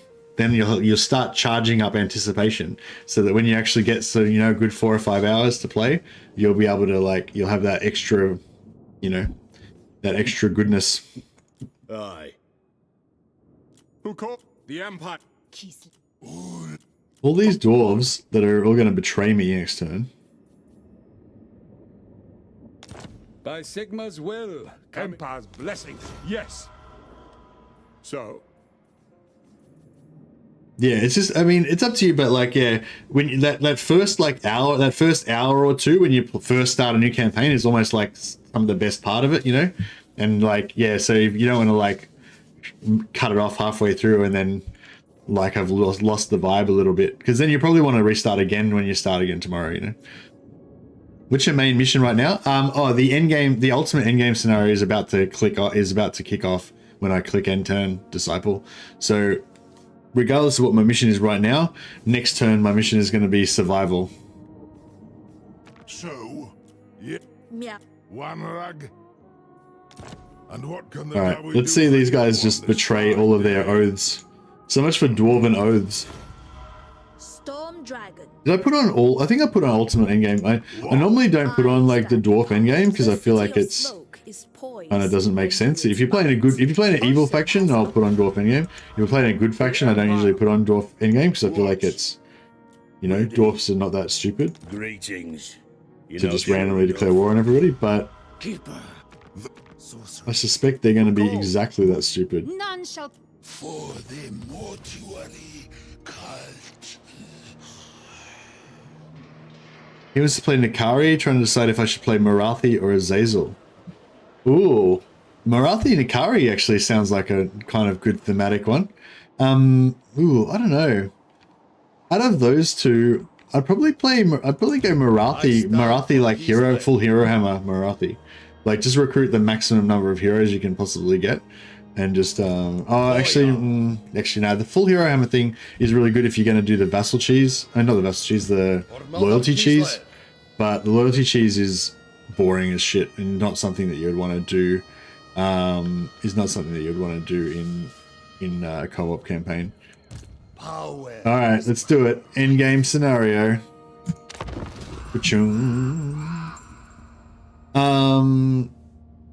Hey, Lucius. About the spamming. Yeah, that's okay. It's a bit like, you know what I mean? It's, yeah.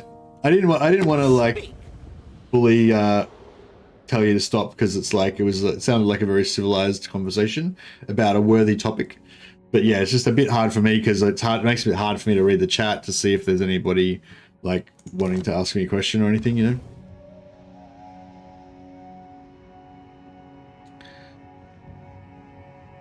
What? Sorry, Vasily, I forgot what that was relating to.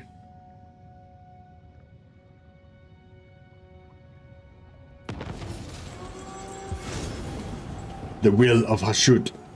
It begins. Vermintide. It begins. Vampiric Ascension. It begins.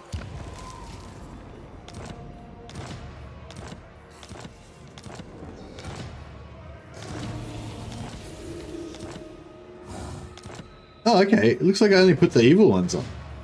That's weird. Why didn't I put the green skins on? Are all the green skins dead or something? Oh no, there's still green skins. Oh, I mustn't have put on the green skins for some reason. So what have we got? We got dwarfs. No, we haven't got dwarfs. Oh, I think I did like roleplay one. Yeah, so this is what I normally do. I don't know why I didn't put the green skins on there. No, I thought I just did like ultimate. I don't know. Yeah, I don't know. I thought I just did full ultimate endgame, but I mustn't have. So what have we got? We got chaos dwarfs, vampires, and was there something else?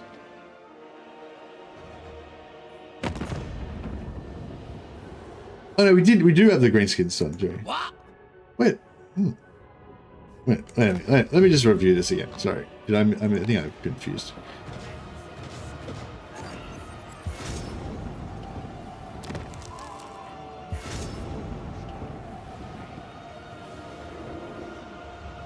So we got Vermintide, vampires, and chaos dwarfs. But no green skins. That's weird. I don't know why I would have done that. But oh well. I love the Vermintide endgame tooltip. If you select this, absolutely nothing happens. Yeah, exactly. Yeah, we got Skaven as well. Alright, now we gotta sort this out. We gotta save Mother Russia. I mean, Kislev. Oh no, they did spawn straight away.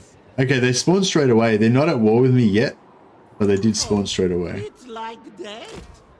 It's like that. Beneath the snows, life waits for this.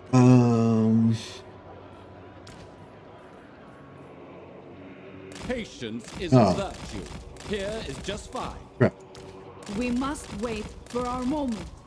Okay, that's fine. We'll figure it out.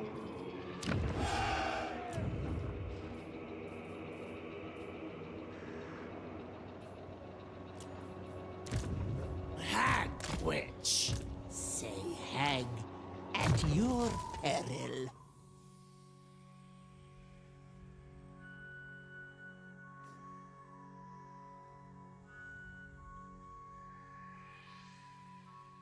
Dwarves in the in-game crew, stupid, not greedy, rebellious. Yeah.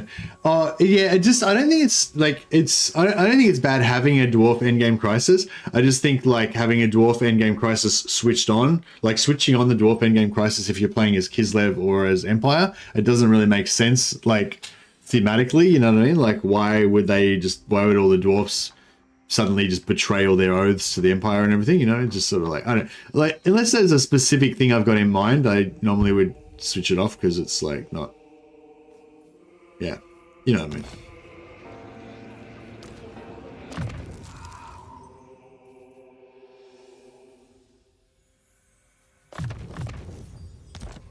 All right, well that's just, she's not doing anything, she's just repositioning. Boyar Mercily. Pour to power. Mercily, you gotta win this, bro. Never yield. We're gonna be okay. I need to get 3 levels out of this somehow. I need to get 3 levels of lightning strike, and then we can take out all these armies. But I don't think that's how it's gonna play out somehow.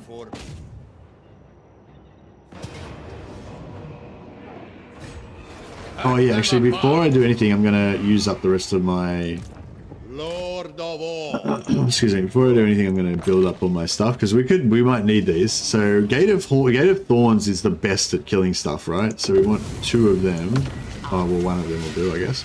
We'll get a Fragmentia as well. Agony Succession does do damage, but it's not as good at killing stuff as the other 2. All right, so we got 3 damaging ammunitions. Good. Oh, I want to save these skulls for my defensive ones. But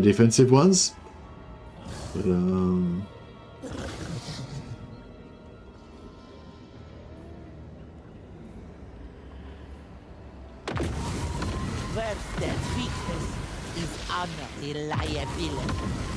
Bind them, spirits. Sometimes. use them all up. Oh yeah, somebody was asking about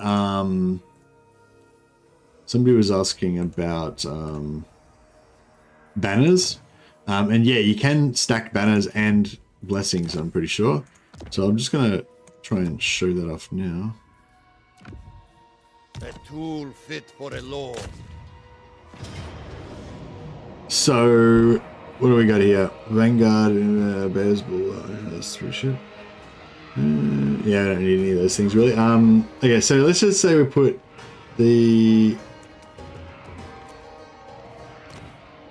that on them, and then we put her this as well. Oh, none of this. Oh, okay, well let's put that on. No. No.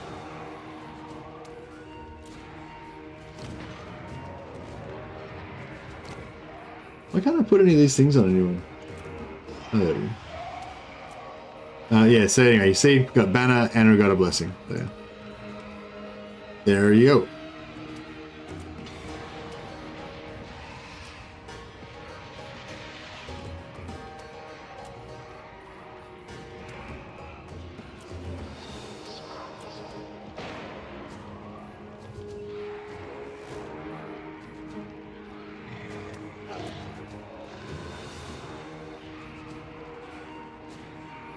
Tune in, Mercy has a stack of patriarchs, situation normal. Exactly. How you going,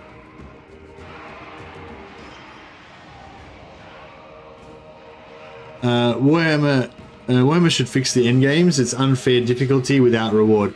Yeah, that's right. Yeah, it's not so much about it being unfair. It's just boring, you know? Just boring. Doesn't have anything interesting about it. Yeah, they need to make them better. I don't think it's so much that they have to fix them. Like, I don't think that there's anything broken about them. They're just not very good. You know what I mean? They're just not interesting. They're just not very good. But I think they were actually a pretty good stopgap for, you know, replacing the end game difficulty. I mean, they're not a satisfactory replacement, but like considering that the end game difficulty quite often feels a bit not that challenging, I think it was a good idea adding something like the end game scenarios. But yeah, I think they just need to be better. But yeah, I don't think they're broken exactly. Sorry to be like, you know, it's just semantics. I know what you mean. But yeah, I think they just need to be improved. Yeah. Like in a positive way as well. Like, yeah, I think there's a lot of potential there for the end games. Like, I feel like the end game scenarios have the potential to be one of the best things about this series. You know, one of the things that people talk about, one of these things that people, you know, go back and say, I remember how good that game was, how it had those amazing endgame scenarios. Like I feel like that's how much potential endgame scenarios have, but I don't know. I don't really know how to suggest. Kind of like what I was talking about before, like you can say that you don't like something or whatever, but if you can't think of a way to make it better, then, you know what I mean? You can't really help the problem.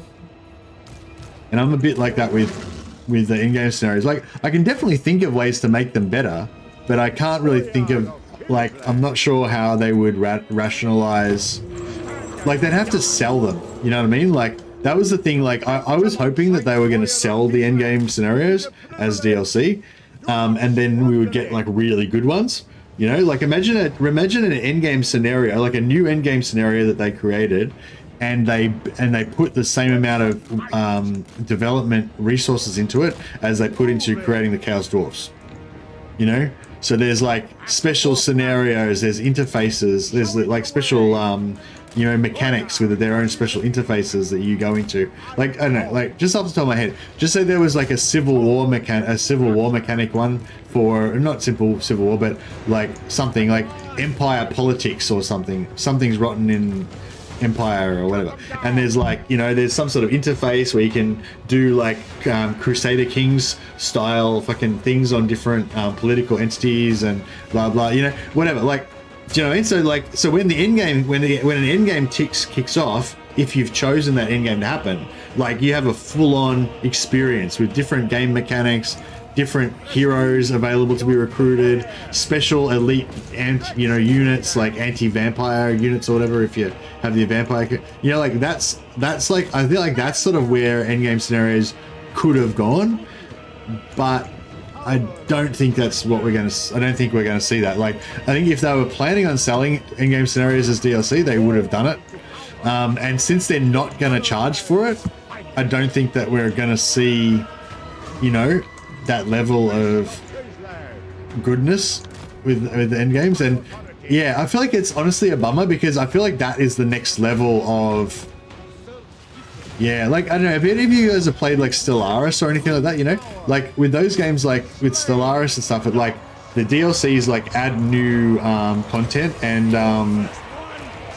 like kind of extend the adventure, you know, into different things, like different events that can happen in the late game and stuff. And yeah, that's what you kind of want if you want to like expand out a game or give it that extra, like once you've kind of put everything into it that you can have, you know, then that's, I feel like that's like kind of the next step that you want to go for.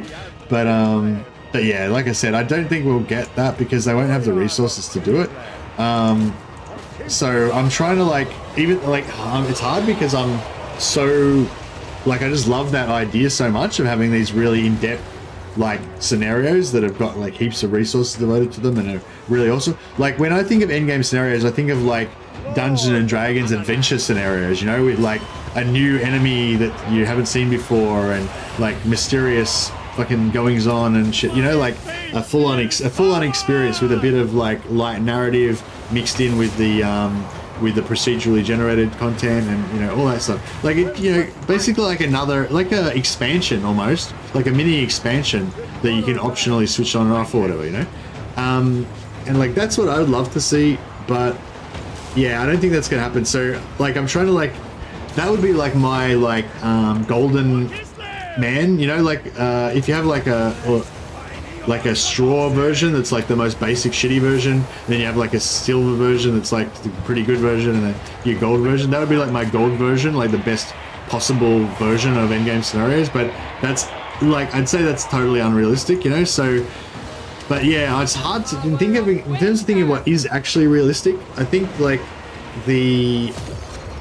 I think a combination of the Skaven endgame and the Chaos Dwarf endgame with you know, the Skaven and the Chaos Dwarf endgame with some extra dilemmas added, and maybe some extra dilemmas added, extra rewards like special loot that you can only get during them, or either that or a quest battle,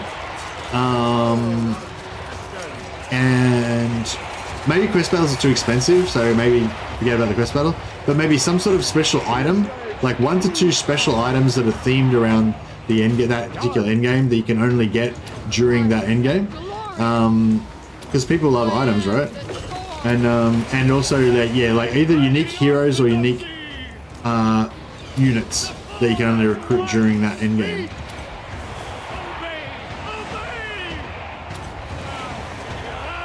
So, like for example, like just say you played the Chaos Dwarf endgame, and when you play the Chaos Dwarf endgame, there's a special unit of Slayers, that like elite Slayer unit that are like sworn to destroy the Chaos Dwarfs or whatever, and you get a dilemma to recruit them.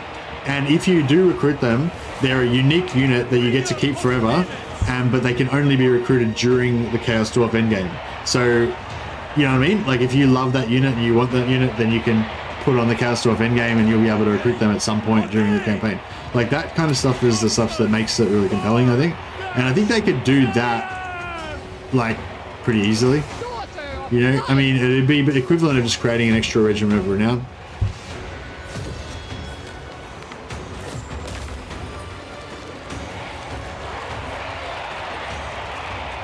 But yeah, I don't know. It's like, I think like, yeah, again though, I think they're only going to get anything really good if they charge for it.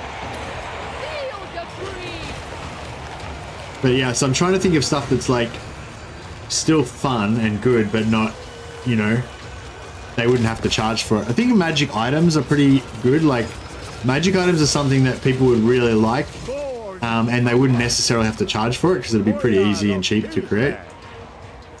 Fist of Kislev. Stand and die. They're already creating a new legendary item, the Crown of, what's it called? The Crown of Deception, or the Crown of whatever it's called, the Crown of whatever. They're, and they've all got the Sword of Cain, you know, so they've already shown they're willing to create legendary items. So yeah, that'd be cool, pretty cool.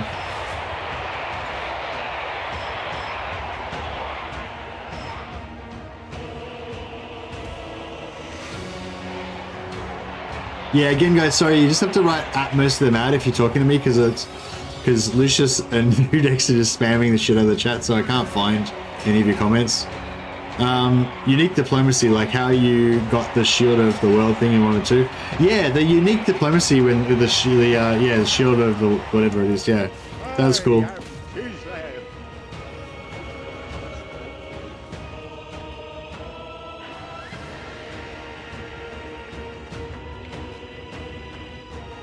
The motherland's finest. What's going on? I've got my Kislev music kicking on, but they should be melting, shouldn't they? I think they're trying to melt. Onward! Onward. The motherland's finest! It is right. They got some human. Oh, nice. They got some Sylvanian crossbowmen there, so we can spam some heals. Effective position.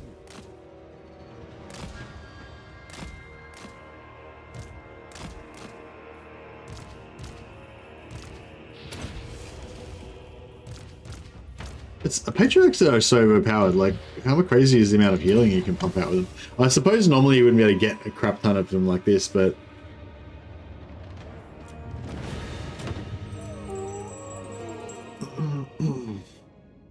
how come the battle didn't end immediately when the army losses? Oh, because it's von Carstein. Von Carstein can recruit human troops, so the humans were shattered and trying to get off the battlefield, but they didn't melt. Yeah, I was wondering about that as well, and then I found them on the map there. There's some human crossbowmen, I think, or handgunners, Sylvanian crossbowmen that were running away.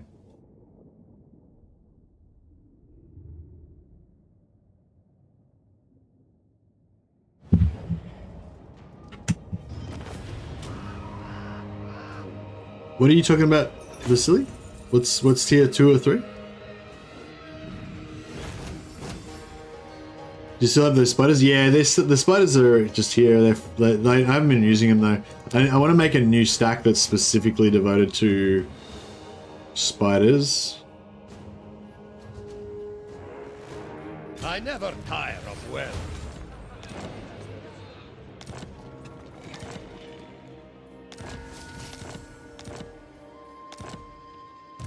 Boyar, Boyar. I said march! Highborn son. Yeah, so we're going to get drilled this turn. Never yield. Yeah, I screwed around. I should have got lightning strike, but I didn't. No Now I'm other going to may suffer the wield it. consequences. Yeah, these guys are going to get hammered next turn. Probably get like 4 stacks on us. Let the kvass flow. Oh, well, it looks like Akarina the Akaran is going to be okay. She's just hit Immortality. What's her unique skill going to be? Extra magic item drop chance. Construction cost. Research rate. Melee attack, weapon strength, or cooldown to spells. I think the cooldown to spells is probably what we want to go for. Oh, actually, no, the Guardian would be nice too. Actually, I will spam Guardian. That's fine. What are the conditions to fulfill a teleport to any magical forest as at Ostankya? Hey, it's you need this thing unlocked, the Jinxed Empowered Land. Jinxed Land Empowered. Oh, sorry, no, you don't need Empowered, you just need Jinxed Land. And you need to see how this thing here says, down the bottom it says, consume 637 more Spirit Essence by using hexes or creating Witch's Hut incantations. So yeah, you need to basically just spend over, I think it's about 300 you need to spend to unlock this one. 2 to 300 it is, something in there. And then once you spend 2 to 300 Spirit Essence, then this will unlock for you. And then you can upgrade it so that you can actually do enemy armies as well as friendly armies. Alright, what I might do is I might campaign movement range this guy. Oh, he's not in my territory. Crap. Alright, yeah, that's hard. It's a bit hard because you can only use them in your own territory, so it's Lord of all. gives it a little bit of an extra level of difficulty. Chosen. A tool fit for a lord. I don't know if we should go full bear or what. I think like no bears is probably better. Yeah, I'll see how we go.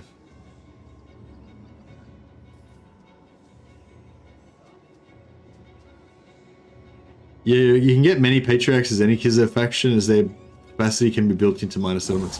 Yeah, that's true, but like I've got like 30 capacity and I've barely even built any. I've built like 3 Kislev, three or 4 patriarch buildings, you know. So it's like, yeah, you wouldn't. I doubt that, you know. Like, yeah, I highly doubt the average person's going to have 30 patriarchs in their campaign at turn 50. Maybe. You'd have to be pretty, you know, and the other thing is you'd have to devote a lot of your economy, you know, you'd have to yeah,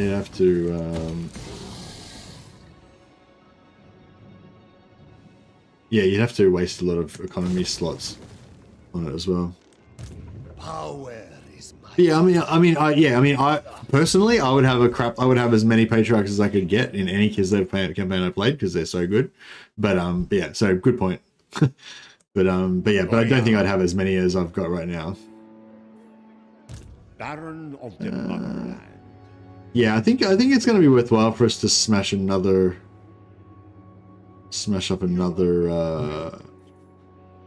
Seeking power. You can't. Yeah, you can't do that. Of Can you? ice.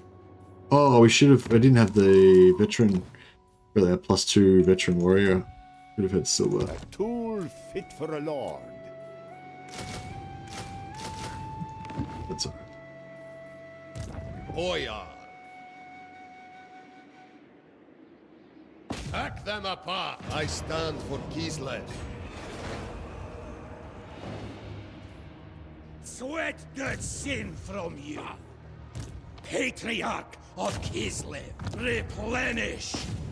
Warm your hearts with Ursun's breath. My decision is law. What if I could win this? Bow before me. If I put like one of these units in, we could definitely win it.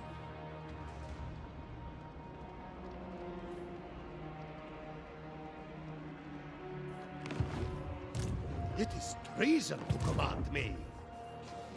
I accept only loyal men.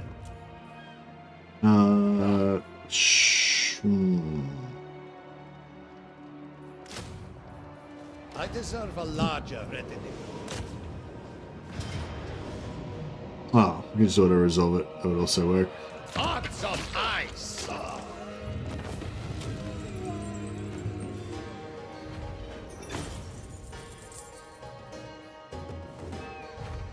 Oh, get some sleep, Mercily. The enemies of mankind will be there to feed us slay tomorrow. Put on a nice, lore video and just let those dulcet tones of Baldemort or someone lull you off to sleep.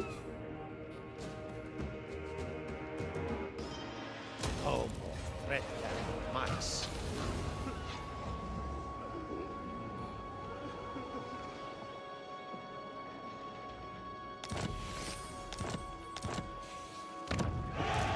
Highborn son.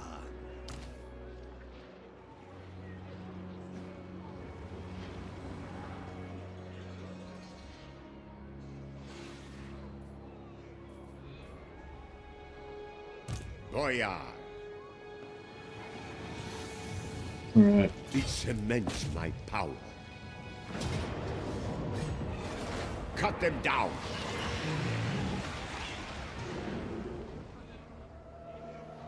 Power is my right.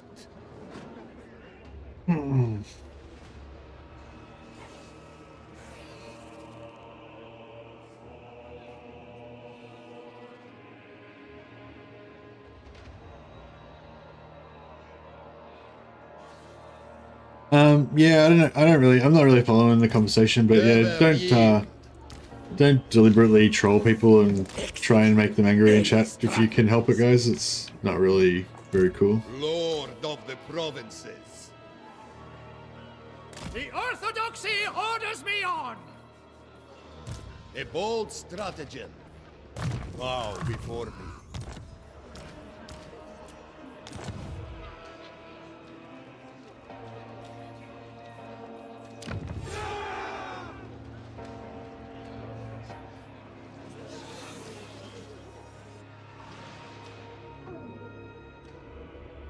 I used to have a mate who, he's a great guy, one of my best mates. Well, I don't know, I guess I haven't seen him for a while now, so, but I still consider him one of my best mates. But yeah, I had one of my best mates, and every day, literally every day, he used to get really angry. He's a really angry sort of dude. Well, he's a lovely guy, he's a really lovely guy, but he had a bit of a problem with self-control in this particular area. And basically every day when he got home from work, he would always go off about work. He would just go off about how angry he was about work.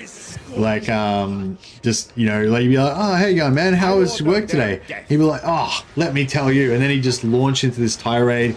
And it would go on for like an hour, you know. He would just keep remembering things that made him more angry about it. And, like, you know. And if you tried to, like, argue with him, like, sometimes he would get, like, angry that you didn't understand how bad it was, the thing that the person did or whatever. But the thing that he missed, was that it's his shit. And like, I don't give a fuck, you know what I mean? Like, if you've got some like emotional disturbance and you need to be angry or you need to be a cunt to everyone or whatever, then that's cool, but just fuck off and do it somewhere else, you know what I mean? Like, you know, like, there's no, like, yeah, I think like people get confused, like they think like they've got a reason to act the way they do, and whatever, and that's reasonable, and that's fair enough. You may have a reason to act the way you do, but that you don't have a right to inflict it onto anybody else. You know what I mean? Yeah.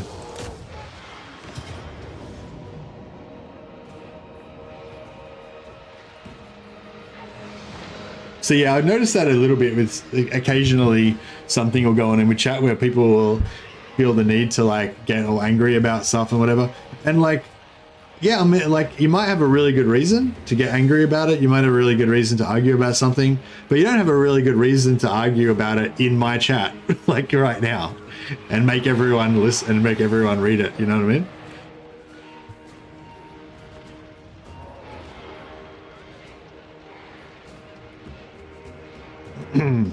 All right, I'm gonna fight this battle. Oh.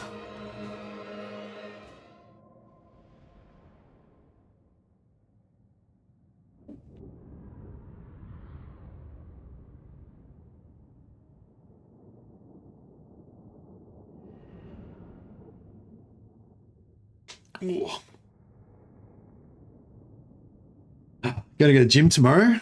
Gonna hit the bag. Do a little bit of no worries, Lucius. I love you all. I love the spirited chats. But yeah, just I don't know. I just thought that's like sometimes it's good to be a little bit self-aware. You know what I mean? I feel like, and just just like pay attention to how you come across to others. I'm like notoriously bad at that. That's literally why I'm called Mercily the Mad, because I am terrible at being self-aware, and I'm excellent at just fucking ranting on about shit, not giving a fuck about whether anyone else wants to listen to it or not. That's like my defining attribute. But yeah, that's why I know that it's kind of a douchey thing to do, because that's my specialty. So yeah, you don't need to apologize to me. I do the exact same thing. But I just thought I'd share with you my wisdom, that to let you know that it's not always appreciated by others. Stop! With reverence! Serve without question! Have you mixed armored Kossars with Akshina? No, I have not. What's your theory? Tell me the theory of armored Kossars mixed with Akshina. The shielded ones with the pistols, you're thinking, for some extra missile resistance, or you're thinking the two-handed ones and put them in the reserve as like to charge in and smash stuff?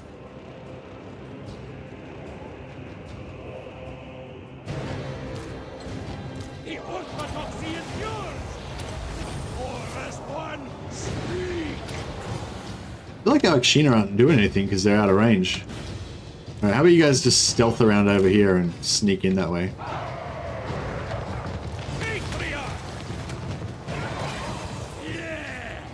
Shielded ones just have a front line to tank that can also dish out damage, short range AP damage. Yeah, the armored ones do AP with their pistols, do they? I thought their pistols are non-AP. Yeah, the pistols are non-AP, aren't they?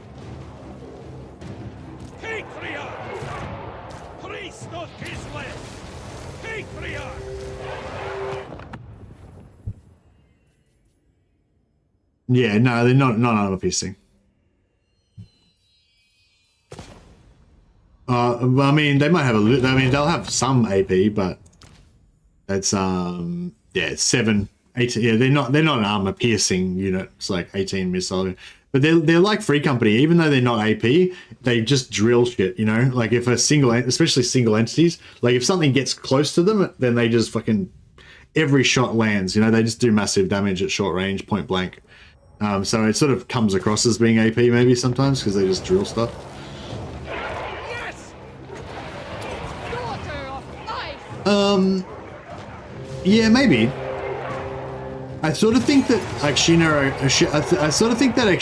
are a bit like Akshina are a bit like Sisters of Avalon, though. You know what I mean? You just don't really need to. Like you could put some like Phoenix Guard front line or something to protect your Sisters of Avalon, but you could just have more Sisters of Avalon and that just works fine as well. You know what I mean? You don't really need to do it.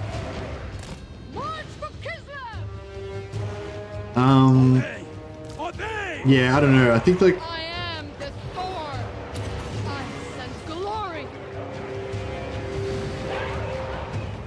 in Medieval 2, it'll never not be fun opening a firing line on a bunch of Aztec warriors. Yeah, that's pretty brutal. For Kislev! Patriarch!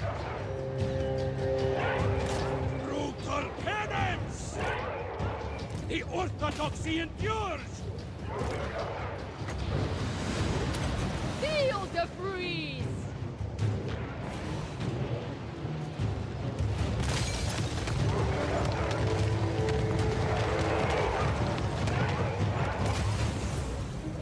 Patriarch! The heretic dies! Priest of Kislev! Authority incarnate. Single volley, yeah. Yeah, it's nice to just drill stuff in a single volley and just see them shatter before you. What's the, like, I really like, I mean, I think Hailstorm's just such a solid spell. Super cheap, super spammable, does pretty good damage, especially on really tight blobs. Like, that just did 30% damage on these Nekara warriors, and it costs 5 winds of magic, you know? If there was 20 units there, it would do 30% damage on all of them. You know, it's pretty good. Yeah, what's the upgraded? These guys took some damage, but they didn't lose any entities. Notice, because their shitty arrows have low accuracy. They spread the damage everywhere. For Kislev! I am the Thor. Bringer of penance! Why is this guy getting drilled? Oh, because he's separated. Yeah, this is what always happens with these guys. Like, you have like one guy that gets separated from the pack, and then he just gets drilled. Pain is duty! Blessed by the orthodoxy!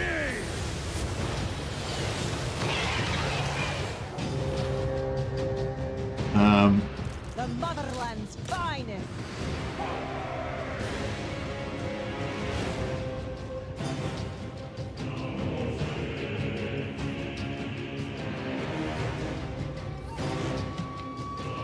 Follow the bear.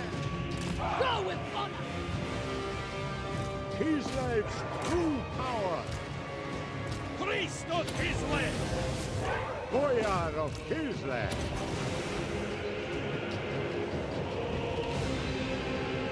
Akshina ambushers. Yeah, I think it's probably two. I think it's probably just two tiers as Taurs battle him. Probably 2 is enough. We don't really need 3. 2's I mean 3 is good because then you can have constant uptime.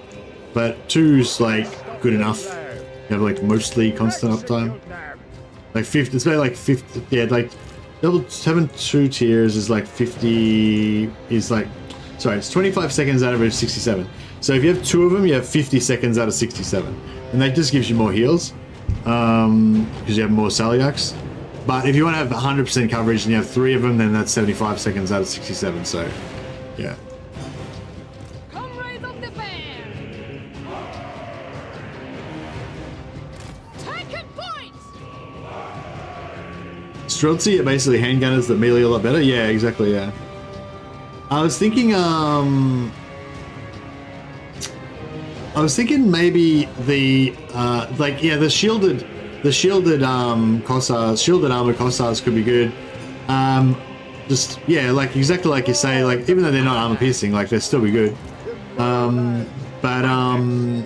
They've got short range, so I find like having a front line of shields doesn't really work that well because they just shoot your shields from outside of your missile range. Like you need to be trading. You know, if you're taking damage and they're not taking damage, that's no good, you know? If you're taking damage, you need to at least be trading damage with them, you know? So I feel like it's nice having a shielded front line, but like, so the Ikshina have short range, right? The Ikshina are only 140 range, so they don't have super long range. If they had super long range, then then you could outrange the enemies and have a front line in front of them. Like if they had like 200 range or something, but they don't. So your Streltsy are gonna, your Akshina are gonna be trading. Yeah. And also because the Akshina are sniping and stuff, like their thing is to kind of get inside the enemy archer's range, then drill them and kill them before they get a volley off, hopefully. So they're having the Streltsy front line would help you for that. But I think having a Streltsy having an Armored Kossar back line, just maybe like 3 units of Armored Kossars or something in the back line. And that way, if you have to retreat, if you're getting charged by chariots or something, or you have to retreat, then you can just leave them there and retreat through them.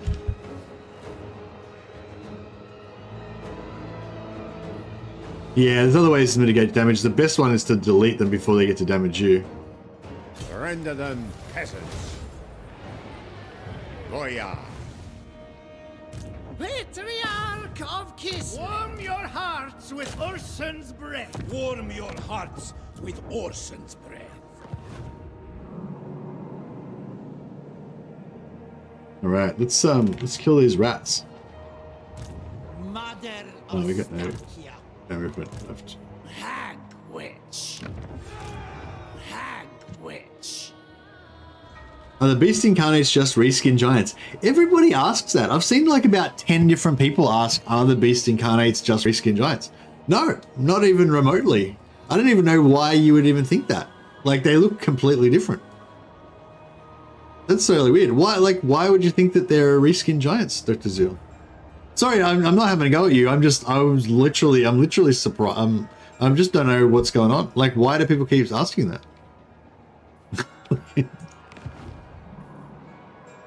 Like, why do you think it's a reskin giant? Where did you get that from?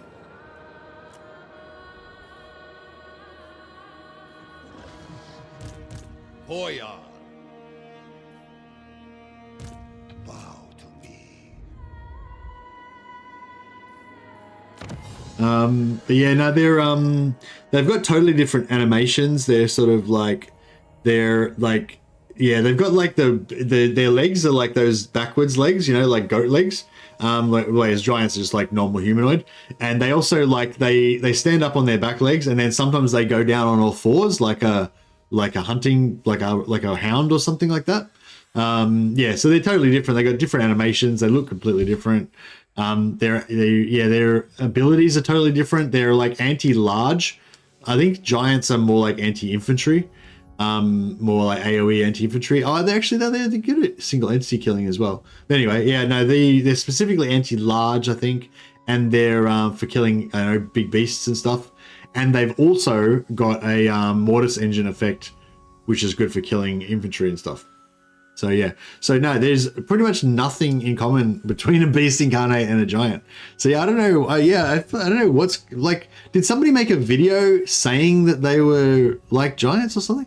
They looked like they were walking slow like giants in one battle I saw, and I didn't see anyone making vids about their abilities. I was wondering if they're just arrow soaking giants. Oh, okay, no, yeah, no, that's fair. They're like nothing like giants at all, basically. No. They're large bipedal units. That's the only thing they have in common with giants. Boyar. I gotta say I'm liking Ice a lot better than I'm liking Tempest. It's funny because I was so into Tempest when I first started using it, but I'm so into Ice now. Ice is good. I may never Tempest again. Can you scroll to the right on the tech tree? There should be a tech for more range for Kossars and armor piercing. Oh, okay, sure. Streltsy Arsenal, 10% plus 10% armor piercing for Streltsy. Nice. Yeah, we're not using Streltsy in this campaign, but it would be good for future stuff.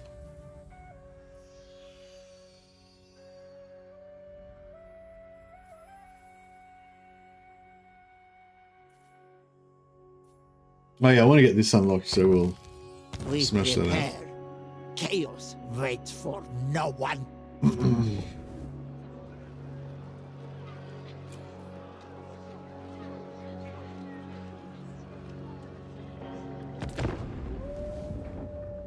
Ice is debuffs and Tempest is for buffs.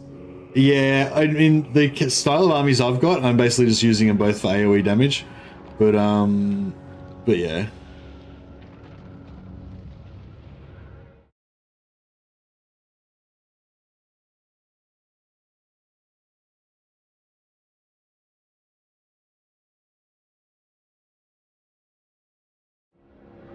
The ambushes are great as is, so you don't need buffs. Yeah, basically, yeah. Welcome.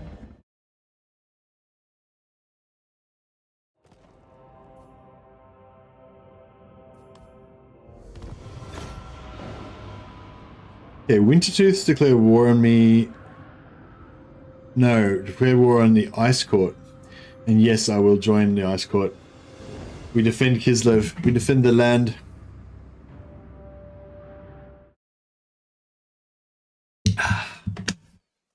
Alright. Well, we were supposed to get a magic item out of one of these options. Oh, we do. Blast Cross Cleaver. There we go. Cool. Even if the item's bad, you pretty much always want to take the item because you can melt it down.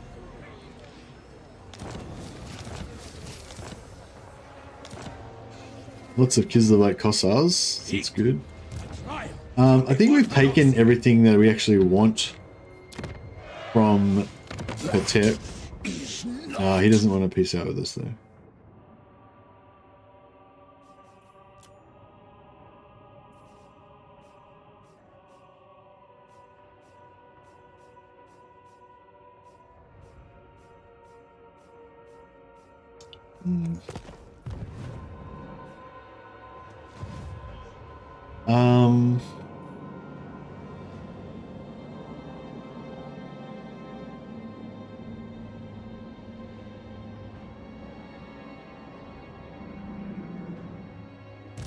Highborn son. Yeah, we'll come down here and I do not tolerate. Get rid of Hag Hall. One more turn till we can teleport. Live and die for Kislev. Spread the great orthodoxy. That is the course. Should I bring more Akshina over? Kislev Yes, sir. chosen. Our income's totally in the toilet now, but that's alright. No place for a noble. Okay. What would Kislev be without winter? So they've all just spread out everywhere, and they're not even. We've got an endgame army over there. Oh, they didn't actually take Hell Pit. Who calls? It is so.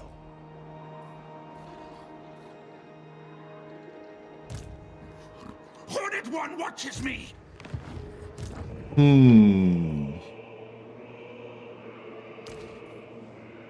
Destiny guides me.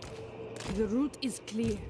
Hidden guardian. Inspired conscripts. All right, maybe we'll just go back over here Slovenly heels. and Bolstering against chaos. yeah, maybe we'll go back over here and Spirits, I see.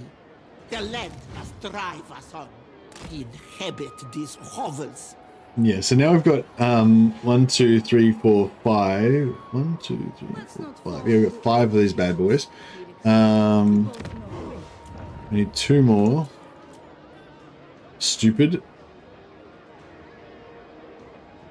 Fuck it. We'll just get the 2 of them. That's fine. Whatever. Hag witch. That's fine.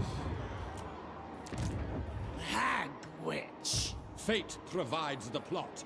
And yeah, we'll pop out that lord. Pop out the other lord here Magdava. next turn.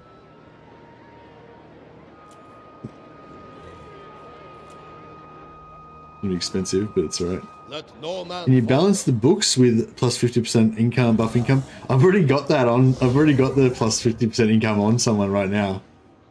It's giving me an extra 1,500 gold or something, 1,700 gold per turn. But I need to... Did I upgrade it? What was it called again? It's called Bewitching Lure. I think I did the upgraded version. Yeah, Bewitching Lure. Yeah, I've got the upgraded version, so I can pop that on somebody and get even more money next time.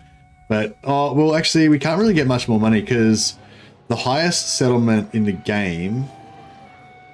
So the highest settlement we've got is 2.4. The highest settlement in the game is 3.4, which is the Bloody Marshes.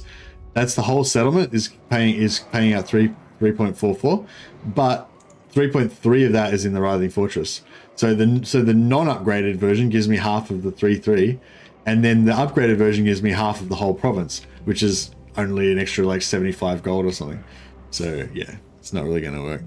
I mean, it's not going to make much difference. I'll do it anyway though, because I can spend more wins. I can spend more Spirit Essence that way to unlock my final thing. This is a pretty crazy one. An army consisting of things in the woods, incarnate elementals and beasts and elemental bears will be summoned at the target settlement's owner's territory every other turn. So it's pretty crazy. Maybe do Isthmus. No, but Isthmus makes less. That's the total income of the Isthmus is 3,000. So the solo income of just that single settlement is 3.3. So yeah, I'm already getting the most money I can possibly get. But I don't have vision. I don't have vision on every single settlement in the world. So it's possible we can get more vision on better settlements later. But yeah, I don't know.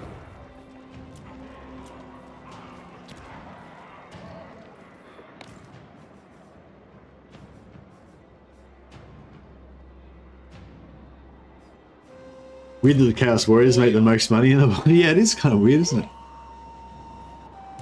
I stand for Kislev. Hey. Do you reckon if I attack that they'll run away?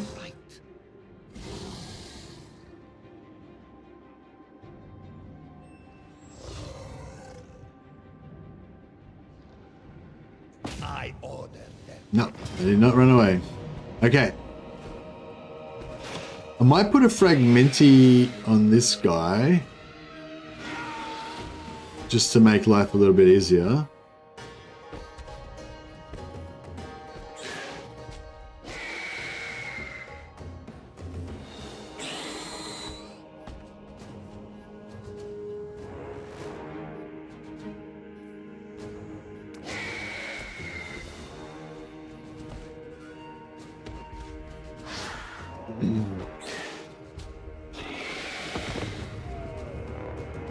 But you wish you had Lightning Strike? Well, that's what I'm trying to... I'm going to try and get Lightning Strike now. That's why I'm attacking this army. I'm going to take this army first. Then I'm going to take the other army. Then I'm going to force march and initiate with the other guy to get another attack on the other army. So hopefully we'll get three battles in the one turn. They should all be pretty high XP battles because there's a lot of enemy unit, like valuable enemy units. And yeah, hopefully we can get Lightning Strike by the end of this turn. Hopefully. Okay, we're going to Sheena just to be out well away from the action. We fight for Ursul.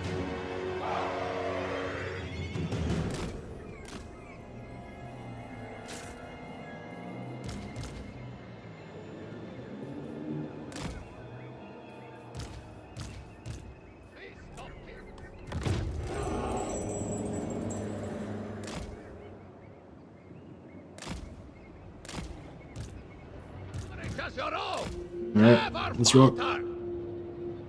Do you think Gate of Thorns would out damage Vlad's region?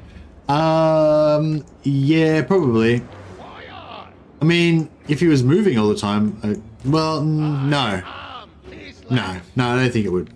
No.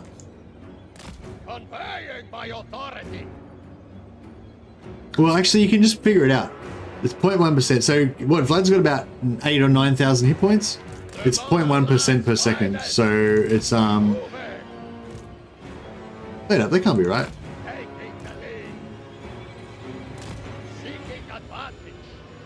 So it's like a 0.1% is 1/1000th, right? So 1/1000th would be like 9 hit points. So it should be doing more damage than his regen, yeah. The orthodoxy endures. I am the squall. 100th? No, 1% is 1/100th. 0.1% is 1/1000th. Ice and glory. Kislev's true power. Yeah, so it should be doing more. Yeah, she shouldn't be able to heal through it. But we saw before when Execute them. who were we killing before? Somebody that had a lot of health and regen. Oh, Throt. We were on Throt, and he'd had about 7,000 health, I think, and he had regen, and his regen was overpowering it. Maybe Throt's got double regen or something. No, but even double regen, it shouldn't really.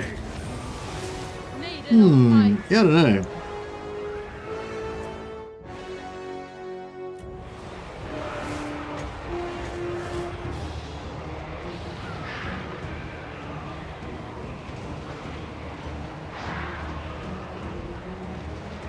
The power of winter. The motherland's finest. It serves Kislev.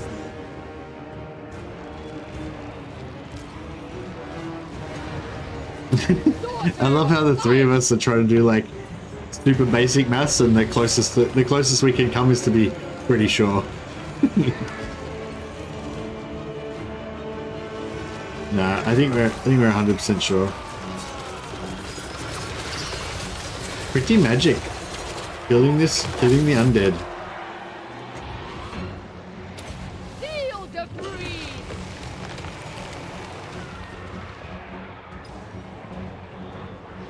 Yeah, so I'm not sure what was going on there, because I was watching Throt and he was taking, you know, whatever it is, 30 damage per second apparently from the spell, but he was but he was out regening it, and I assume he just had normal 0.1 regeneration, but I don't know, maybe he didn't, maybe he had better regeneration.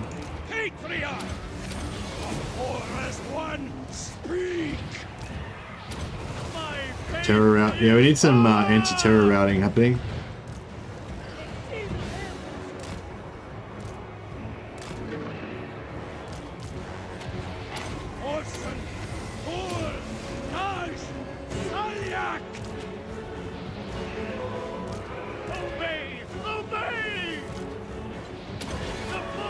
There's debuffs rolling.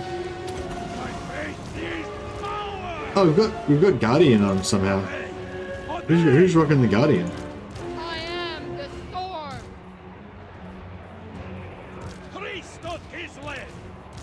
Yes. Oh, I thought I saw Guardian. Patriot. No, maybe I'm confused. Exena ambusher. Go with honor. We fight for Urson. I must. I am the storm. Spiders will wreck those knights. Yes, the knights are getting this low death, 11 to 22 damage per second. So they're getting drilled. I think characters have a damage reduction from it? Oh, maybe.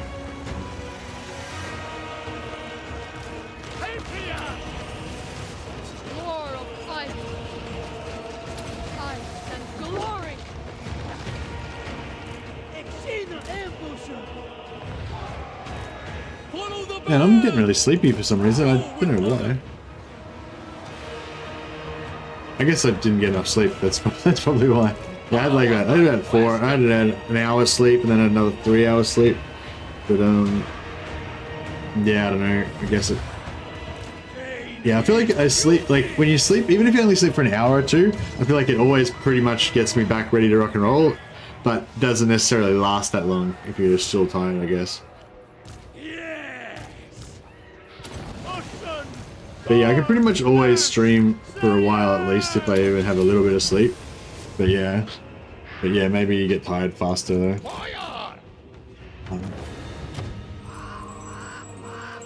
You couldn't prove it. Nice one, Cookie.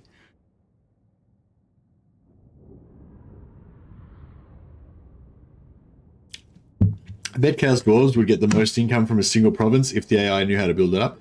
I don't know about that. I think Kislev can get pretty high as well. I haven't done a comparison, but yeah. But yeah, I mean, dwarfs would be pretty good too. Yeah, dwarfs would be pretty good because they can get those like really good.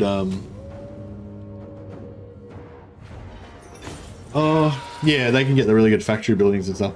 I'm not sure how the dwarf economy works when the AI does it though, like whether it actually uses all the resources and stuff.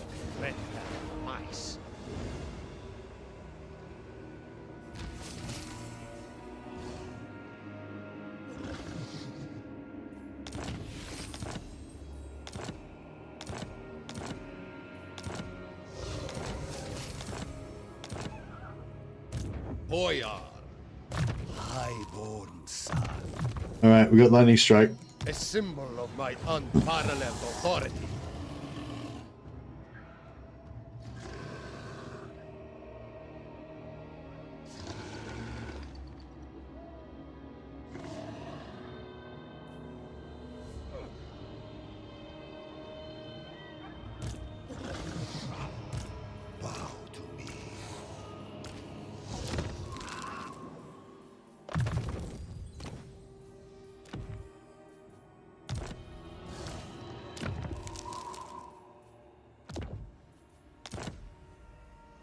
Alright, gotta keep those Helms of Discord going, gotta keep those Tormentor Swords up.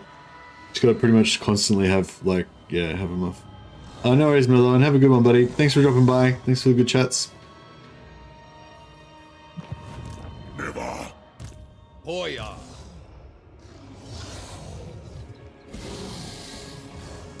Kislev's choke.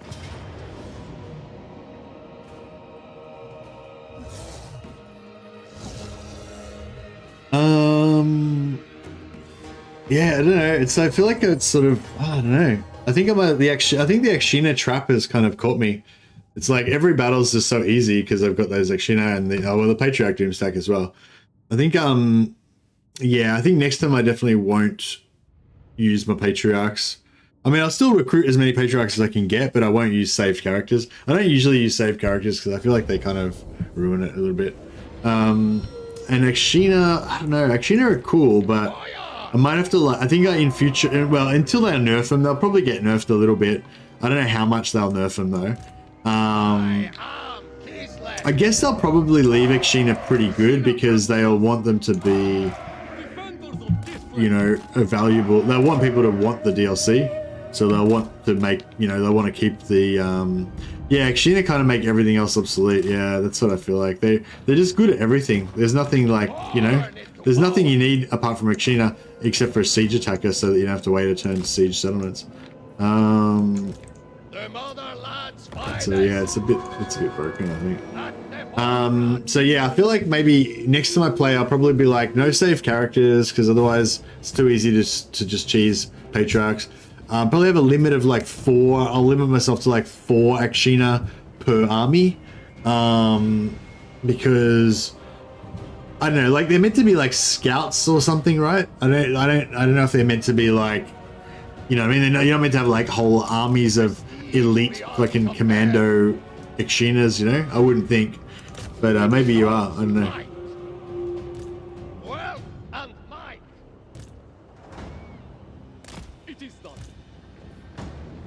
Boyar, repositioning.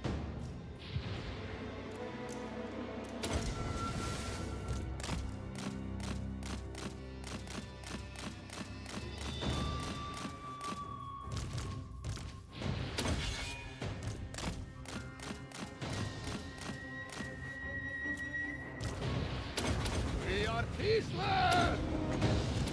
I am the storm. Patriarch! Pain is duty! Showing the way!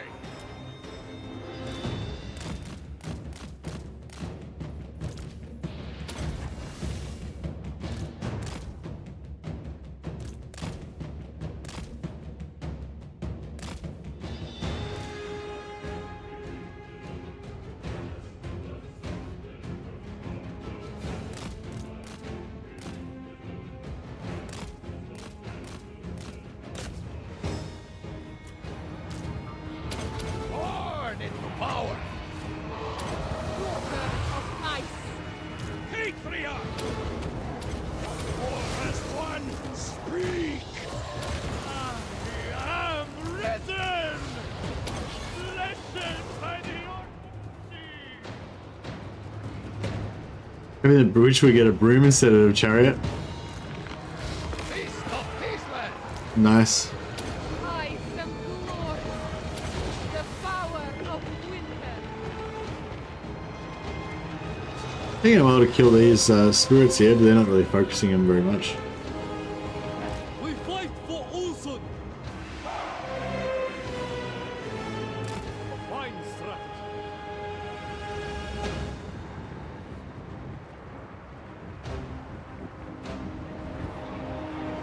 Power unquestioned! Cut them down! Slay these dogs!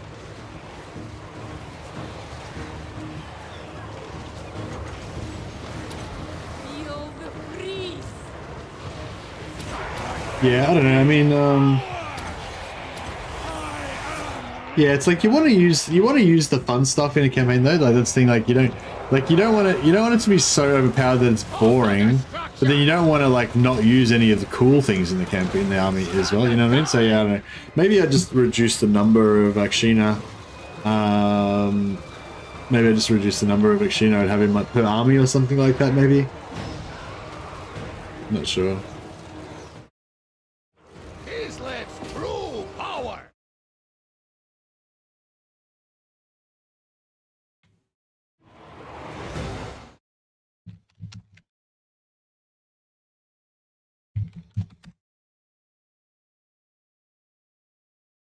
Lord of the Motherland!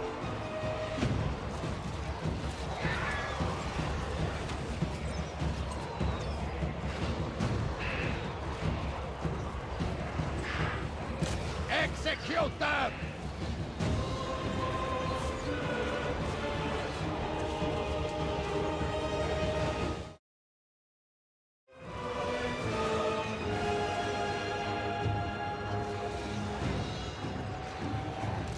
Frost maiden. I am the storm. Alright, we'll murder these guys.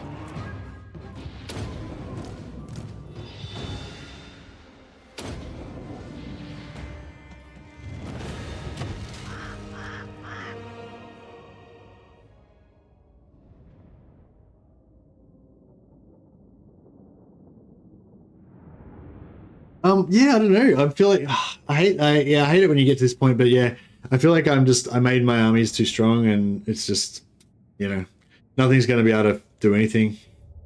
Like, yeah, I mean, I might lose a few settlements, but I'll just take them back again. Like, no, there's none of the armies going to be able to stop anything, stop my armies, you know, and I can just keep making more of them. So it's like, yeah, I don't know. The paradox. It's the paradox of the strategy gamer, you know. You're always trying to power game to get your stuff as strong as possible, but then as soon as you get to that point where they're strong enough to beat everything, then there's like, see that? Look at this retreat. What the fuck happened then? So I attacked him from here, from about here that way. He retreated this direction, right? But he couldn't make it through this rock, so he retreated to there. Like, what the fuck happened then? That was the weirdest retreat I've ever seen. I don't know what just happened. That was weird. Boyar. That was really weird. There will be no sleep. I wonder if I can get him. For Mother Kislev. Oh yeah, we can just wipe this out because it's a it's an end game scenario army, so it's got free upkeep. So once we get there to that, it's like permanently, you know, you've permanently crippled that faction a little bit because they can't replace it. Lord of all. Now we can just get him back in range here so that he can assist on this battle. Medium, so we've got to fight this one manually to oh, I should have actually wait, let's sorry, I'll redo that one, and we'll put the what do you call it, the I'll put the thorns thing on Vlad and see if it kills him. I suspect it probably will, but I don't know.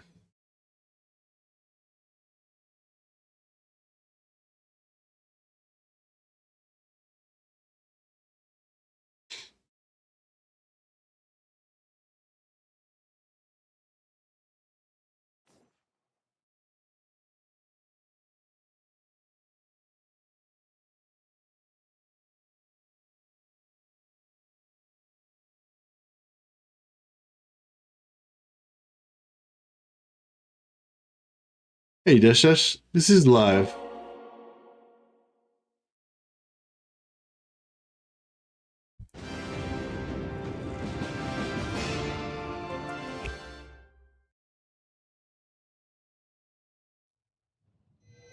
Raid during a crash? Did you have a raid? Did we have a raid? I don't think we had a raid. No, I didn't crash. I just did I get raided? Oh, you came from Ash. Oh, sorry, I must have missed that somehow. Sorry, it didn't come up with a message. Oh, thanks Ash. I appreciate the host. You infiltrated in advance. Ah, nice. Yeah, thanks for coming over, guys. Appreciate the host from Ash. Yeah, we're just about to fight Vlad, and somebody had a question of like, if we put one of those curses on Vlad, that'll sap out his health, whether it would actually overcome his regen. And I thought, well, when we fought Throt, it did not overcome Throt's regen. It was different. We were using Fragmenti on Throt, not the Thorns, but they do similar damage, I thought, unless the damage is different, unless it's different type. But yeah, so I used yeah, so Gate of Thorns is the one where we're going to test this on. I used Fragmenti. That does 24 to 48 damage until they get down to 25% health, or whenever they're over 25% health. So yeah, so I used that on Throt, and his natural regen was outpacing it. It was only after he eventually, yeah, I won't get the Vlad trade on Mercily, but sorry, I don't have enough movement. I don't have enough movement to initiate, but that's okay. But yeah, so Throt was outpacing that. So Thorns actually does slightly more damage. It's 25 to 50, only just incrementally higher, and it's enabled whenever the enemy unit is moving. So I don't know, we'll see how we go. But this is going to be more work because we're going to have to keep making the AI move around. Oh, unless no, they should come for us. Maybe they might come for us because they've got no ranged. We'll Gate of Thorns him. We'll and we'll.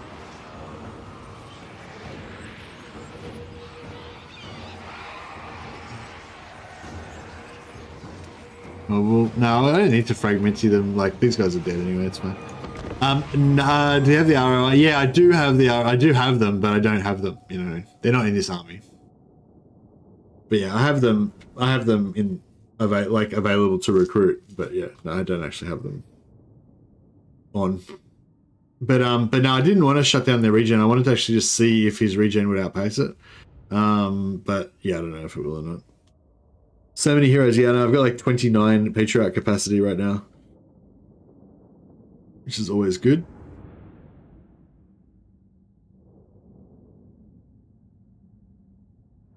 Mm.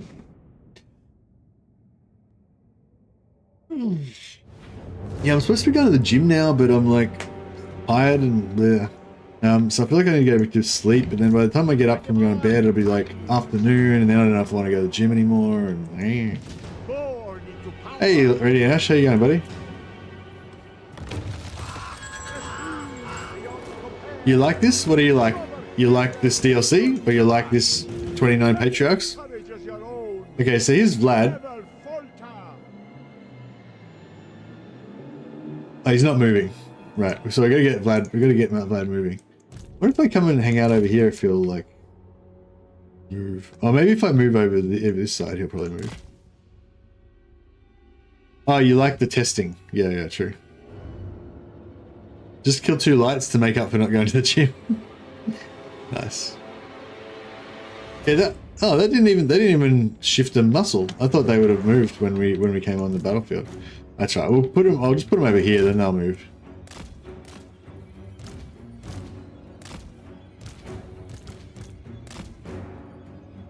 If he goes into combat, he'll move, but if he goes into combat, it's bad because he'll be kicking the living crap out of all of our heroes.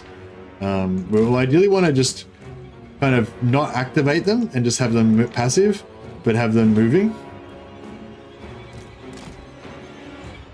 I think he's repositioning now probably, but we can't see him to actually tell whether he's taking damage or not.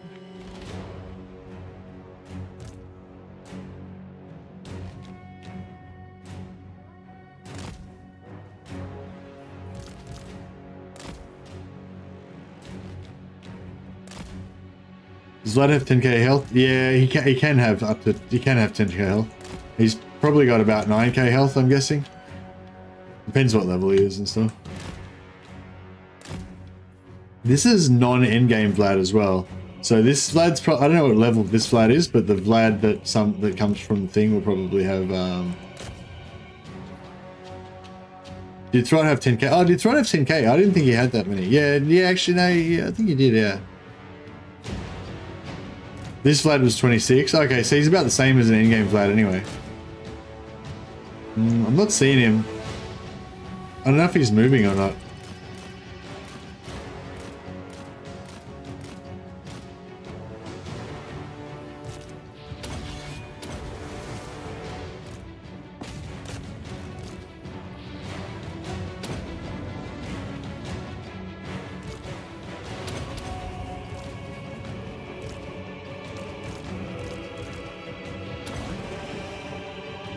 No, still no blood. We need to find him before we kill everything, otherwise he might melt and we won't get to see. Maybe send Grigor over here.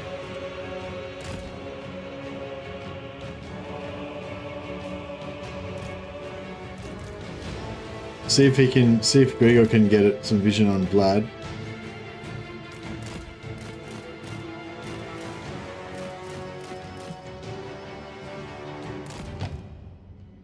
No, it's Weaver. There you go.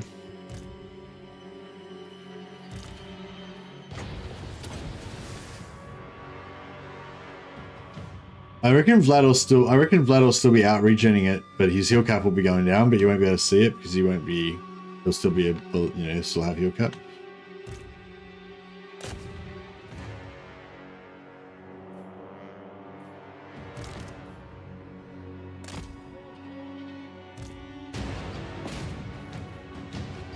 Taking almost no damage on the stack.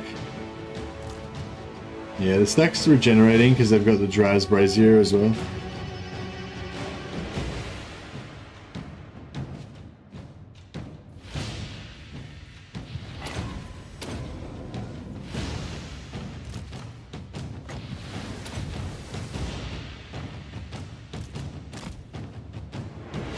Where's Vlad? Oh, Vlad's moved. He's somewhere.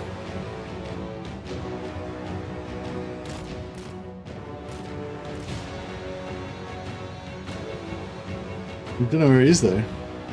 Oh well, this is a bit of a failed experiment. We need like a flying unit or something to actually spot him. We need a chopper.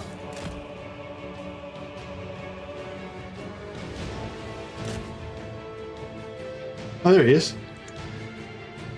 But yeah, no, this is no good. I think Fragmenti is going to be probably better for situations like this because it's hard. It's too hard to keep him moving, and by the time we get him moving, he's going to be in melee with us, and then we're going to be taking heaps of damage. Whereas if we fragmented him, then he would have used all of his heal cap and all of his health down to 25%, and then the fragmenti would stop short of killing him. But then we'd only have to kill 25% with no regen, you know. Whereas you know, and some of them have like he probably can have, I think he can have plus 50% or plus 100% healing cap. So he could actually have like, you know, I don't know, like 20,000-30,000, you know, effective health. So yeah, the Fragmenti is going to be better in that situation, I think.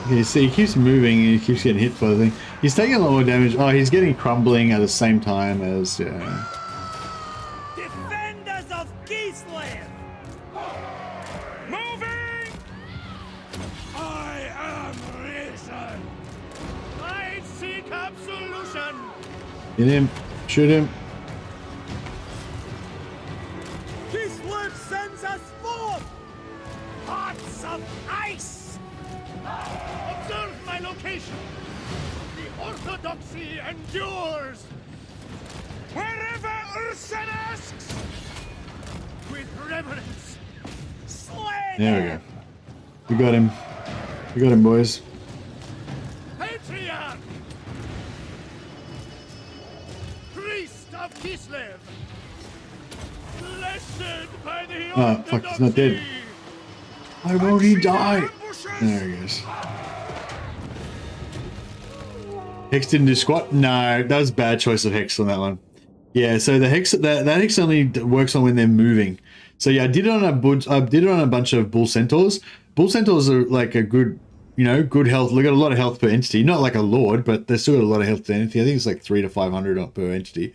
And yeah, and it smashed them. It smashed them. Like they could, all I did was move them around a little bit. You only have to get about 10 or 15 ticks on them to kill them, so it's pretty easy. But with Vlad, you need like, you know, 1,000 ticks before it's going to kill him. So you need to keep him constantly moving. It'd be, I mean, I guess if you had a Lord on a horse, you could just let him chase your Lord around the battlefield. Like if you killed everything else and it was just Vlad left, you just get him to chase you around the battlefield. But I think it'd be heaps easier to put Fragmenti on him because he would just die from it without you having to do anything. He will not die, he'd get down to 25% without you having to do anything. Down to 25% with all of his regen gone. And if you, assuming you can wait long enough for that to happen, and then he's going to be low, he's going to be easy to get to crumble. You probably can wipe out the rest of his army by then, you know. My lands expand further.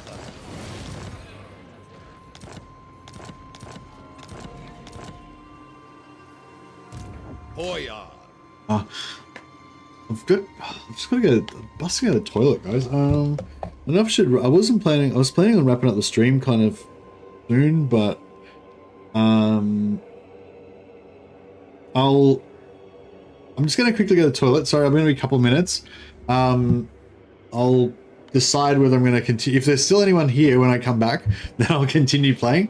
If you guys are all moved on, then maybe I'll wrap it up. Anyway, I'm sorry, guys. Yeah, just busting out the toilet. Thanks a sec.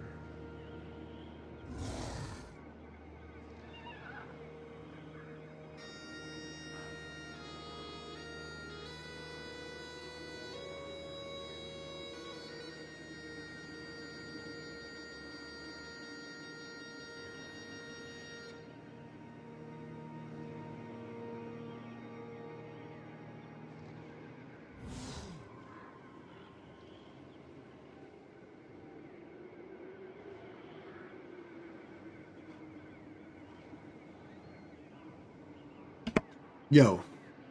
Alright. Hey guys, sorry about that. Due to the call of nature.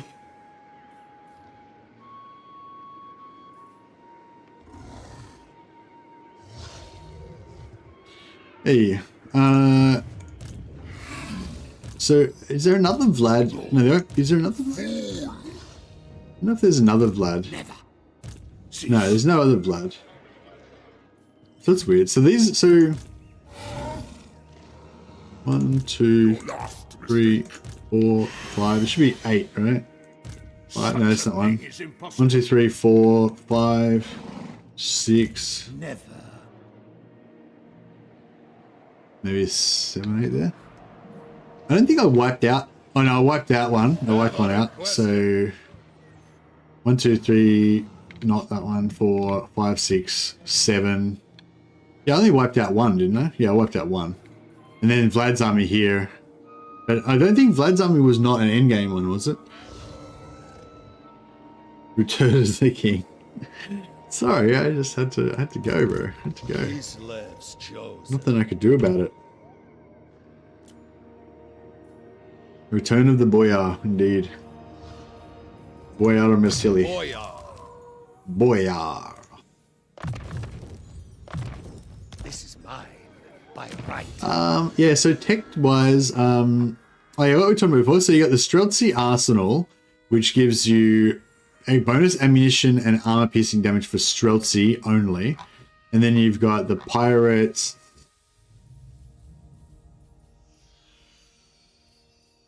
There we go, Pirate Weapons. Plus 10% range for all Kislev units. Reload reduction and armor piercing plus 2 for Kislev units. So yeah. So yeah, that would actually be really good to get. But we need...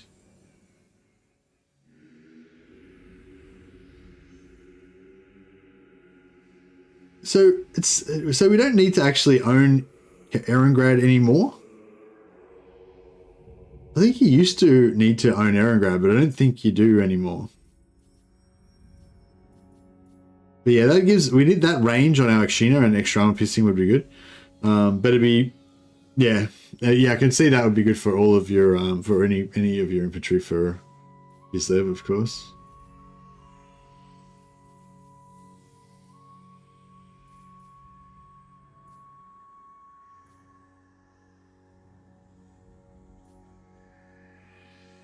I don't really care about any of this economic stuff, really. I like to make my money by killing. I like to take my gold from my enemy's bloodied corpse. Pay the iron price.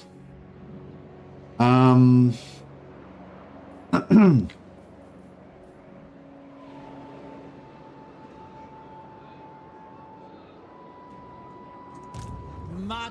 Ostankya. Alright. Temple of Adioth. I mean, I'm going to hold it, but I'm not going to really invest a lot in it, because we might have to just give it up later on. Yeah, we'll go tier 4 on that, why not? We're getting pretty broke, but it's okay.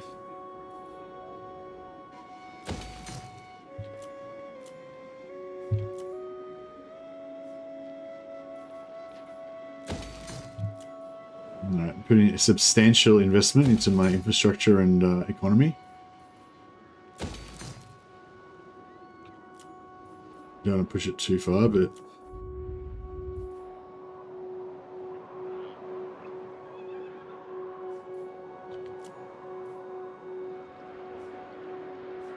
what's the garrison like here? It's got a garrison.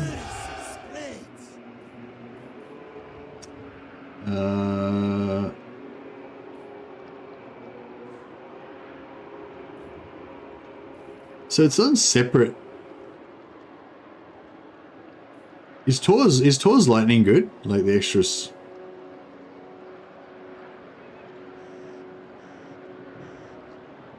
I don't know. I feel like it's sort of not worth it. Like, I feel like I may as well just build growth, and if it gets blown up, I'll just build it again.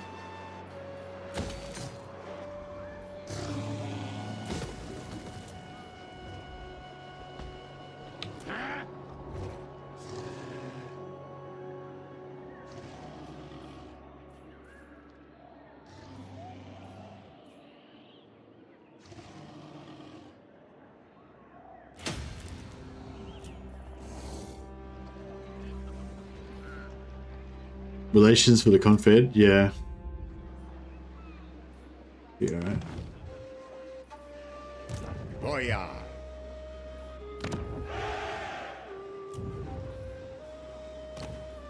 Oh, do we not have patriarchs?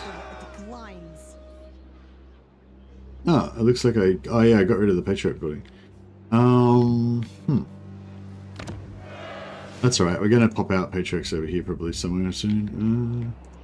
A bold strategy. Maybe.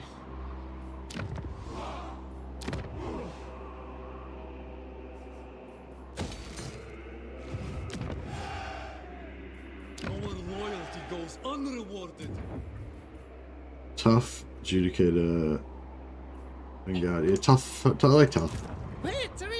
Be a bit extra armor in the blob.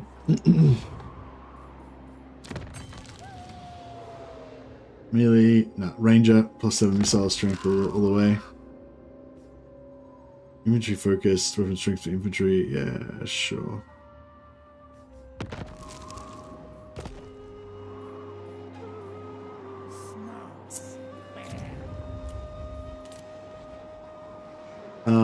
Yeah, I don't know. I mean, should I...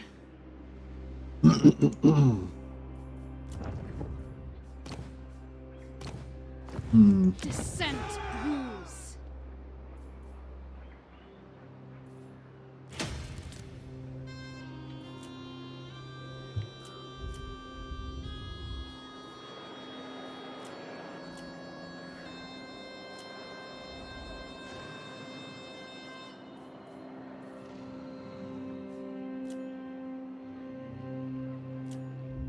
Yeah, our reliability is still in the toilet, so... Oh, actually, no, we don't need to worry about reliability, yeah. So we're just waiting for these guys to get wrecked. They're still not giving us any ally missions. I think, yeah, it's weird. I'm still not sure 100% how ally mission spawning works, but it seems like it's when you've got, like... Well, you've got an ally that's close on their borders, and... Yeah, that's pretty much all I know. Just they've got an ally, and the ally is close on their borders. And then you seem to get lots of ally missions. But, I don't know, in the early game anyway. But in the, like, later game, like, so I tried that with both Scarbrand and with Yuan Bo. I made a video about the Yuan Bo one. And you're able to just spam the missions, like, constantly. But in the late game, once you have lots of territories like we have now, it seems to be a lot more hit and miss about when you get the missions and who, you know, who they're targeting and stuff. So I've got none at the moment. You and your ally have to share a war, and your common enemy has to have active armies. I believe the ally has to have vision on them. Yeah, maybe Dryker doesn't have any armies, and maybe Throg doesn't have any armies. I guess. I mean, I can't see any armies with each of them. So you basically just... let's see, why is she not spawning armies though?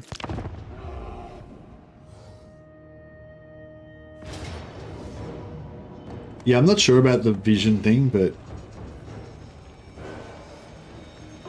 we could try to kill these guys with our things. How many have we got? We've got, with our curses, we've got Agony Secession, that'll wreck a few units. We've got 1, 2, 3 of those. We've got 2 gates. Oh, we've got 5 Agony Secessions, 6 Agony Secessions. We've got 6 Agony Secessions, we've got 2 gates, we've got 2 Fragmenties. Pretty, yeah. Okay. Oh, let's Fragmenty this fucker. No, Fragmenty this fucker. And we'll Gate of Thorns these guys, because they're melee. So they can't really do anything unless they're chasing us.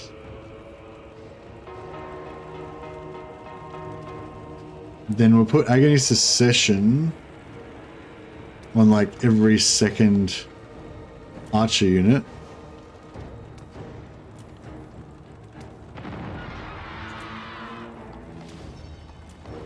So they'll all take like a dot.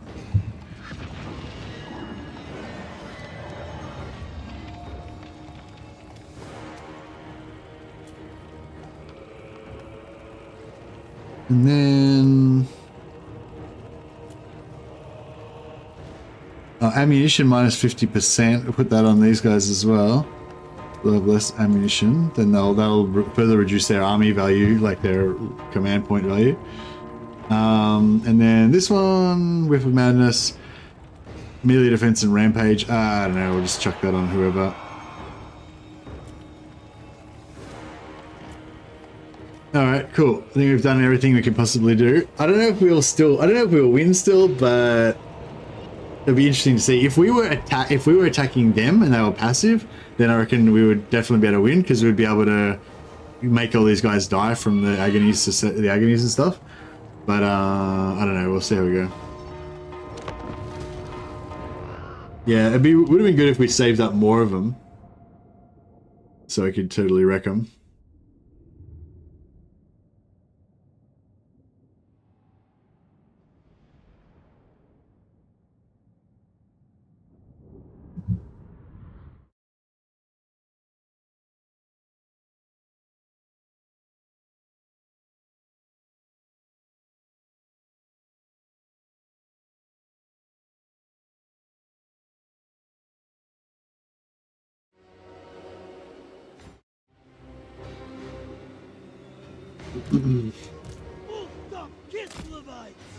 Yeah, I don't know if they need to have vision on them, but yeah, I mean, obviously they have to have an active army.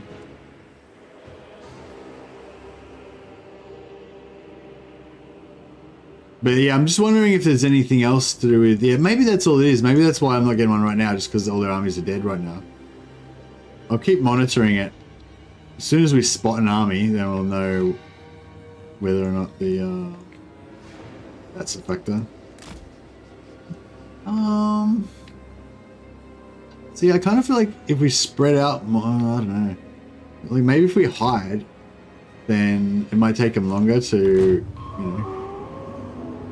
Alright, so he's getting fragmented, and so is the other hero. Most of these Chaos Dwarfs, these guys are getting plagues spreading around. You can see those plagues hitting them really hard. Those are going to spread to like 2 other units, I think. So hopefully their whole army will get smashed by that. This guy's getting fragmented as well.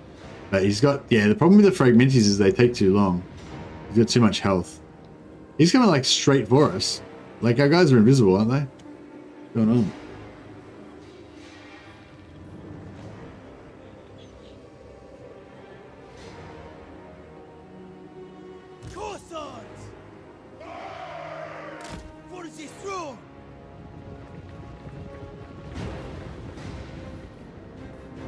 Alright, end him. End him rightly, my lads.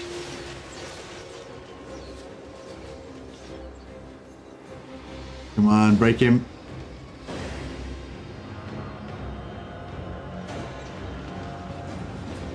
Oh, come on. Break. Oh, he got it. Yeah, nice. Okay, he's done. He's going to get fragmented some more. If he doesn't die now, he's going to die from fragmenting anyway. Yeah, I don't think we're going to win somehow. They're coming a little bit too fast. Maybe.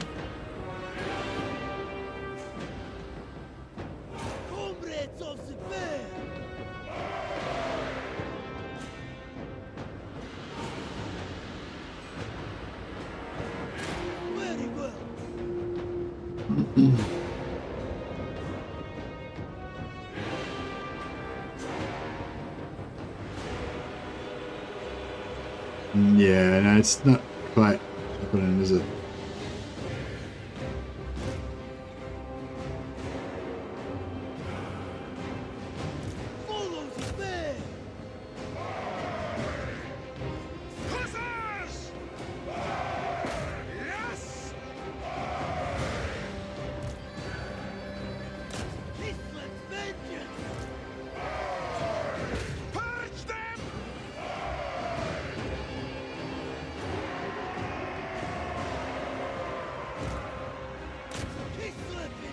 He's still going. Oh, he's below 25% now. So sorry, the Fragmenti stopped killing him now. We fight for Ursul! Power! Whatever Oh, fuck. with honor! Defenders of Kislev! Cossacks! Also us!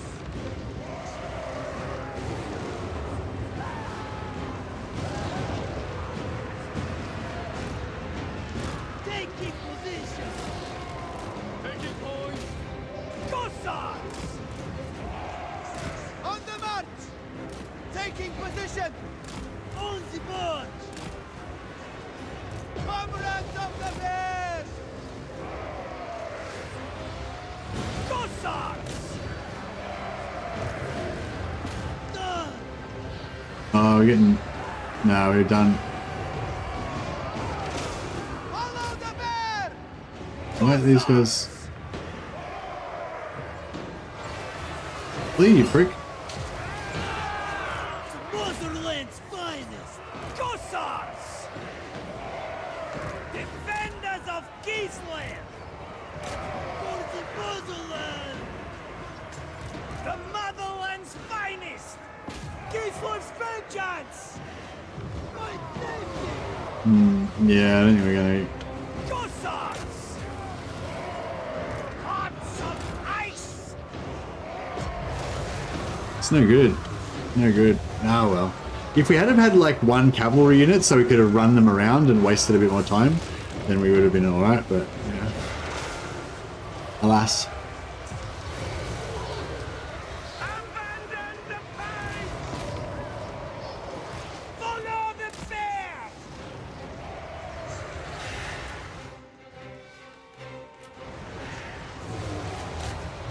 Indeed!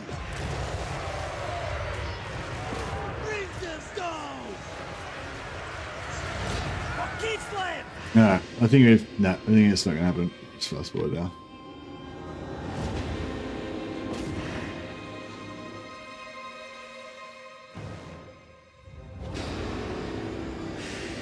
We gave him a good flogging though. They certainly didn't get away scot-free.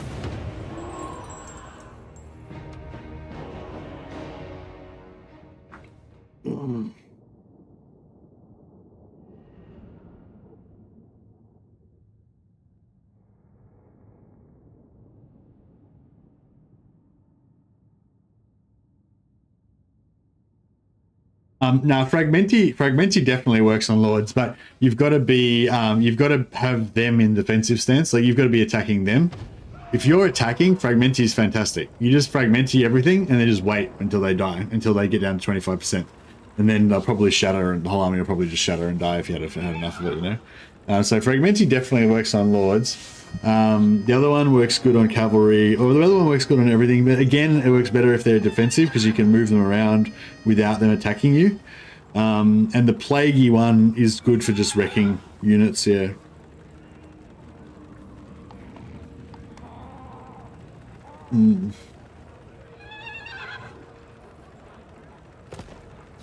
But yeah, they're both really good against lords and high health units when they're passive and they're just going to sit there and let it tick away. But they're both shit when the lords actually attack you, like they did just then. Although you did see the Torok take a bit of damage, but he only took about 30% maybe health, 25-30% health loss before we killed him. But if it was a defensive battle, like I've done that before, where we just let them totally just get wrecked and take 100% damage. Like I think we did it to Throt. He had, like, somebody said he had about 10,000 health, plus I think he has increased regen, plus he has increased heal cap, I think. And we just used up all his heal cap and all of his health down to 25% with just the Fragmenti by just fast forwarding. So yeah, it can be done. But yeah, I don't know. I feel like this campaign's kind of done. Like, yeah, I don't know. I mean, I could go through the motions of killing all these dudes and everything, but like our armies are just like the Patriarch Doomstack with a few Akshina. Like you could do the same thing with, like, you know, a few more Akshina and like less Patriarchs, or more, you know, this is like more Patriarchs and less Akshina. you'd have like more Akshina and less Patriarchs, that would work too. You could have just Akshina and the Hag Witch, like this other army works really well as well. Just having the, having a lot of Akshina at the back, and then just having all these chariots at the front. But if you didn't use Hag Witches, you could just use light chariots, or you could just use a lord and a horse or whatever, just something to like run around and distract the enemy, just to help out the Akshina so they don't get totally overrun straight away. But yeah, pretty much anything plus Akshina will work. I didn't really get to try out the spiders. Maybe next time I'll go like, no Akshina or something like that, or just beasts only or something like that, just to be fun, just to try it out. But yeah, I don't know. I don't really feel like going through the motions of this anymore. I do still feel like trying out more of the Hag stuff, but I don't know. Like the actual campaign's kind of lost its luster a little bit. Yeah, I don't know if there's many people in here now really to say, but yeah, do you guys? I don't know, maybe I'll put a quick poll up before we go. Like, what would you like to see next time for a second stream? So I've done one stream of all of the DLC factions now. I think since it's still early access, I should probably continue to play the DLC factions, because that's the thing that most people want to see. But yeah, so I'll just say, what faction next? The Changeling. No building.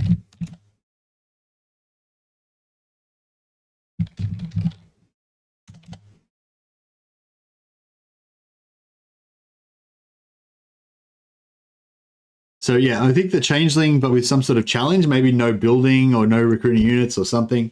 It won't necessarily be that, but just to give you an idea. Yuan Bo. Not sure what I'd do with Yuan Bo. Probably not a challenge campaign, but maybe some sort of different objective or something. I was thinking about doing Yuan Bo and like abandon Lustria.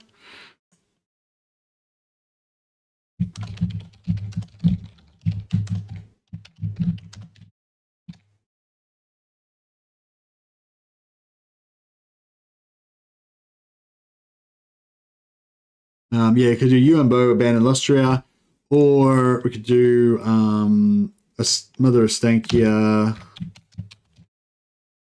but I don't know, Beast Focus or something. Beast Focus or no Akshina. Or non-DLC Lord. And if you say a non-DLC Lord, then let me know in the comments which one you want to see. Okay, that's my poll. So yeah, so I'm thinking I'm going to wrap up this stream now, because there's still more stuff we could showcase with Mother Ostankya. We didn't actually get to try out the summoning army things in the woods thing, but it's just, do you get what I mean? Like I think I went too hard and I made the campaign too easy for myself. So I think next time we're gonna have to like not go as hard, you know. So yeah, I don't know. Just fair warning, like if you guys make some non-DLC faction suggestions. Also, so yeah, I want, if you can be bothered, I want you to vote in the poll. Tell me which Lord you want to see. If it's one of the DLC Lords, if you want to comment as well, let me know what sort of theme or what particular thing you want to see or whatever. If you just want to see that Lord and you don't care, then that's fine. Just tick the thing. If you want to see a non-DLC Lord, then yeah, let me know what you want to see. But full disclosure, I'm leaning towards continuing to play the DLC Lords or stuff obviously relating to the DLC. First and foremost, and I probably won't start doing the non-DLC factions until after early access, because we've got another 4 or 5 days, I think, left of early access. So yeah, so maybe I'll wait till after that. But yeah, Beastmen sounds like a good idea. Yuan either abandoned Lustria or Cathay. Yeah, well, I feel like Yuan Bo's thing is that he's like the administrator secret police of Cathay. So I feel like it doesn't really make sense for him to be like wandering around in Lustria. The only thing is that you need to go to Lustria to do his, like, to unlock the compass things. You need to go to Lustria to do that. So yeah, I don't know. I was thinking maybe, I don't know. I mean, I pretty much did focus on Cathay last time, I guess, but I could focus on Cathay more. Yeah, maybe. Like, I think I probably won't do the caravan. I don't know. Should we do the caravan thing and have infinite money? I don't know. I probably won't do the caravan thing because I feel like that would also make it boring. What I would like to do is build the fortress like super early and get the +20 armor buff on my recruits so I can have like super soldiers. I love the idea of having super soldiers. That could be cool. What about an old lord that'll now be the DLC faction's enemies? Yeah. Well, that's another good idea too as well. We play Karl Franz and try to fight the Changeling, or play Karl Franz and try to ally with the Changeling or something weird like that. Could be really cool.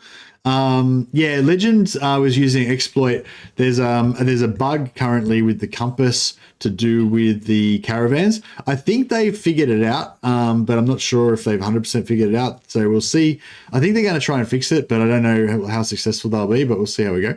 But yeah, there's a bug where basically, I think how the bug works is that the compass direction is supposed to give you extra income, but instead of giving you extra income on your caravans, it gives you extra income on your caravans multiplied by the number of settlements that you have. Because you know how the compass generally works on Cathay territory or whatever? I think it's like, it's like based, the more settlements that you have or something like that. I'm not sure exactly how it works, but yeah. The legend said the Changeling gets curb stomped early in the campaign for the same reason the Beastmen do. Yeah, but if I was thinking maybe it'd be fun to play the Empire and try to ally with the Changeling and try and get him to, like, you know what I mean? The value from cargo stacks up faction wide. Yeah. So they have to fix that, right? I think they know what the bug is and they're going to try and fix it. So Legends Legend ruins all the bugs whenever he covers them, doesn't he? Ruins all the good exploits because he's too famous. Is it a different bug from what? From the one Legend was doing?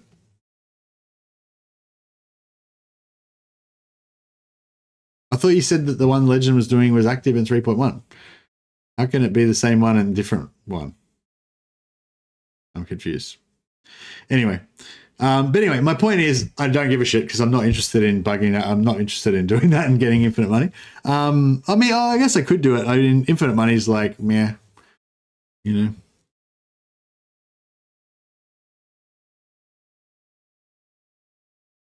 Can the Changeling recruit from factions or not? Is Outpost not a thing for him, or is his cult blah, blah, blah? No, I'm pretty sure he can recruit from other factions. Yeah, he can. Yeah, maybe I'll do another Changeling one. I tried to do a Changeling. I did try to do a Changeling friendly one, but it was still fucking kind of boring. I don't know. I feel like Cathay was the most fun. So yeah, I feel like maybe I'll do Yuan Bo again. Changeling campaign, but allied units only. Like only allied units. That's pretty cool. It's pretty cool. But the only problem with that is it would take you like, the only problem with allied units only is it would take you like 40 turns to actually get any allies because everyone hates you, right? So you've got to build heaps of build heaps of those things to get positive relations with all of your allies. And yeah, do you know what I mean? It'll just take fucking forever before you'll be able to get any allies. It'd be a challenge, but it'd be boring as shit. No one would want to watch it because it'd be like a whole stream of just nothing happening. Just flicking end turn, make more fucking cults, flick end turn, make more cults. And like, that's the problem. Like that's already That's already the problem with the Changeling now. Like, the whole gameplay is just flicking turns and making more cults and just occasionally fighting a battle if you feel like it. You know, like, yeah, it's, yeah. Yeah, I mean, you can try choosing relations and everything, but do you know what I mean? I feel like it just doesn't make a fun stream for people to watch. And it's sort of fun, it's sort of fun to play, but in a very slow, in that sort of slow, nerdy way, like you're playing SimCity and you're just building all your little things and fiddling around with things and shit. You know, like that's kind of like the kind of fun that you have with the Changeling. It's just kind of like this kind of introvert nerd fun of just fucking like doing all your things. But there's no like, I don't know. Yeah, I feel like there's got to be some way to make it more hardcore. I'm curious because if his cults like Undercity outposts can't be built there, I really know how he recruits you. Yeah, you can build. I'm pretty sure you can build outposts. I'm pretty sure I did it last stream. I did of him. Yeah, I'm pretty sure I've actually seen settlements where you have like multiple things. Like so you have like the normal settlement, the outpost, and the Changeling, or the normal settlement, the Changeling, and the Skaven Undercity, or whatever. Yeah. I think somebody said you can't have cults. So you can't have like a Slanesh cult and a Changeling cult, or a Zeech cult and a Changeling cult. But yeah, I'm pretty sure you can have outposts, and I think maybe you can have Skaven Undercities as well. Don't know about coves. But Dash said you can have outposts, undercities, and coves. But you can't outpost the Changeling. Yeah, the Changeling doesn't have any settlements, so you got nothing to put an outpost in. Yeah, makes sense. Yeah. All right. Cool. Well, for anyone who's watching this VOD later and who didn't get a chance to vote in the poll, I'll end the poll now so you can just see what everyone else voted for. Actually, I don't know if you can see it on the live stream recording or not. But anyway, so 38% said Yuan Bo, but abandon Lustria. 26% said play Ostankya again, but focus on beasts with no Akshina. 23% said non-DLC Lord. So yeah, those people who said the non-DLC Lord, like which non-DLC Lord? There's a lot of them. There's like 70 or something. So you might have to be a bit more specific. But I guess you just want to see any non-DLC Lord. That's cool. And only 11% of people wanted to see the Changeling. So yeah, I don't think many people want to watch the Changeling. I think we've established that it's kind of boring. Yeah, I think the Changeling's just like the faction that you play at home by yourself when no one's watching because it's embarrassing. No, it's not embarrassing, but it's just like it's just lo-fi. It's very like lo-fi, chilled out fun, It's not really, I don't know. It's her. I'll keep working on it. I'll keep trying to think of a good idea for a Changeling campaign that's a bit more high octane. But we'll see how we go. As I said, if you got any more ideas for me, just put a comment on the stream if you get to it after the stream ends. I'm interested for getting more campaign ideas. Yeah. All right. Catch you later, guys. Have a good one.